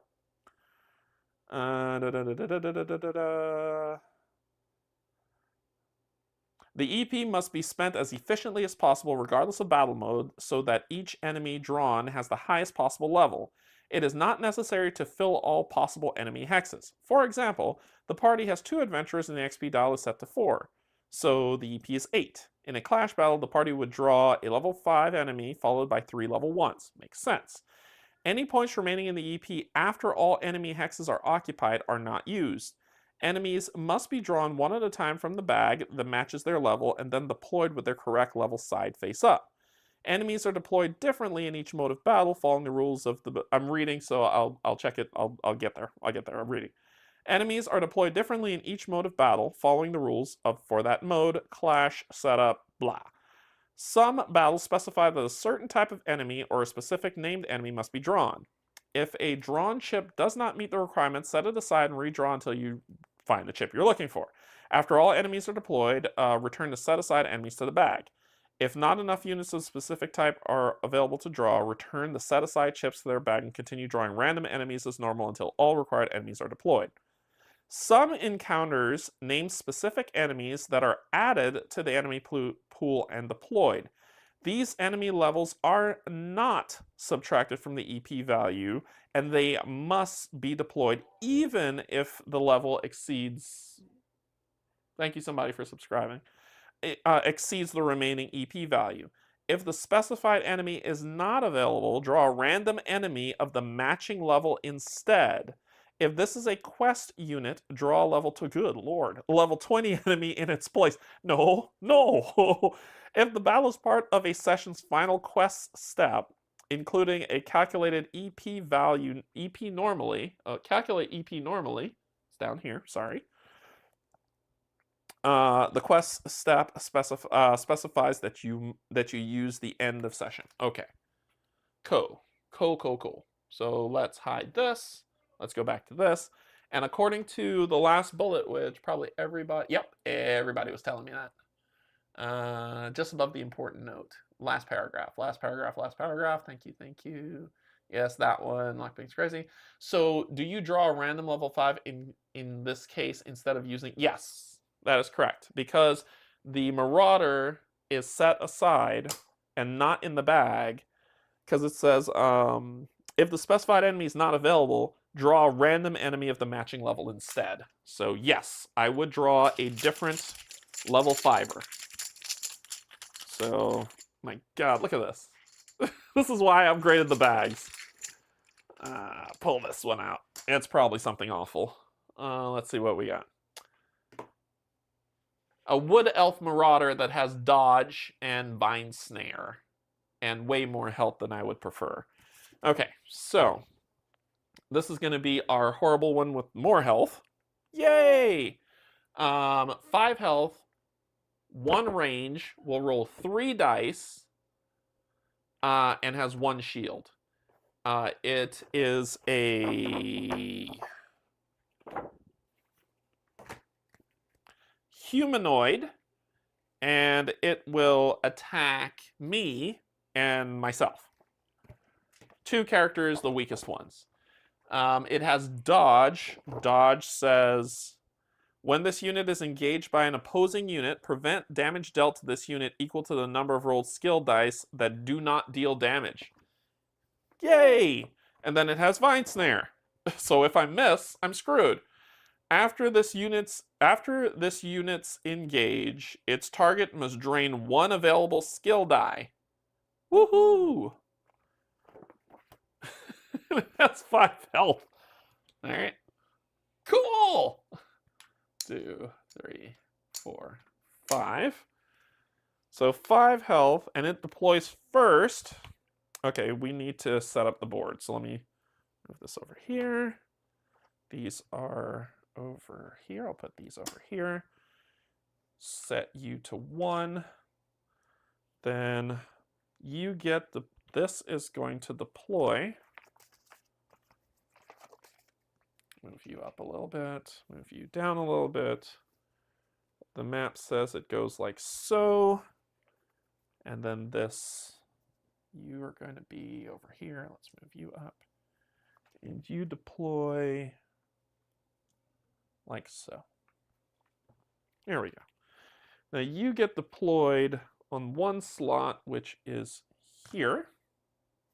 Right in my face, appreciate it. And we'll put y'all here. And then we do 1, 2, 3, 4. Wait, I'm reading the wrong thing. It's like, no, that's not on the card. I'm reading the wrong thing. I'm looking at the Battle of the Pursuers. This was actually right. Pull this back. Pull this here. 1 is here. You will be here, here, and here. There we go.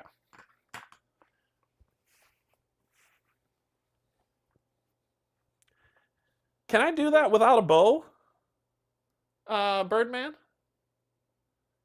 So your Dragon Knight's skill to recover drained dice could be very useful in this clash. Y'all are all that getting drained dice back tenacity skill starting to look good. Yeah, man, that's terrible. Draining skill dice every turn is pretty quick way to get crippled. Yep. Y'all are seeing ahead, man. I'm so happy to be playing this game with you all, because you're all gonna help me win this fight. Okay, so my baddie Q is 4 times 1, so 4. So I need to pull 4 level 1s. 4 level 1s. Here we go. 1.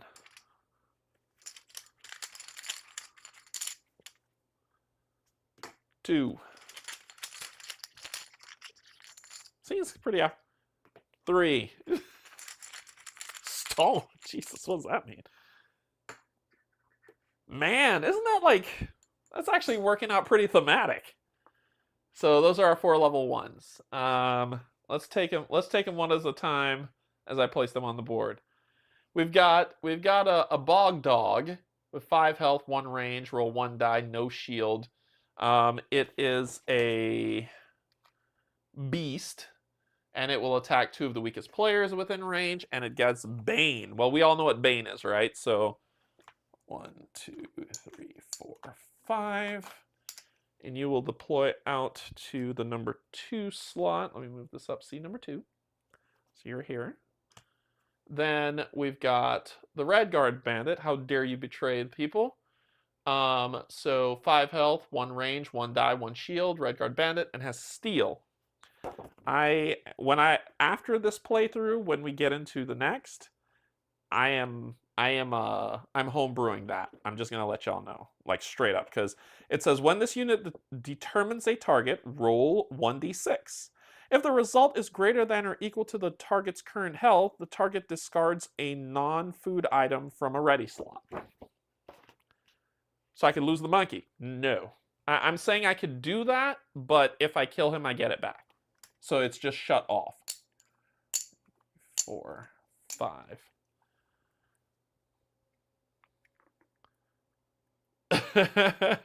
Yeah. So 3 is here. Then our next one is the Mud Crab, who has Stalwart. So 3 health, 1 range, 1 die, 1 shield. It's a beast, and the weakest person is targeting.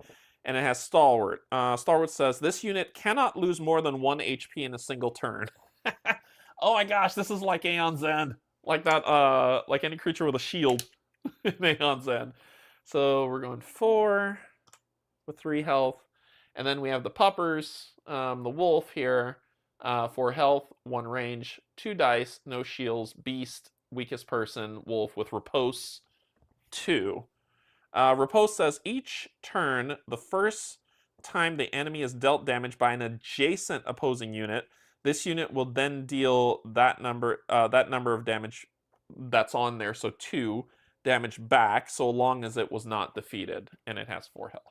1, 2, 3, and 4.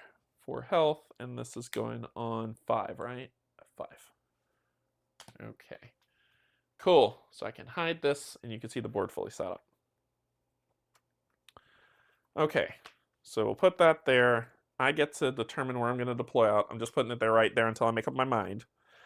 I want to understand what you were all saying about tenacity ability.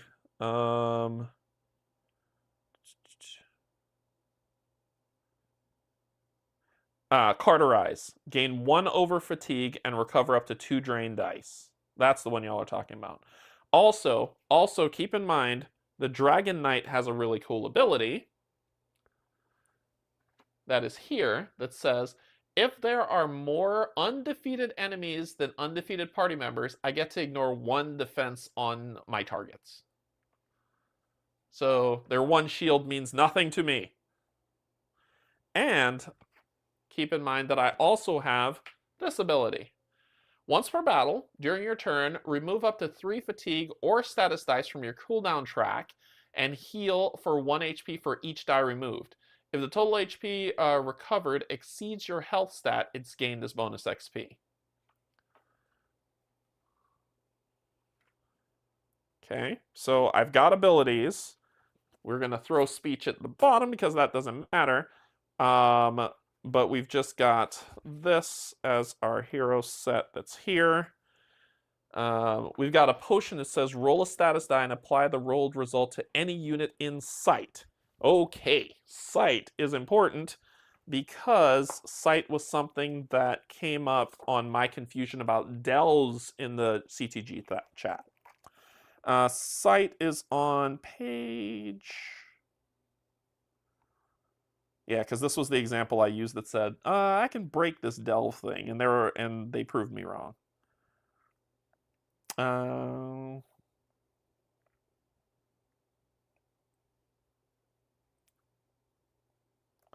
Sight. What page is that on? 77, was it? And then it says anything within sight. I need to find the page for sight. That's what I'm looking for.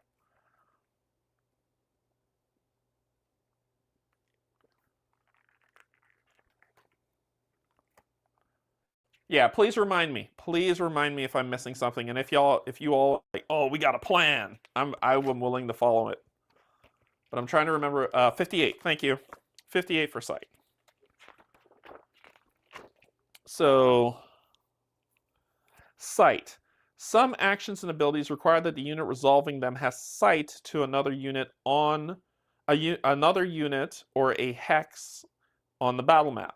A unit has sight to another unit or hex if both units are in hexes on the same tile or an adjacent tile.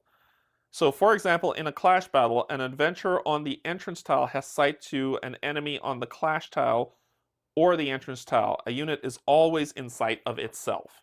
So that means that this entire thing is a tile, so I have sight everywhere, basically. Okay, so I can use this as to expend this to probably put something terrible on the person who makes me drain. I'm assuming it's the level, these two, one of these two. Or the bad, well, the Bane, one of these, one of those. Okay, so I'm gonna start here.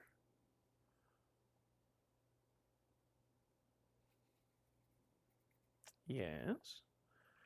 I am.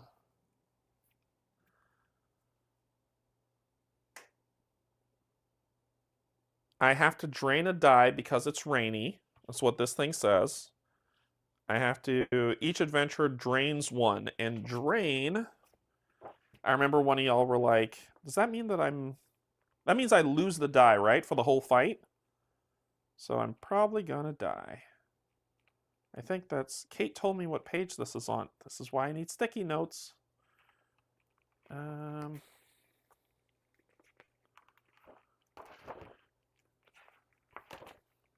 Drain, drain. Go away. Come again another day. Drain. Page 60. This skill dice ability is resolved. Drain. This skill die's ability is resolved instantly as described in its entry.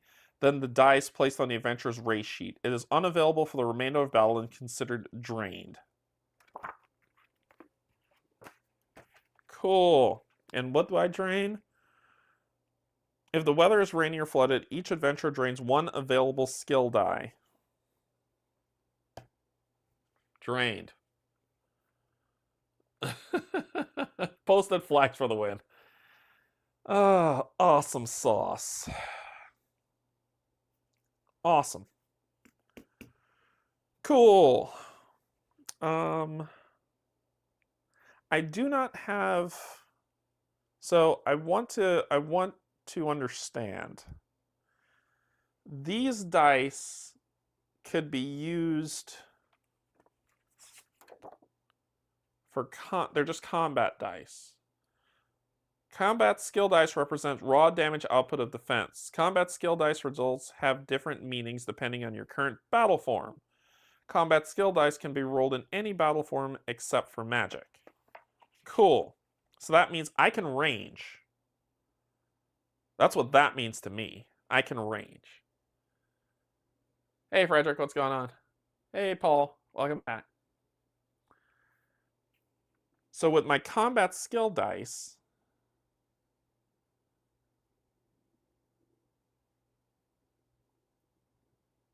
right, but the attack is the attack is what I care about.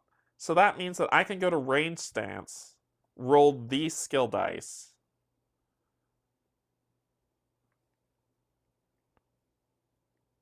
Only. I can't roll these because these are melee-based attack warrior skill dice. Yeah, that's what I'm thinking. I may... Well, the reason why I want to keep one of these is because they act as shield as well as damaged.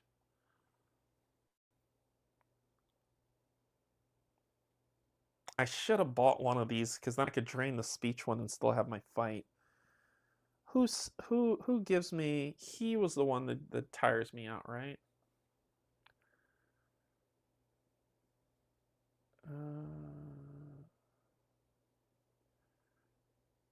So I can move here, range this guy,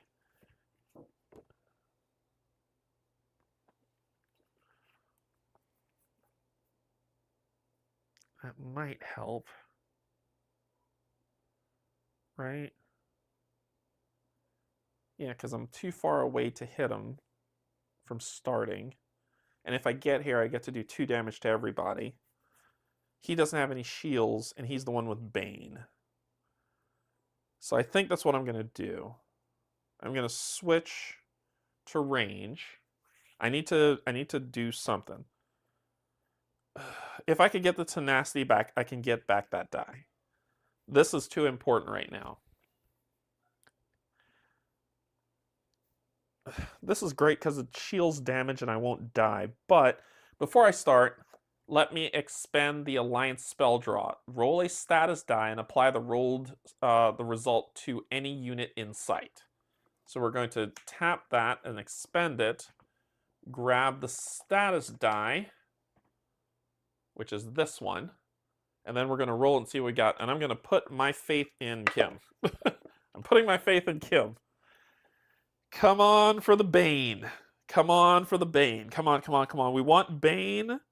We want anything other than stealth. We want anything other than stealth. Son of a beep. Are you kidding me?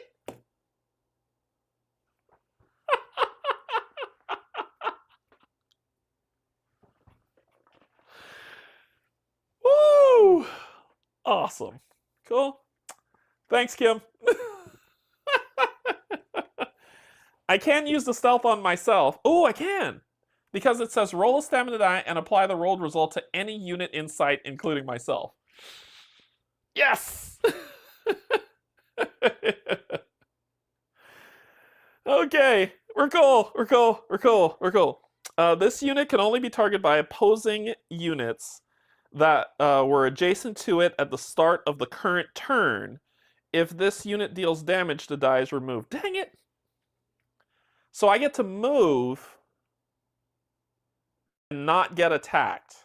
So actually, this could be worthwhile. 1, 2, 3. 1, 2, 3, and I'll only get attacked by the mud crab, but the mud crab has stalwart. Oh, which is okay. Which is okay. He'll just roll 1 die against me. So, yeah, I'm going to move twice. I'm going to move twice. But I got to find... I think if I end by the mud crab, that's my best option. Because he only rolls 1 die. This guy won't steal from me. And it'll come off next turn. I can deal 2 damage and then deal with the rest. So I'm going to move... Blessing in disguise, I guess. So I'm going to move 3 because I have 3 stamina. 1... Right? What's the fastest? I can move 6, so 1, 2, 3, 4, 5, 6. And then I could try a lockpick, right? This one will because it starts its turn there. Because it says, this unit can only be targeted by opposing units that were adjacent to it at the start of the current turn. None of them will attack me. Yep. 1, 2, 3. 1, 2, 3. That's at the start of the turn. So none of them will attack me. Yeah, so turn 1 is pure stealth. I can only be targeted by opposing units. Does that mean... Oh, it has to go in cooldown. Gotcha. So does that mean... Question. Does that also mean that they don't move this turn?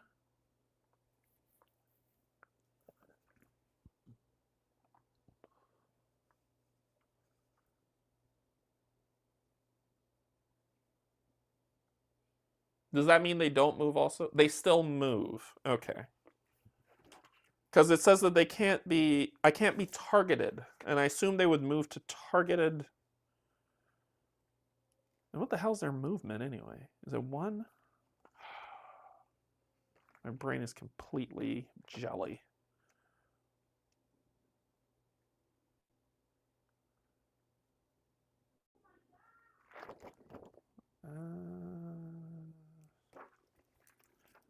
Each enemy on the battle map takes a turn starting with the highest level enemy and working downward in level until all units have seen a turn. See enemy turn, page 64. Why isn't it on the enemy turn of the battle round? Sure, whatever. Page 64.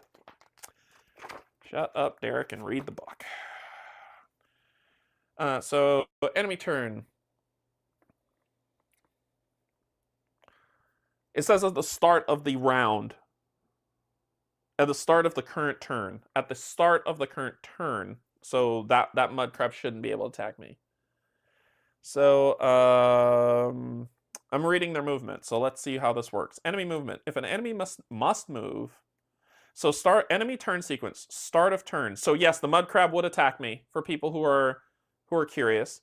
It says the unit can only be targeted by opposing units that were adjacent to it at the start of the current turn. Enemy turn sequence has a start of turn. If the unit deals damage, that dies removed. Tell me I'm wrong. I'm so happy to be wrong on here. Yeah, I'm so happy to be wrong if that's... I think that mud crab still hits me. But please, please, I don't want to get hit.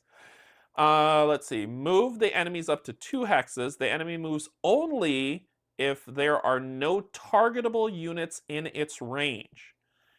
Let me... damn it, I got this here. Let's go to the rule book on the PDF. Page 64.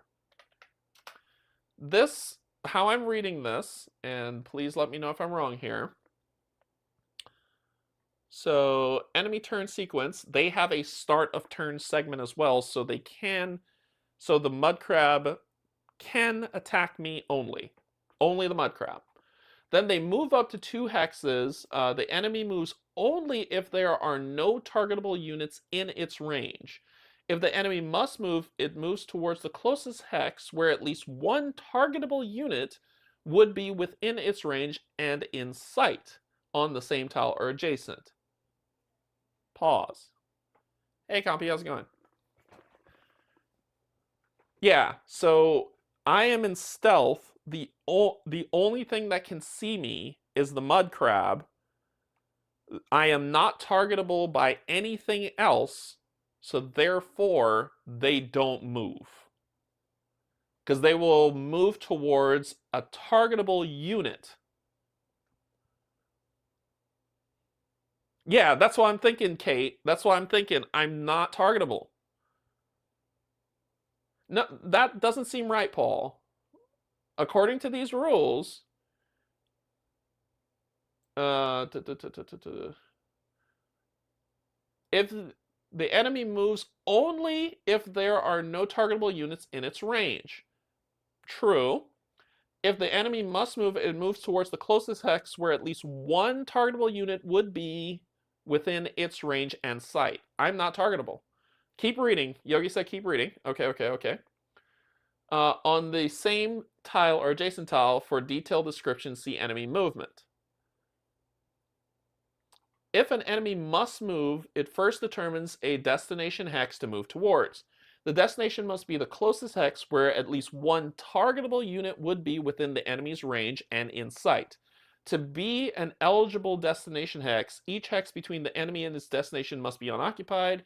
After the enemy determines its destination hex, it moves along those hexes. It moves even if it cannot reach the destination hex with its current movement. Makes sense.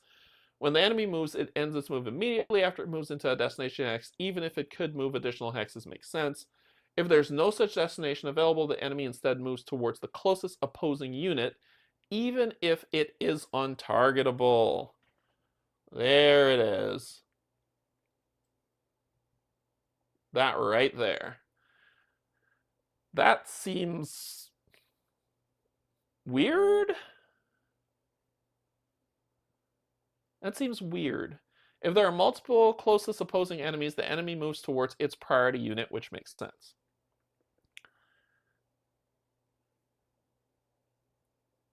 That seems weird. So you can't see me, but you're going to move towards me, but you can't see me. I'm a thematic gamer, so this makes no sense. Oh, it's... yeah. Well, people who are pros of TMB know this. This makes no sense to me. They can smell me. It's my cologne. Yeah, this makes no sense. But whatever. It's we're playing rules as written today. We're playing rules as written today. So, okay, starting with the highest level, right? So you're gonna move 1, 2. Then we'll take the wolf over the stealer. The mud crab can hit me, so the mud crab is going to roll a die. Here it is. Enemy die.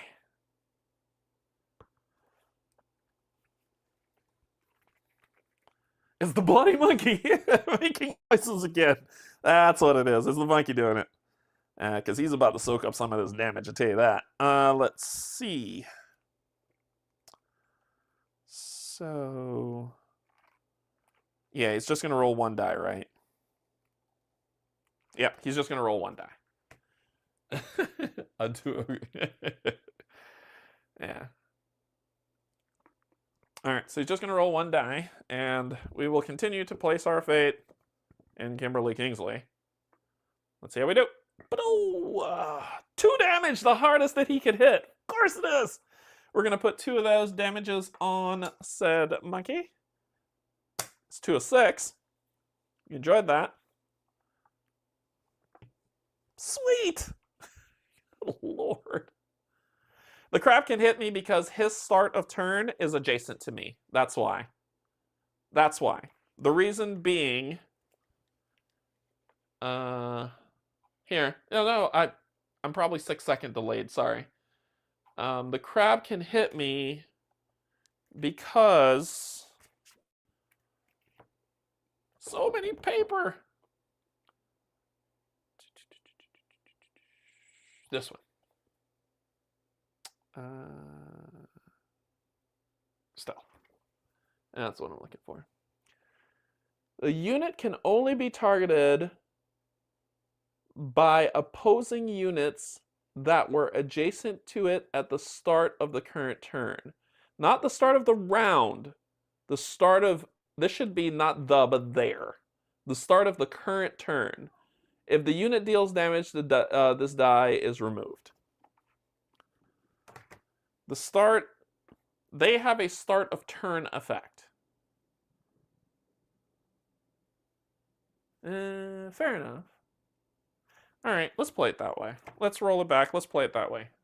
Let's say the mud crab can't. I don't know, right? This is one of those... I was adjacent to the mud crab. I ended my turn adjacent to the mud crab. But we're going to follow Yogi and Kate's thought. I'm not going to fight it. Only because I don't know. You are correct. In this text, the words the and there are the same thing because each enemy takes a turn.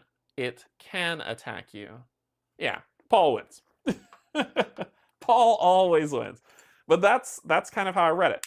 And then but both of that, so it says anytime you would take damage, you may choose to place that many health chips on this animal.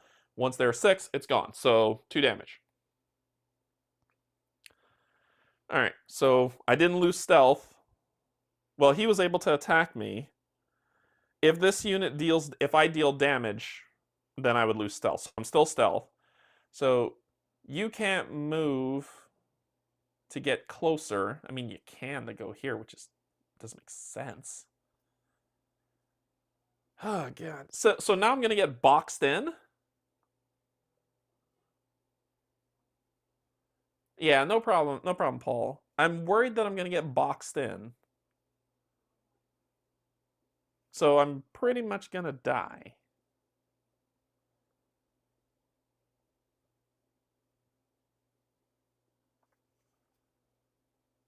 Well, on my turn, sure. But I'm talking about... I'm not going to attack anything I'm going to move. I'm talking about this hasn't moved yet. And this hasn't moved yet. So what's going to happen now? So we've done 1, 2, 3, and we got 2 left. Where did these 2 go?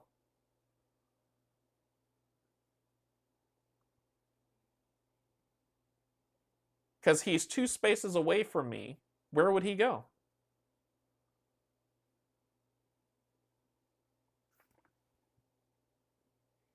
I plan to do movement to try to free these 2, or free these 2 to give myself some breathing room. I just don't know where this guy's going, and I don't know how this guy's moving.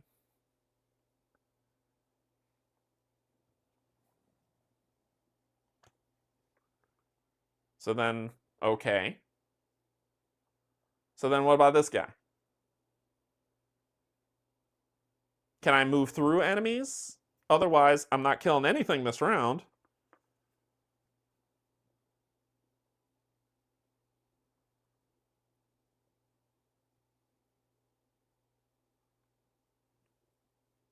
Yeah, because it was, if I read this properly, 1,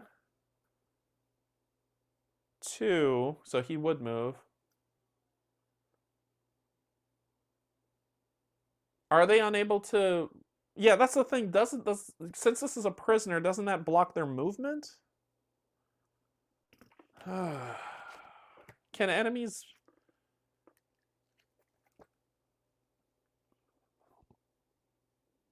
I don't understand.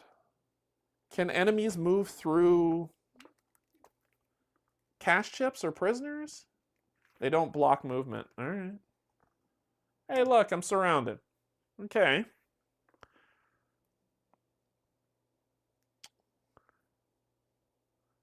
So honestly, all I got this round is to kill that mud crab.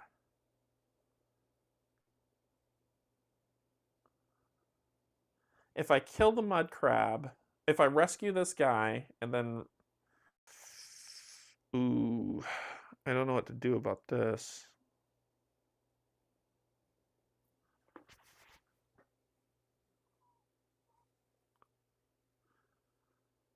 The caches are shackled prisoners after an adventurer succeeds on a lockpick check. That's all it says. It doesn't say anything about that.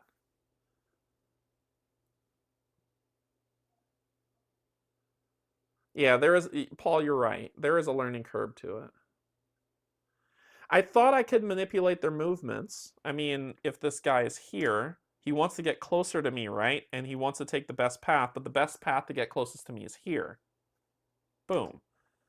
This guy who's here wants to get closer to me. He can't get closer to me, so I get to determine I can move him here. You know what I mean? So right now, 1, 2 would put him 1, 2 away, and 1, 2 would put him 1, 2 away. So I can move him here for all I care, and it's a legal move. So I don't have to surround myself. And if that's the case, if that is the case, then the path must be clear. I think you need to move him along a path which would potentially reach you. It could. I don't know. Okay.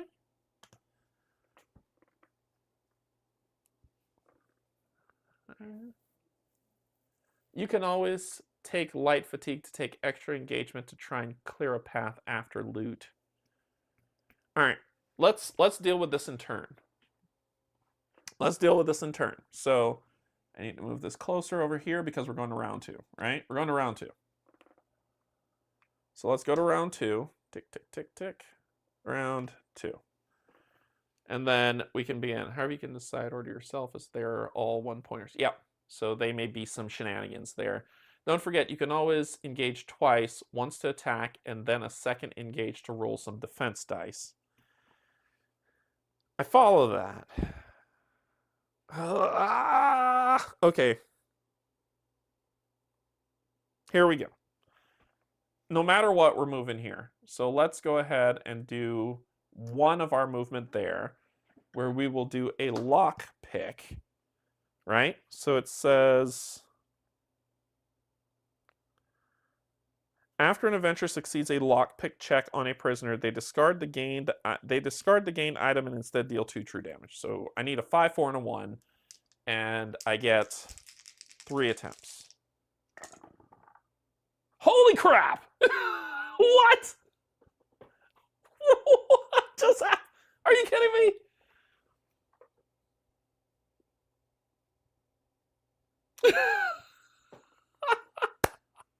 So discard this, which would have been pigs in a blanket. So that gets discarded.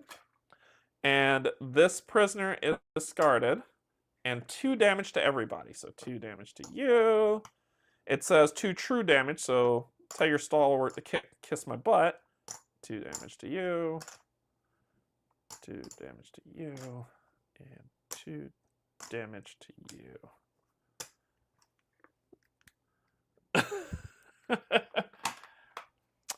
This is not recovered. It's lost. It's not something that's recovered. Right? I think that's the case. When that's removed. That's removed. Okay. I still have movement because I can't attack. I can't move, attack, move. I have to do something. Status dice are removed. Yeah. Okay. I don't know what to do. I've got some engage actions I can do. This guy's gonna suck.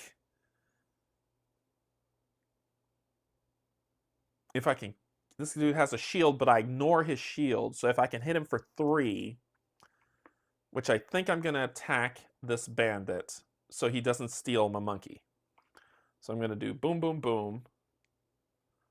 Mr. Crabwood. Mr. Crab had 3. So I'm gonna roll this. No, I'm gonna attack something. Oh, so my plan. Here's my plan. Tell me if I'm dumb. Tell me if I'm dumb. I'm not doing ranged. Sorry.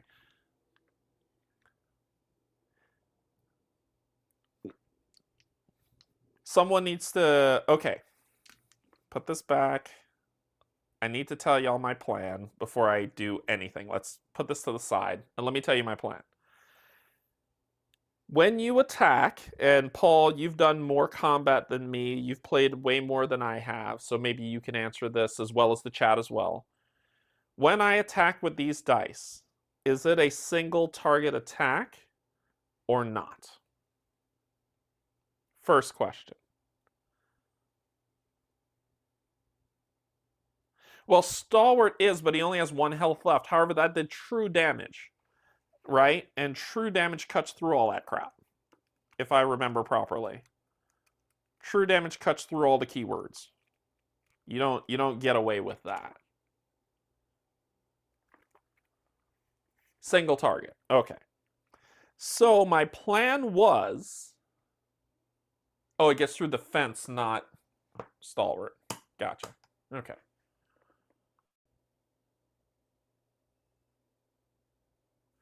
So, that messes up my whole plan. All right, I'm going to have to hit the steel guy because I don't want to lose the monkey. I ignore shields anyway, so I don't care. But I'm going to roll to try to get some defense and get some tenacity so that I can get cauterized to gain the drain dice back.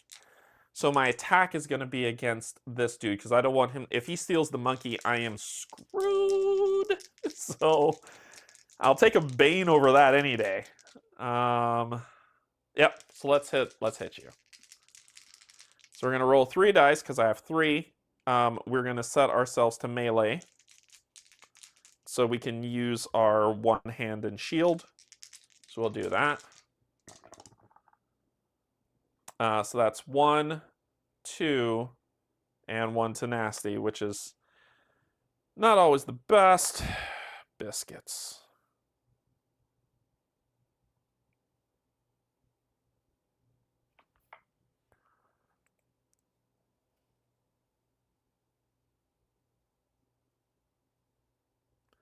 I'm only at level 1, so let me just put that at the top so I don't get blinded by things I don't have. And speech means nothing right now.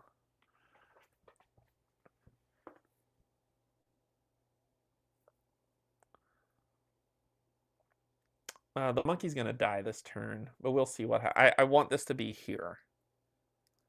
Because I'm gonna tank it anyway. The monkey's gonna tank damage no matter what.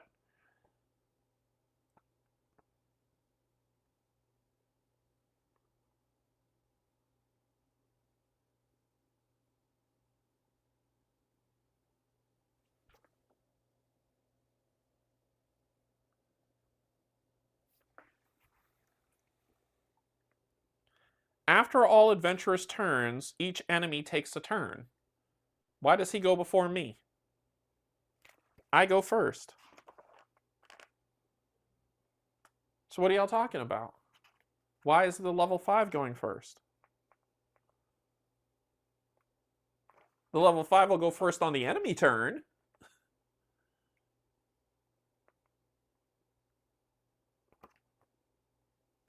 Okay. So does this thing take 2 damage or not? So does this thing take 2 damage or not for true damage? Yes or no?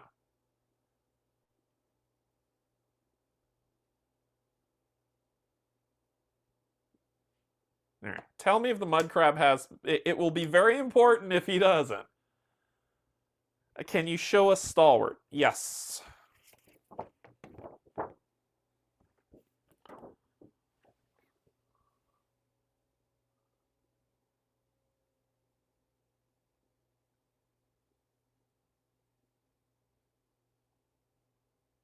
There you go.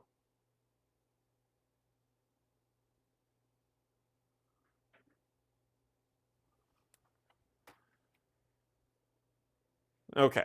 Mud crab loses 2. Okay. Little bit of plan change then. All right. So I wish I had, because then my whole plan would have shifted. Because I would have ranged him first. I would have gone into range stance first, shot him, then switched back to battle stance and attacked that guy. And stalwart is not preventing damage. That is correct. True damage is true damage. Correct.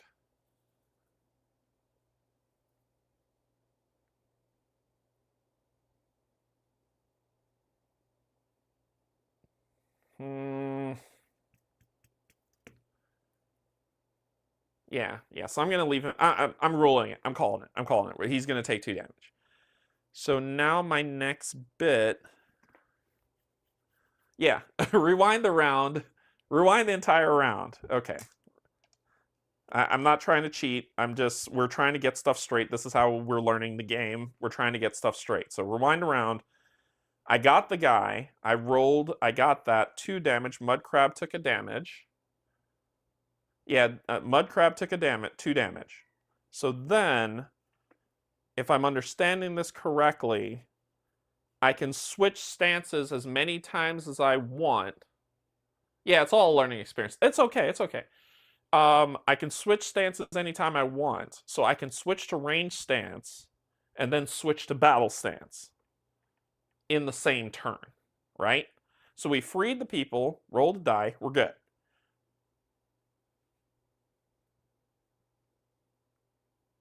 Okay, so if I switch to range stance to shoot the mud crab, I'm shooting him with this die.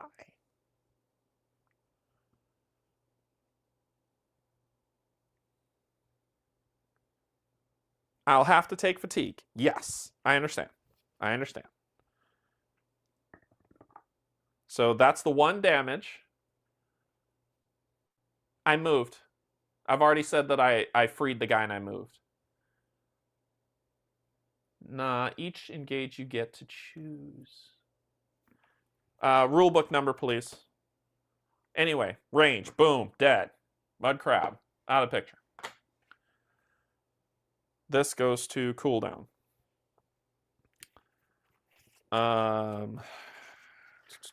Battle rules. Enemy chips. Battle setup. Round sequence. And counted by 1 if there's any adventurer's turn. Each adventurer takes their turn, starting with the first player and counting clockwise around the table until each adventurer has taken 1 turn. See adventurer's turns on page 59. Page 59, adventurer turns. Yeah, we're gonna get it. But that's why I was like, we're just gonna point it out in the rule book where it is, so no one is like, oh, I thought. So we're gonna get it solved. So during your turn, you may take a number of actions, including moving, engaging, and resolving class abilities, or exploring at a distance. When it's your turn, when it's your adventurer's turn to act, follow the steps below. Start a turn, trigger any abilities with timing, recover, adventurer actions. Cool. How do we, let's see. Your adventurer may perform one or more of the below actions in any order of your choice. You must resolve each action before you perform another action. Note that some actions prevent an adventurer from performing others, but there's no hard limit to the number of actions an adventurer can perform on your turn. So we can move, we can engage any number of times. So move a number of adjacent hexes up to a value of your stamina stat. We can only, so move, when an adventurer performs a move action, they move a number of hexes up to the value of their stamina. An ability that gives additional hexes of free movement to an adventurer outside of their move action is not treated as a move action. For each hex of movement your adventurer is allowed, you may move to one occupied adjacent hex. A movement action or ability ends when you cannot or choose not to move additional hexes. You may perform move actions up to twice per turn, but there are limitations on the move action. 1. If you perform no engage actions on your turn, you may take a second move action. If you have taken a second move action in a turn, you cannot perform any engage actions that turn. So that means you can only move once a turn. You cannot perform a move action if you have performed an explore action that turn. That's for delving. Or exploration, sorry. You also cannot perform an explore action if you have performed a move action. Delving. Your adventurer's movement cannot be interrupted by other actions, but it can be interrupted by abilities or events if this happens. The interruption is resolved after the adventurer moves into the hex where the interruption is triggered. Cool. I'm looking for the fatigue. Engage. Any number of times per turn, roll a number of available skill dice up to your stamina or magicka stat as appropriate for each skill. See below. After your first engage action each turn, you may gain 1 light fatigue each time you perform an additional engage action. If playing on expert mode, it gets worse. Otherwise, there's no limit to the number of engage actions you can perform. So, I could do an engage action. After you first engage each turn, you must gain 1 light fatigue each turn to perform an additional engage action. So it's basically doing an engage without rolling dice. Sorry, I'm missing stuff.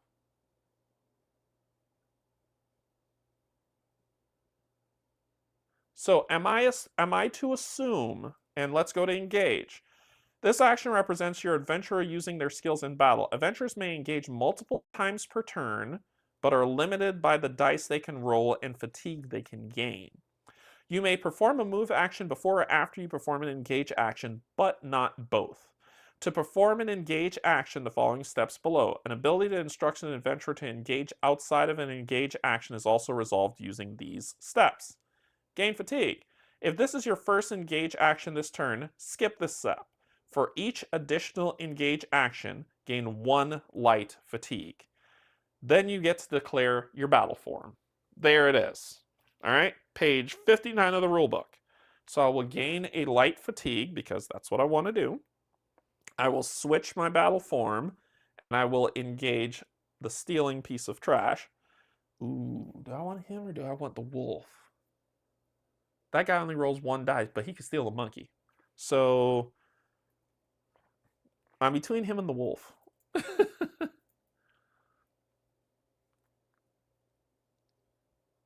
Yeah. You said this is my first engage. My first engage was to rage this guy, right? That was my first engage. My first engage was to be range and attack. Yeah, Crabman was killed. So I could... Can I gain fatigue to re-roll dice? Because I don't want to miss this guy. That is what it is. All right. The wolf is going to roll 2 dice, which I could definitely put on the monkey. I know I'm going to roll horribly on that and lose something. So I could actually lose the grilled hare. So I'm going to go for the wolf who rolls more dice. So I'm going to attack the wolf. And if I kill the wolf, and I need to do better, so I'm going to roll 3 dice against the wolf. Because if he does steal, I'm going to let him steal the grilled hare. So we're going with the wolf. Good lord. Why couldn't that be the steal guy? Anyway, I menace him with 5. Man, it should have been this guy. I could have killed him. Anyway. Of course I roll well. Buy Paul a pack of Jaffa Cakes allows for free rerolls. I'm with it. So the wolf dies. His riposte does not happen. And he's not going to roll 2 dice against me. This will go up here. These will come down here. So I have 1 defense for sure. And I have the monkey to block stuff. Those are all the actions that I can do. I am out of dice. I am done. You will go first. And you will move here. Then you will roll 3 dice to attack me. And you have Vine Snare. Vine Snare says, I don't have an available combat dice. You can't drain. Here we go. 3 dice. Ooh, a blank, a 1, and a 1. So let's let the shield... Oh, wait. You're not available. This thing's not available. This is the available area. So block 1, put 1 on a monkey. Yeah. Then the bandit is going to attack me. Right? Yeah, then the bandit's going to attack me. So he hits me for... Actually, maybe not. Maybe not. Maybe not. When this unit determines a target, roll a d6. If the result is greater than the target's current health, the target discards a non-food item. So I could lose that thing too. So boinka. A 4. I have 4 health. Suck it. So it's not greater than. So he doesn't steal anything. If the result is greater than or equal to the target's health. Nope, nope, nope. I'm discarding an item. I don't want to lose the monkey, so I'm going to lose the potion. Cool. And then you rolled... Putting it on the monkey. Yeah, equal to or greater. I'm sad and I saw it. Then you're going to move here. And you're going to attack me with 1 die. 1 more damage. How much is this monkey's taken? Monkey's at 5. The monkey's at 5. 1 more and it's dead. Then you are going to you're going to slap that right in the end. Because you bane me. Okay. Turn. Done. Good turn. Good round. We're good. We're good. We're good. Okay.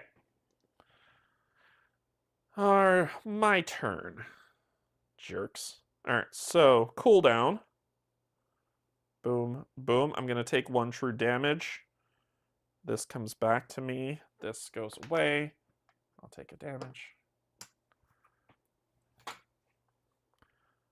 Then I am going to move 1, 2. Oh, man, look at that. All right, 1, 2, 3. And we're going to lockpick. And this is round 3. And we're going to lockpick.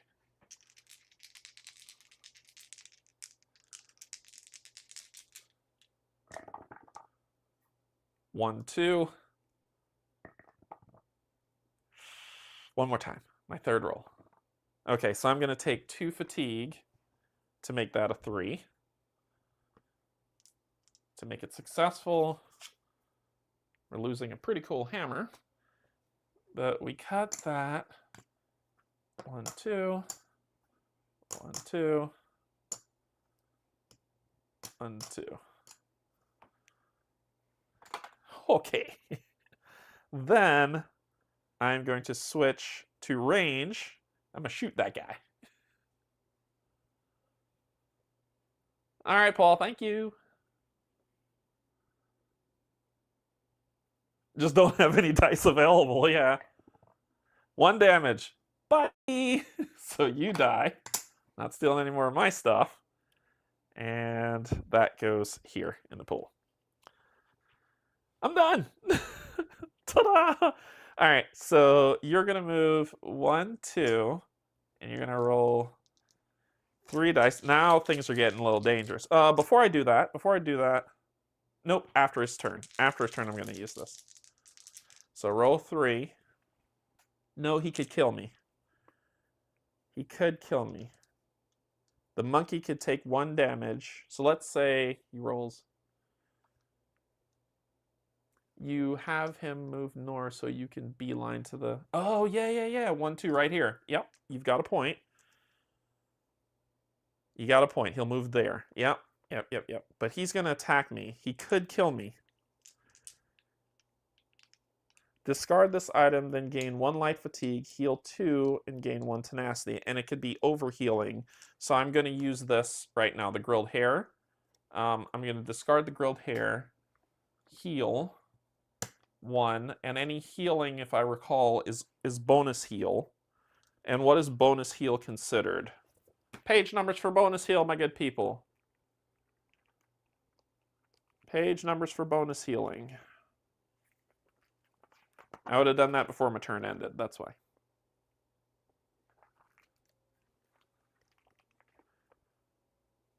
Once per battle during your turn, remove up to 3 fatigue or status dice from your cooldown and heal. Ooh! And that's the bonus heal. Yep, you're right. I wouldn't use this. I would use my adrenaline rush on my turn before my turn ends. So let's put him back. And before my turn ends, I will use battle rush to remove up to 3 fatigue or status die. Boom, boom, boom. All 3 are removed.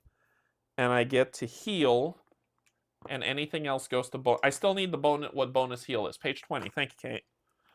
Page 20. Some abilities cause an adventurer to gain bonus HP. These HP chips are not added to the stack beneath the adventurer's chips, but instead are placed near their battle form tracker on the adventure mat. When an adventurer with bonus HP takes damage, the bonus chips must be removed first before removing HP chips from under the adventure chip. However, if the adventurer takes true damage, their regular HP must be removed instead of bonus. Cool. Okay, so we got rid of that. We healed. We got bonus, so that was 1. 2 more is going to come here. And then you're going to move 1, 2, and attack me. 2, 3, 4. So 2. Boom, boom. I'll take the 2 here to be 4.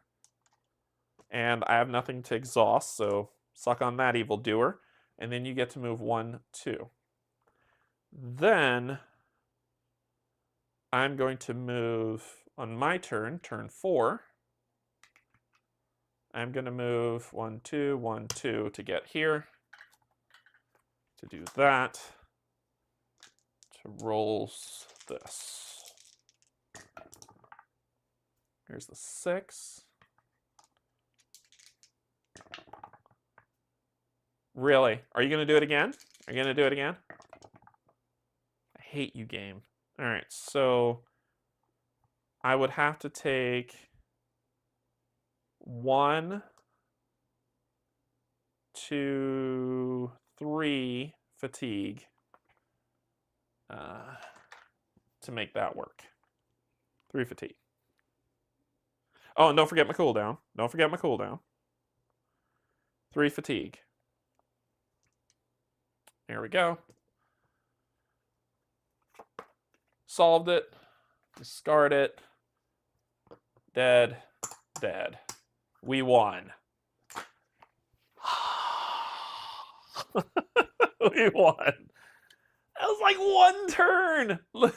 Okay, so we won. It's 2 XP for this. So we just finished the combat step, but we haven't gotten into the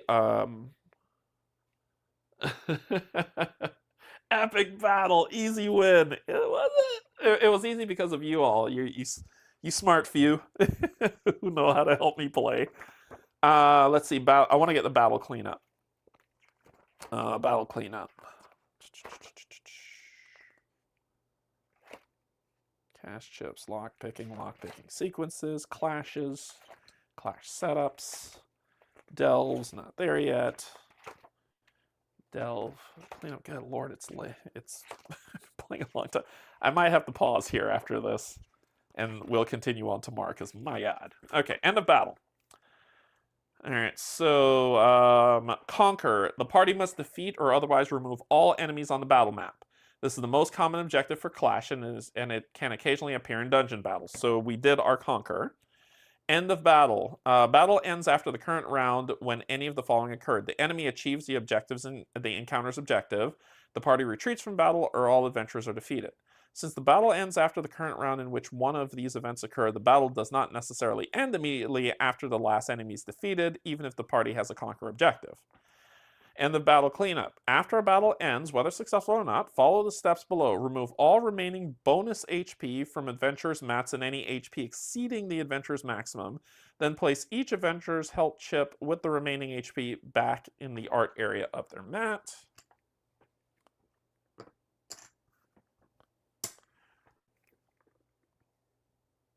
Removing all status dice or excess HP from that chip. Each adventurer removes and exhausts any remaining dice from their active slots. That would be here. Okay. Then they recover all of their drained skill dice. Recover a drained skill die.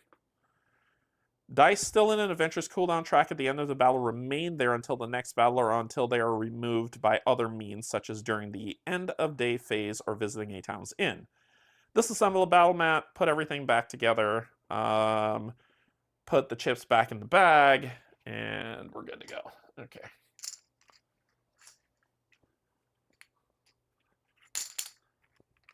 So, cool.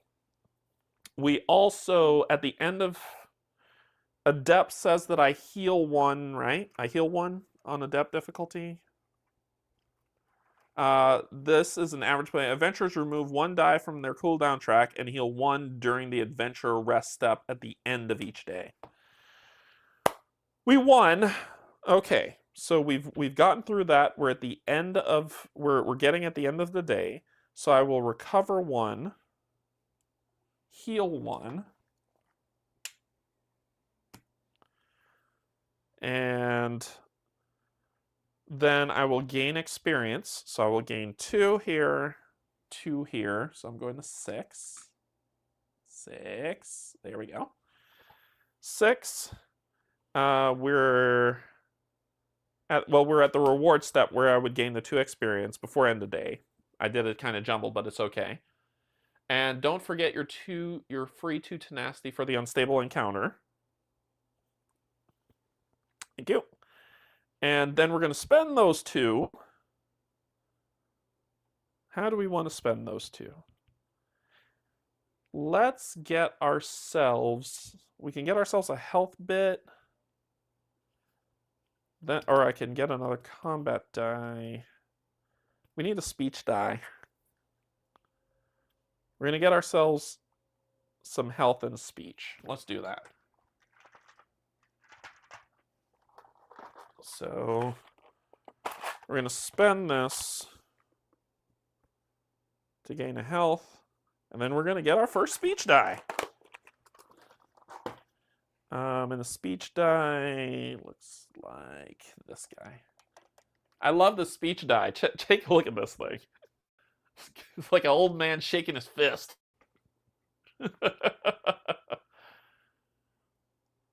So there we go. So we'll get our first speech die. And now the speech abilities become accessible to us. So we've got some leeway when it comes to talking at this point. Okay. And the day, let's determine the weather. The weather is going to be flooded. So we got flooded weather. Cool. Cool. And flooded weather for the Gazette. Yep, this is the Gazette. Flooded weather indicates that they only move 1 hex towards us, and our movement is 2. They're only going to move 1, I'm going to move 2. Yeah, increasing HP also gains you that HP. Okay, so new day. We're going to tick, tick, tick, tick to 5. They get to move 1 towards us, and we get to only move 2. And I think I need to go to his mirror. Right? Because we got to get here, but I think I need to go to his mirror. So I can rest, heal my monkey, get some stuff, get rid of this nonsense, get my dice back. And probably find another side quest potentially. I don't feel comfortable going to another clash immediately, although it's the smart thing to do.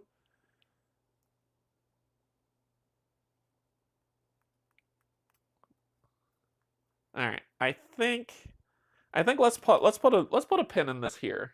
I've been going since, how long have I been streaming? 5 hours? I've been going 5 hours. I think it can. Doesn't the inn heal everything? I think the inn heals everything. If it can't, then we're keeping on trucking.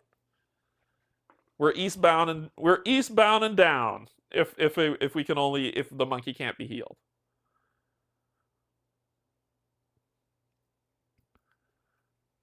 Inns heal everything. Yeah.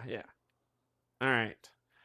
Let's go to the end, and then we're going to call it. We're going to call it for today. I will continue to play through. I'm going to leave the game state exactly as it is, not going to touch it, and we'll come back Tuesday and play and continue playing through this, because I want to complete this entire thing. But you see how long it takes to play, though, right? I mean, of course, I've done a lot of talk, and whatnot, but we see how long it could take for you to go through a clash. Of course, as you get more proficient with the game, you'll move faster. But right now, our baddie queue is 6, which is crazy. So let's go ahead and move to the town. His mirror, his mirror, and check out what his mirror has to offer.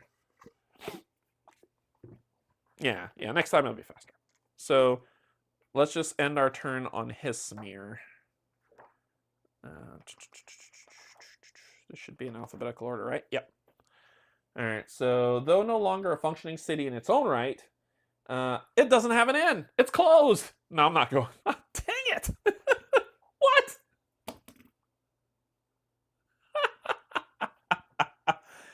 I go to the only place without an inn.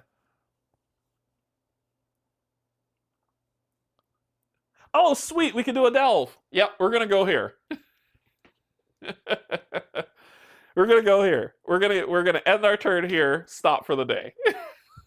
The only place without an inn. But there's a delve. We're gonna do that delve on Tuesday. So we'll stop here for today. All right. Oh God, 5 hours. Jeez. Oh, all right. Cool. What I guess my question more is, what do you all think? I took the time. I really, really hope that this was helpful in a way. I'm sure there are other content creators will do a far better job, and I'm not downing myself. I'm just saying, whatever your preference is. But I hope that this was helpful in terms of seeing the game, if it's re-engaged your interest and excitement for the game. If it hasn't, I am unbelievably grateful to Kate, Schmendrix, Yogi, everyone in chat, Brian, everyone in chat, Paul, who's been helping me with the rules. You have no idea how helpful that is, and I'm retaining a lot of that stuff. So thank you. Let's see.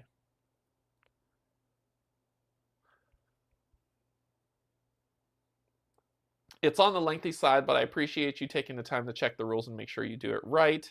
It's been a blast. First time learning the game properly. This was very good, seeing setup, tutorial gameplay, and all of us going over and checking rules. I like watching you, hopefully. Have fun with it your way. My hype still maxed. Love it. Thank you. I have not shifted. So just to keep in mind, and where's that tutorial book? This tutorial book, if you choose to follow this tutorial book to the scripted path, it only takes you to day 4, and then it drops you off. Yeah, day 3, day 3. Yeah, day 4. At the end of day 4, that's the end of the tutorial, and the game is yours, right? The differences between what I played and that was I chose to pick the Dragon Knight instead of choosing what achievement they gave me. I chose the Red Guard instead of the 2 classes that they told me to pick. And instead of my final quest being up here in Stormhold, I started in Stormhold and my final quest is here at the bottom of the screen. So you got to see some pretty decent playthrough of this. I will keep going. I might make this a week thing, right? I know Pac-Man's back and he's itching to play some board games with me, but I want to get through an entire chapter so you can see once I get through and close this and it takes me to a new zone. I want y'all to see that. So if I may do this Tuesday and Thursday, if that works out. Okay.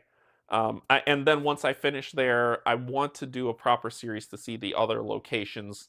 Cyrodiil, or as Baron says, Crocodile, High Rise, Morrowind, Skyrim. I want to see all the new ones. So cool. Yeah, I want to let me pop up here real quick. I want to apologize to people in the chat for having to endure what happened earlier. I do want to apologize to y'all for that. That's not.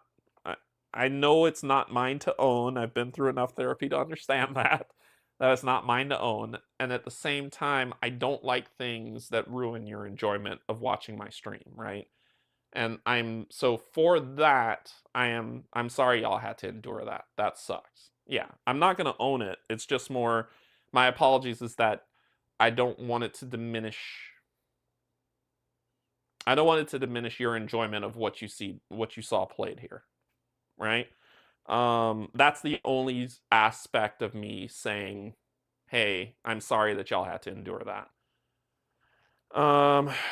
Yeah, other than that, yeah, other than that, it was fun. Yeah, it was super fun. We need to do this, right? We need to do this. I'm going to do this Tuesday because I need to go lie down. So I'm gonna do this Tuesday. So sign up Tuesday. We'll do the draw, whether you're part of the stream or not. We'll do the draw at the start of the stream on Tuesday. I'll get it scheduled. It's gonna be 6 p.m. Eastern, so I know that's gonna be a different time for people around the world, in different locales. But if you've signed up for it, you've guaranteed a spot in the raffle, and I'm gonna roll it on Tuesday so people can see. So that people can vie for these prizes, right? These Gen Con prizes. And I will post I'll post the winners in the community and reach out to them individually through the emails that they suggest from the form. For people who are just coming in, the form is in the description. Just refresh so you can see it. It's a form where I am giving away the Gen Con Elder Scrolls promo. 2 people will win the symbiote bit, and somebody's going to win Comic Hunters. And I will do that on Tuesday. I was going to do it today, but my brain is good and cooked. So I put it in the chat earlier, but if you weren't here to catch it, that's okay. It's in the description. Sign up for for the ones that you're interested in doing. Tuesday, first thing, before we even play, we're going to roll for the winner, and then that's going to be great. All right. Glad you had fun. I hope I didn't come. No. I hope I didn't come across as too much of a no. No. I want I think you are an immense help. Immense. I think that's the thing. Here is helpful. I think you missed to do that, or well, you should have done this instead. Here is unhelpful. The stuff that came up before. That's unhelpful. That's unhelpful. So anyway, I hope you enjoyed the stream. I will see you all Tuesday. I'm gonna not touch anything. We're gonna leave it on the table like this and come back to it until then. The form marks them all as requires. You can't just pick 2 of 3. Not sure if that was intended or not. Did I miss something? No, it doesn't mark them all. Just don't check the box. Just don't check the box. Silent Sniper. If you go on that form and check just to make sure, check the box on only what you're interested in. The form doesn't check them all. Oh, it makes you check them all. Biscuits. The form makes you check them all? Boom. Boom. Boom. No, they don't. I forgot to turn that off. I just fixed it. You can go back in. I did set it. Responses. Yeah, you can edit your responses. Try it now, Joanna. Try it now. You can. I just fixed it. I forgot to turn off the required keyword because I'm smart. But you should be able to now go back in, re-edit, and not check what you don't want. There you go. Sorry. I will restate that in the community chat saying, hey, I'm an idiot. Go in there and edit because you can update what you selected and go from there. Yep, fixed it. So uncheck what you don't want, check what you want, and we're good. The only thing that's required now is your email because I have to know how to get in contact with you. So fix it. Cool. Yeah, no problem. All right, everybody. Thank you so much. I appreciate it. I hope you've enjoyed this playthrough of Elder Scrolls. Chip Theory Games, thank you so much. Everybody in chat, thank you so much for your help. I really appreciate it. And just know I love you, and there's absolutely nothing you can do about it. Bye, everybody.